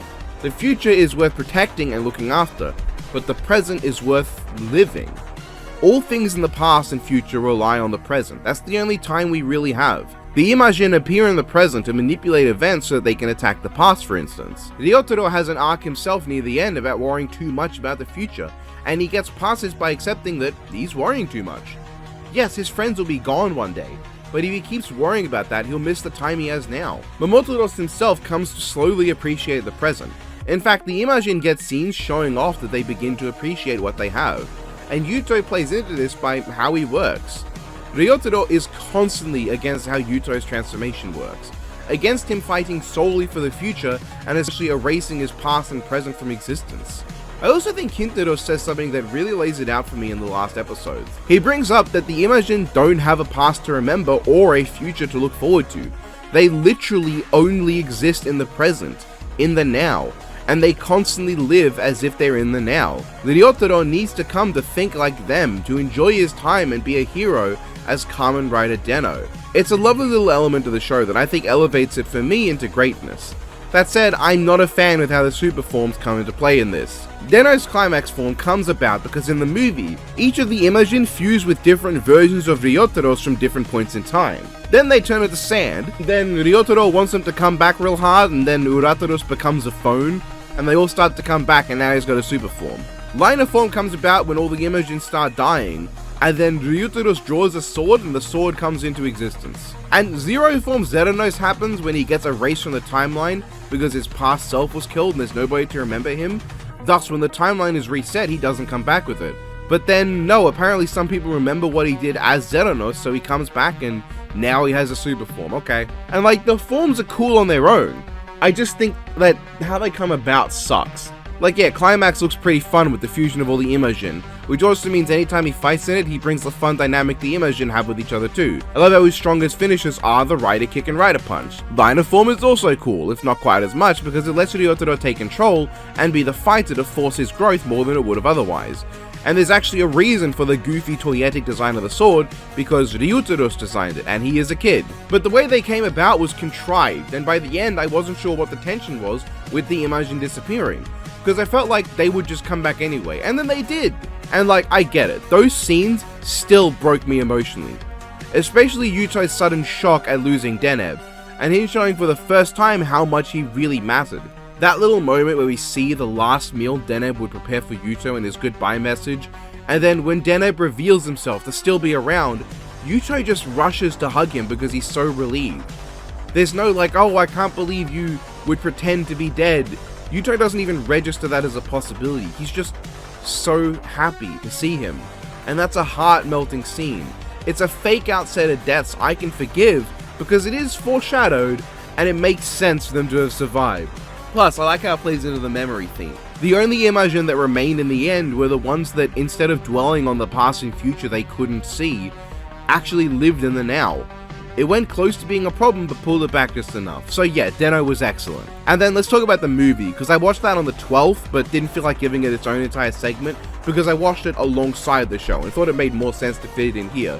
It's just part of the chronology of the series. I enjoyed this a lot more than I thought I would for a Kamen Rider summer film. It didn't do much especially exciting, but I think not having to set up a whole new version of the show's events, and instead being able to jump right into things with just a basic scene at the start to set up the characters, was a big help. The story wasn't much terribly exciting, though I did enjoy C getting to have a big role for the first half, even if he randomly disappears. But now what I think makes the movie for me is Kamen Rider Gao. Holy hell, they actually made an entertaining main villain for a Kamen Rider movie. And to be clear, I do like some of the others, but those are from movies that came out after this one. I mean, leading up to this film, Kamen Riders of the past in movies never really landed their villains for me, peaking in my opinion at Saiga, who was just hilarious. Gao isn't compelling or deep. In fact, like a lot of the other Den-O villains, he isn't really given much of a fleshed out history, but he is deliciously entertaining. He carries himself perfectly and has plenty of scenes to show off his theatrical, over-the-top manner of doing things. He makes this movie to me, and is helped out by the Imagine all being great, the genuinely really nice relationship between Momotaros and Kotaro, not to mention the hysterical mini Den-O sequence. I think maybe the ending left a bit to be desired, in that the Den-O team up of all four forms being active at once doesn't really go anywhere. Like, they do some stuff, they each take on a villain separately, and then Gao beats them all up and Sword Den-O takes him on solo and wins. Instead of like having all four forms use their full charges at once to take him on, which would have gone way harder. Zerunos also feels a bit underused. For how prominent he was in the episodes leading up to the movie, I was surprised that after a certain point he disappears for 30 minutes, only to reappear at the end, shoot a train accomplishing nothing, and then job and basically only be used to help Mega combine the Den Liner and Zero Liner. As a movie that just exists as essentially a higher budget extended multi-parter of episodes without breaks requiring cliffhangers, it's fantastic. And as a full movie, it's still very good, one of my favorite summer films so far. Yeah, okay, so depending on how you classify it, Getter Robo G is just the last few chapters of the original Getter Robo manga. Shut up. This is doing its own thing though, with Musashi's death being the cap on that. G is just a short continuation featuring Benkei. It's fine, I don't know, there's still a bit to go before I think Get a Robin mangas start getting really good. This one's just there. Okay, that's funny. James A. Janice, I think, puts the value of Terrifier 3 into words better than I ever could. But to paraphrase, we need movies like Terrifier 3 that lack any taste and push the boundaries of what's okay, so that we have context to know where the boundaries are, when they're pushed, and where the line is crossed. And it does this perfectly. Terrifier 3 is one of the most bloody, gory, and simply amazing films of its kind. A proper, truly gruesome splatterfest that amps up what the first two did right without their problems. It still has issues, but the excessive length of 2 isn't present, and the general being Terrifier 1 of that film also isn't here. This is just a proper fun splatterfest with excessive gore and violence that's done in a knowingly comical way. It knows people enjoy the gore, and having art as its villain means the creators are able to really let you know without saying, yeah, we know this is all just fun and shit, let's see how far we can go with the gore. And that makes it much easier to watch than some other really bloodthirsty movies. Having that comic relief might make art less genuinely scary, but it makes him so much more entertaining to watch. And given these films aren't really gonna scare you in the first place, normally, that's a worthy trade-off. That said, Terrifier 3 does commit the cardinal sin of having one of the most prominent characters in the previous movie die unceremoniously. A trope I genuinely fucking hate. House 3, this has nothing to do with the other House movies, but it's pretty amusing. Like, I know, it's a fun, stupid horror movie of its time. It's not really scary, but it's entertaining, if only due to the over-the-top performances at times. It had to rage it again. Good watch. Alright, I watched WrestleMania 41 a bit late. Yeah, it was good. I wasn't super excited by a lot of it. Jay vs. Gunther was fine. New Day vs. Raiders was fun. Cargill vs. Naomi was fun. I just like Jade Cargill. Fatu vs. Knight was pretty good. El Grande Americano vs. Rey Fenix was alright. I don't remember Tiffany vs. Flair actually. Look, the matchups were mostly good and I enjoyed the matches. I said that twice for some reason. It was just good, yeah. So here and out I started watching Analog Horrors early because I wanted to get a jump on that and get stuff done. Because I wasn't sure how much time I would have, how long it would take to edit, and what other Halloween videos I want to do. So, I got started with Harmony and Horror. I put all entries on a spinner wheel, spun it, and watched everything, knocked down anything that used generative AI, and just had a good time. After Harmony and Horror, I went to Skycorp Home Video, and then the Spaceman Scott duology. Yeah. At this point I should tell you that if you want to skip the Analog Horror things to just be surprised by what ends up on the thing, go ahead. This is kind of, I guess, a preview given when this video will drop. This is a preview for what's going to be in the video, at least what I watched in May and June that's going to be in the video, so yeah. Here's Trinity of Heaven, here's Stretch Smile, and then Perfect Automation. Ramia-Yana is a webcomic that I read because I saw that one render of Ramia with purple hair, and I wanted to see what it was about. I was lied to. Her hair is actually black. But hey, this was pretty short, so I didn't mind. Anyway, this is 100% a fetish comic, but that fetish is gigantic buff women and nothing like, you know, little kids. So I ain't gonna kink shame. I'll let this guy draw one-handed given just how fucking good some of the art is. And that's what carries this comic, the art. And Ramia herself is super fun in spite of her major Mary Sue traits. She is super entertaining. A very fun character who's very endearing, even in the first few chapters, which are abysmal dog shit in my opinion. Excessively try-hard edgy bullshit, like a massive sexual assault cave and misogyny and so on. It's just not very entertaining. Ramia herself has to hard carry the enjoyment, despite the attempted assault on her in the first or second goddamn chapter. After that point though, I think the creator really steps up their game, with a much wider plot, a more varied cast of characters, beautiful art, both in terms of, damn, that woman built like a Greek sculpture, do be fucking nice, but also just genuinely really good looking art. Ramia is also not as prevalent a lot in most of the notable battles, so her Mary Sue nature doesn't deflate tension as much, but I do genuinely enjoy a lot of the other characters, including villains. That said, Ramia herself doesn't appear super often anymore, and while I do like the other characters, I really just want to see what more was going on with her. So I'm not disappointed, just disappointed. Still, I'll probably keep up with this webcomic, I guess. It's not getting any updates very often, so... So Analog Horror runoff, we have The Service, we have Chimpy Chipper, we have Clockwork Visitant, and we have Sins of the Past. You ruined it.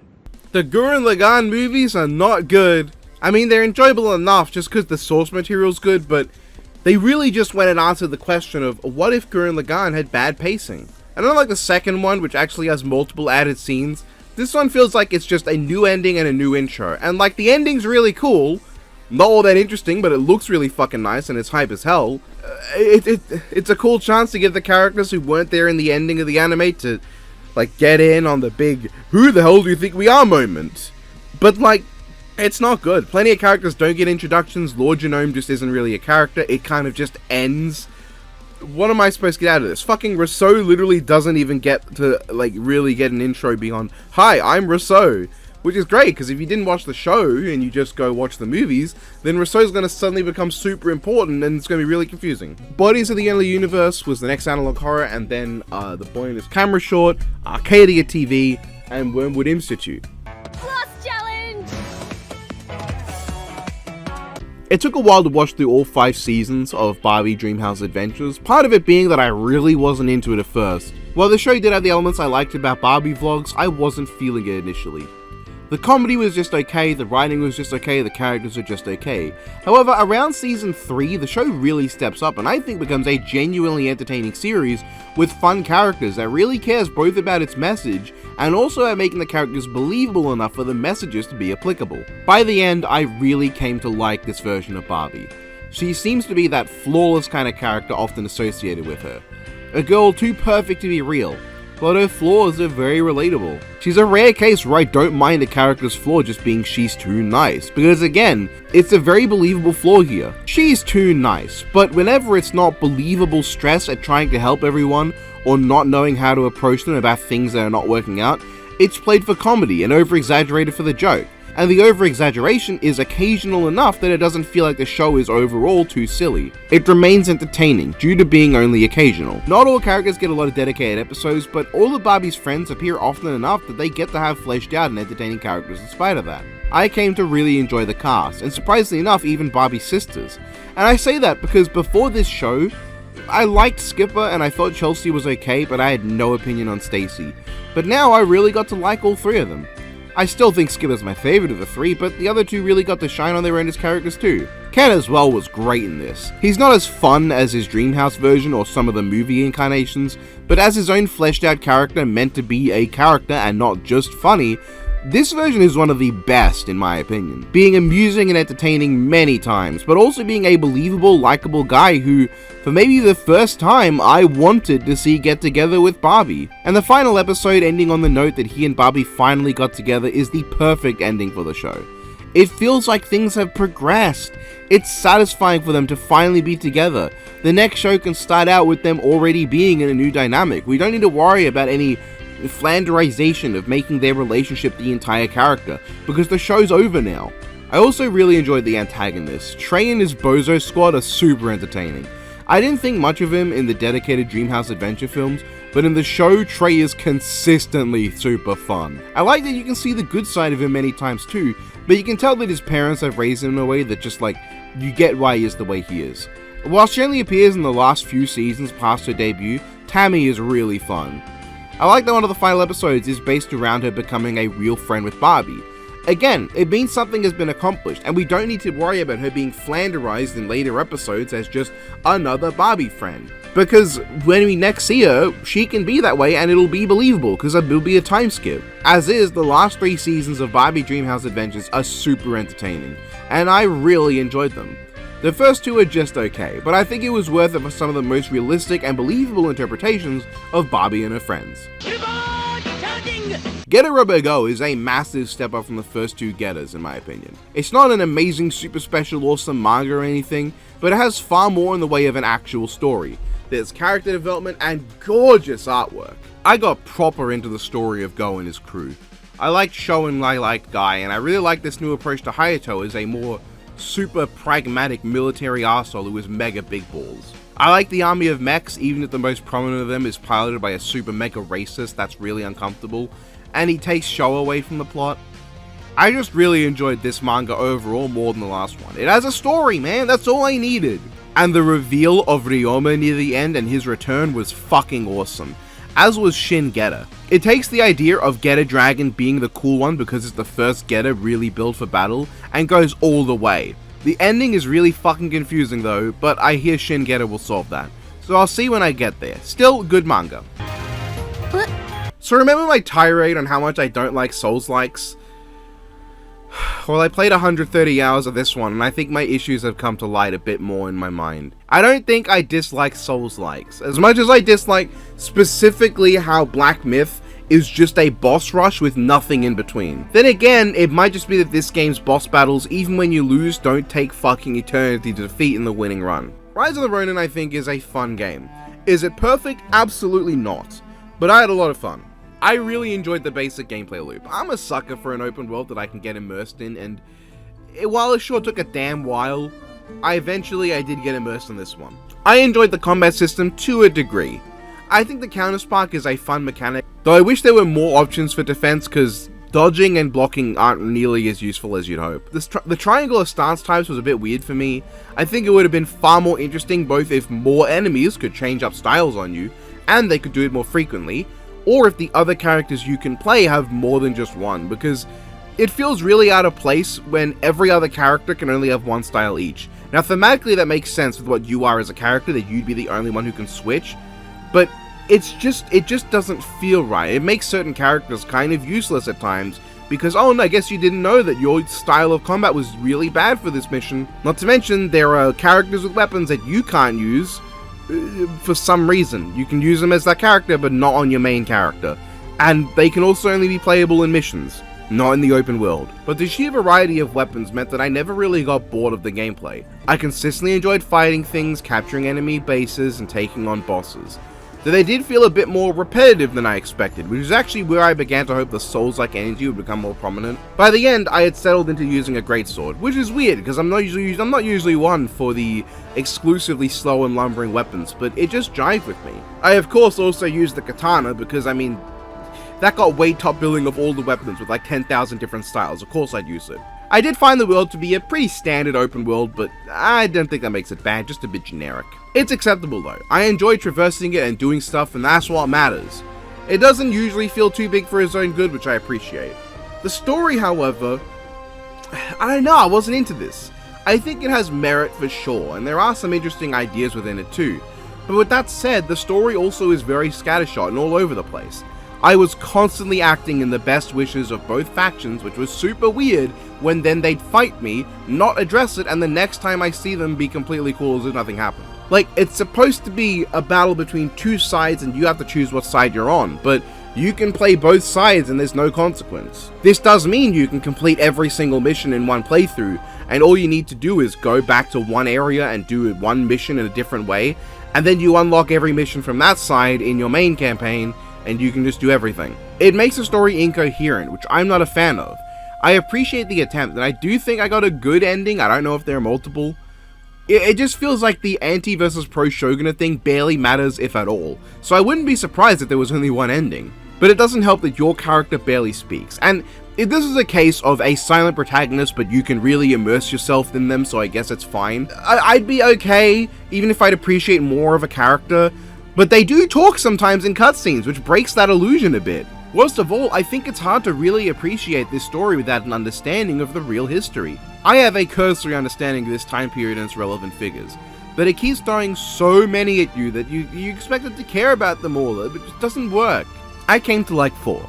I like this depiction of Okita Soji, I think Kondo was pretty cool, Matthew Perry was surprisingly cool, and Sakamoto Ryoma is the GOAT who single-handedly carried my investment in the story as it got more and more cluttered. I also didn't mind Katsuda or Katsu or the Shogun. Beyond that, I got some entertainment from Nakazawa, and of course I got a kick out of the Ryu Hayabusa reference character. But I don't know, I think there's just so many fucking characters that it's hard to really get much from them. It doesn't bring the game down too much, I can admit, but because I do really enjoy the game still, I just think it's a bit weaker than it could have and should have been. I very much liked it, especially surprising given my last Souls-like experiences sucked. I am willing to give Nioh 2 a try in the future, assuming it doesn't have half the mechanics not work for no fucking reason. Then I watched an analog horror, unhelpfully labeled found footage, so good luck finding it. I actually forgot to write the segment for Shin Getter Robo until after I finished Hien, but so going back, Shin Getter-Robo remains my favorite entry so far. It combines having a proper storyline from the best of what came before, with the characters I like more, and the incredibly interesting Shin Getter unit, which is my favorite Getter unit so far. Only really rivaled by Arc. Shin is just so interesting and unique, without being almost unrecognizable like Go. And this one generally I think keeps that epic energy that Ryoma and Hayato have, which I appreciate. About my only issue is that I don't think it lines up perfectly as a story with the history we got over like in Go, but like hey, it's fine I think. It's a solid-ish short manga. The Maria Labo tapes, I watched them. Getter-Robo Arc I think is a bit hard to properly review, and to an extent it's hard to even talk about without bringing up the reason why. It's unfinished. Due to circumstances around the manga and the passing of the original author, Arc is left on a cliffhanger. That said, it's a really damn good story. It's personally still my second favorite Getter-Robo entry behind Shin, though I don't know if it'll remain that way. Arc has such great concepts in it that follow on from the end of Go in a natural way. I'm very interested in knowing where it would have gone, with like the descendant of the original Emperor Gore being part of the Getter team then turning on them once he sees Emperor. And Getter Emperor definitely makes an impact here. Even beyond the power scaling thing, I totally understand the hype for Getter Emperor. His every scene is amazing. Just this unstoppable engine of destruction with multiple equally enthralling origins that turns our biggest hero into the ultimate villain. A horrific being that perfectly encapsulates the terror of humanity's growing strength. Actually, I'm realizing that thematically, Getter Emperor is basically just Godzilla Ultima, or I guess vice versa given who came first. The representation of the horror that is humanity's potential, the danger of what happens when we eventually find the biggest gun that lets us stand above the people who are different and disagree with us, an unstoppable eldritch entity that has crossed the line humanity never should. The main difference is that Ultima is the result of what Emperor is. When the ultimate weapon is made, the ultimate Godzilla is created as a result. Getter Emperor is that ultimate weapon. Just a fun little thought I had. Anyway, Arc's a good marker. Can't wait to get to the anime and see what kind of ending it came up with. Woodlands National Park I watched, and at this point I came to the... This is about when I learned that White Stag Education was cancelled, which really fucking... It sucked. And then I spent the next 3 entire days watching Everyman Hybrid, which I had watched a chunk of before, and never actually finished. I didn't realize it went on for so long. Can't beat my, no they can't beat my Brooklyn Rage. And the reward for the most frustrating piece of Barbie media goes to It Takes Two. A series that takes everything I liked from the original Dreamhouse adventures and throws it away. Most of Barbie's friends don't show up, same with her sisters for most of it, her parents, Trey, Tammy, almost all gone. And in its place we have someone wearing Barbie's skin who is not Barbie. The confident, capable, but sometimes overzealous, all unbelievable ways Barbie who has good messages all around is replaced with this vapid airhead who fails at almost every turn, is far more ditzy than she ever was before, and acts like she couldn't tie her shoelaces in the morning without Brooklyn to help her. Brooklyn herself I think is fine based on what I remember from her film debut, but I wish she got to interact with an actual Barbie. Her family isn't nearly as endearing as Barbie's own, though I do like her dad quite a lot. The movie's original character Emmy I think appears in like 1 episode when she should have been a main cast member. Rafa at least got a lot of screen time, he was entertaining, as were some of the side characters like Stefan and Epiphany, but the fact that one of our main leads is a shadow of her former self really bothers me. And instead of the goated Trey, we have the woted the Dash, who is nothing. He is to Trey what Tammy is to Raquel, but if Tammy wasn't also awesome in her own way. What really doesn't help the one-dimensional characters here is that they substitute character-focused comedy for just haha lol funny random comedy, but they don't go far enough to make it funny. This doesn't go full life in the Dreamhouse wacky, which would have actually succeeded at being funny. It's just not funny. That's one of the biggest issues. I remember laughing once at the line, "Don't you know who we are? We're the girls that watch paint dry." Because that's a great callback to an unfunny joke and a really amusing non sequitur in its own right. The dedicated storyline I can kind of appreciate. They have the desire to make it big and succeed at getting Otto Phoenix's attention for a big record label, but it's muddled with unrelated storylines like Brooklyn's acting career that has no weight to it, and how irrelevant it feels to most of the show's episodes. So let's run back. Barbie is ruined as a character, most of the old characters don't get to show up, the writing's not as funny, the story is half-baked, and it doesn't even utilize one of the main characters from its pilot movie. Yeah, bad show. I do not like It Takes Two. It takes the most believable entry in the franchise and ruins it. I watched Valley Verde. I don't know exactly how it's pronounced. I don't speak... Oh, fuck. I don't remember where it's from. I believe it's European. It's by Alluvium. Mushroom Kingdom, here we come! Yeah, I watched the last 2 seasons of Star Trek Discovery after kind of dropping it in season 3. I'm gonna be honest, I have very little to say about the show. I think it picks up as time goes on, but it never feels like Star Trek to me, and especially the dialogue feels wrong. Like, Enterprise was supposed to feel different to other Star Trek shows because the dialogue was far more relaxed, sarcastic, and modern, as opposed to the calculated, thoughtful, and distinctly abnormal dialogue of the classic stuff. Discovery just feels like Enterprise in terms of language and dialogue, which is like, it's just a generic action story most of the time. Hate the Klingons in this, like the future storyline stuff. I like the last 3 seasons and the first 2 are just okay.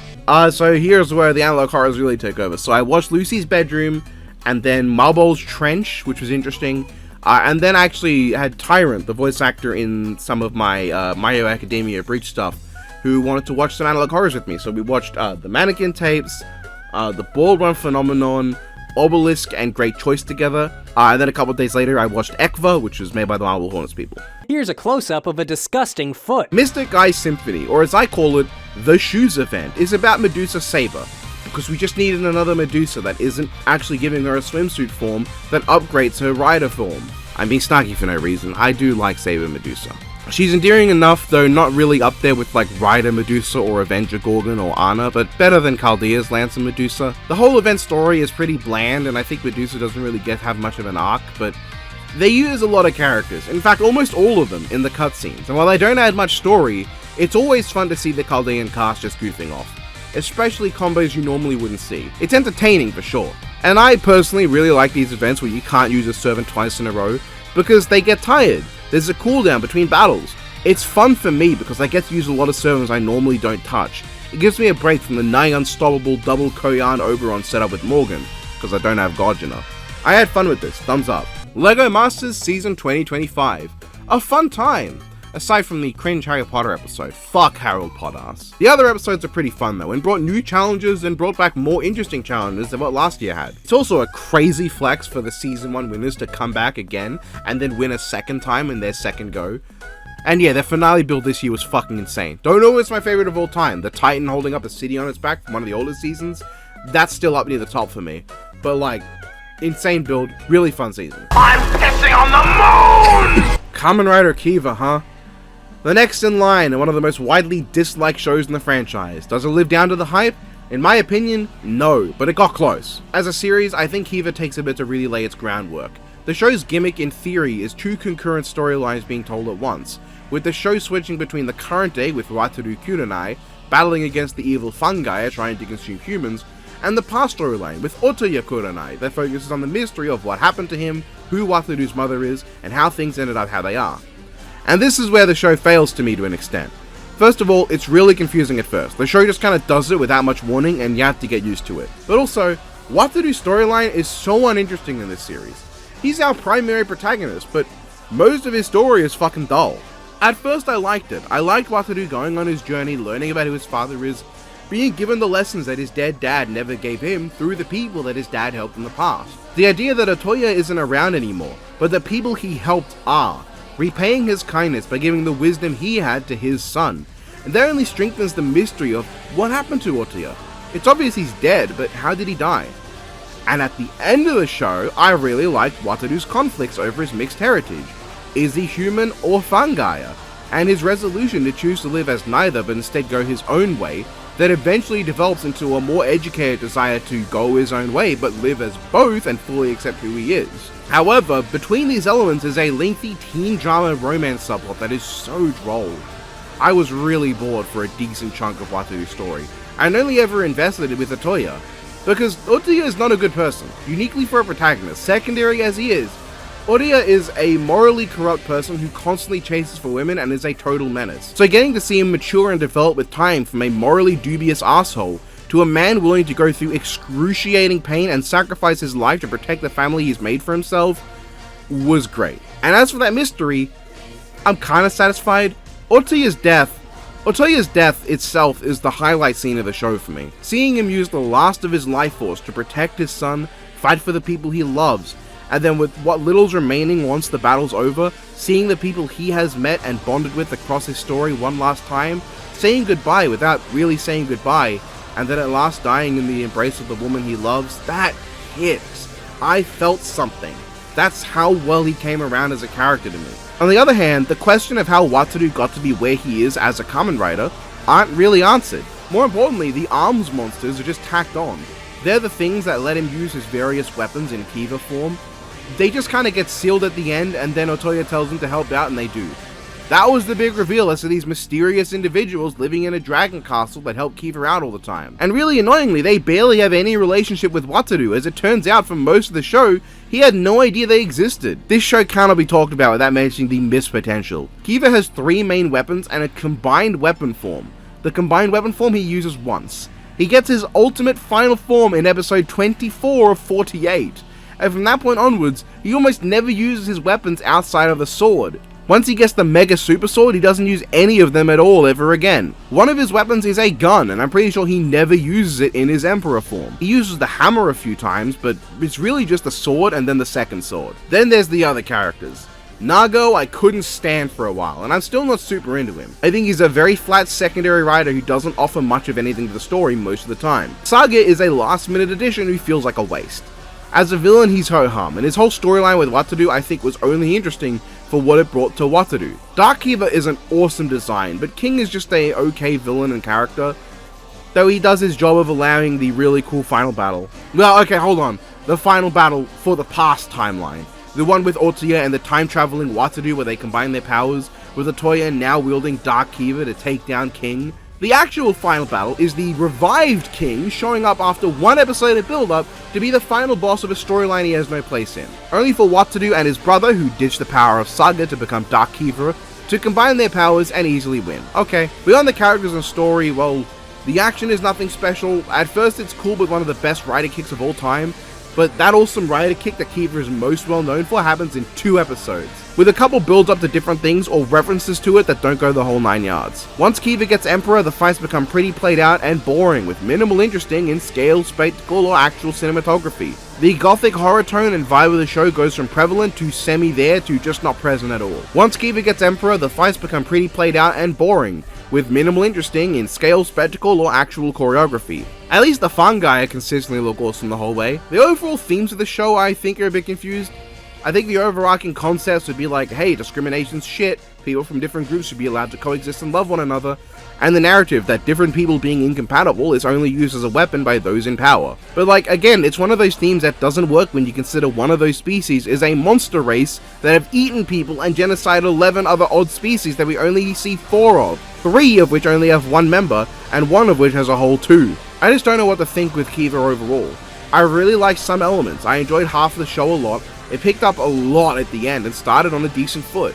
It has one great character and then ranges from decent to pretty whatever. It doesn't hit the high or low points of the first era of Heisei to me. I think my final thoughts are that the show is decent, but I really don't know what to say about it. It's hard to find much when the show itself is so confused about what it's trying to be.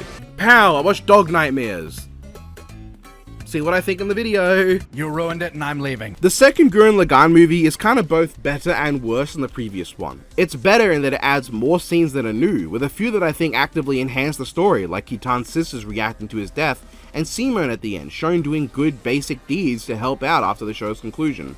It also has the bit I kind of do and don't like more with Kitan in the multiversal labyrinth along with Kamina. I like the scenes with him, but when they go back to the original footage and he's just not there, it's really distracting. On the other hand, it has a few things that help it flow better, but I don't like as much. Like, Simone and Nia are cuter here, but the shock value of her showing up as she does is gone. But for a movie adaptation, I think that's fine. Then there's Rousseau's attempt at catch a bullet at Mark 1 with his temple, which just isn't nearly as good.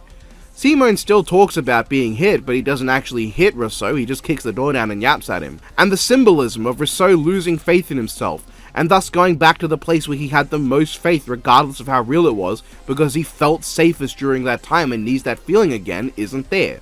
The narrative purpose of that scene being a follow-on from the punch through time and space by having Simone break space again, and this time go through it leading to the introduction of warping through space to get to the anti-spirals, is gone. That whole narrative line is gone, they just have the tech now. I do like the new bit with the moon though, that's awesome, and Lord Genome's goofy little hacking sequence is hilarious, I love it. Super Topateng and Gurran Lagann of course looks amazing and is a really cool moment. However, the big flopping naked tits on screen were very distracting in the big attack, and I always have to say this, I don't want to feel like I'm saying you're not allowed to include boobs in your show. because they are adults at this time, so it's like, okay. But when something is trying to make me horny, it doesn't really help with trying to make me feel hyped for the moment. It distracts me when I go, oh, that's just full frontal. Twice. It's a small thing though relative to the entire sequence. Super Topa is fucking sick and the final fist fight is amazing. The Don brothers also got a mech and it's a fucking King of the Braves reference too. I don't necessarily like all the characters but Kitan surviving, because it really lowers the stakes and makes Simone's arc of being able to cope with death weaker. Those characters dying made it feel like people were actually in danger. But in this version, Anti-Spiral and his army feel like a total joke. In fact, this whole movie feels like the versus debater version of the show. The character and story is weaker, with most of it taken out and sped through like it doesn't matter, and instead there's bigger feats and higher power scaling put in its place because it's hype and aura. Not a terrible movie at all, I just don't really like it much. Boivey! I finally finished it. Well, as much as you can with a show like this. And then I watched Molly Grove, and then I watched Hollow Birds, the dinosaur one. And there we have it. That's just how it ends. That's it. I'm sure some of you might be confused that it ended on a July entry. That's because I didn't get to anything substantial in July until after I finished Hollow Birds. I'm not to say that's not substantial, but that's one of the ones I have to gloss over. And I didn't want to start off the second half of this video with just, here's something to gloss over because I did it in this ranking. I've already written stuff for July, we are in the middle of it right now. So please, if you enjoy this video, share it, spread it, talk about it. I want to continue this as an annual thing because it's a great way for me to catalog my journey through the year.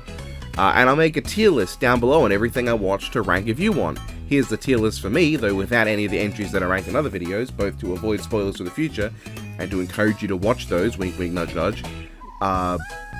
So whatever you've seen, you can go down there and you can rank yourself if you want. And that's it. See you later, fellas. Have a good one.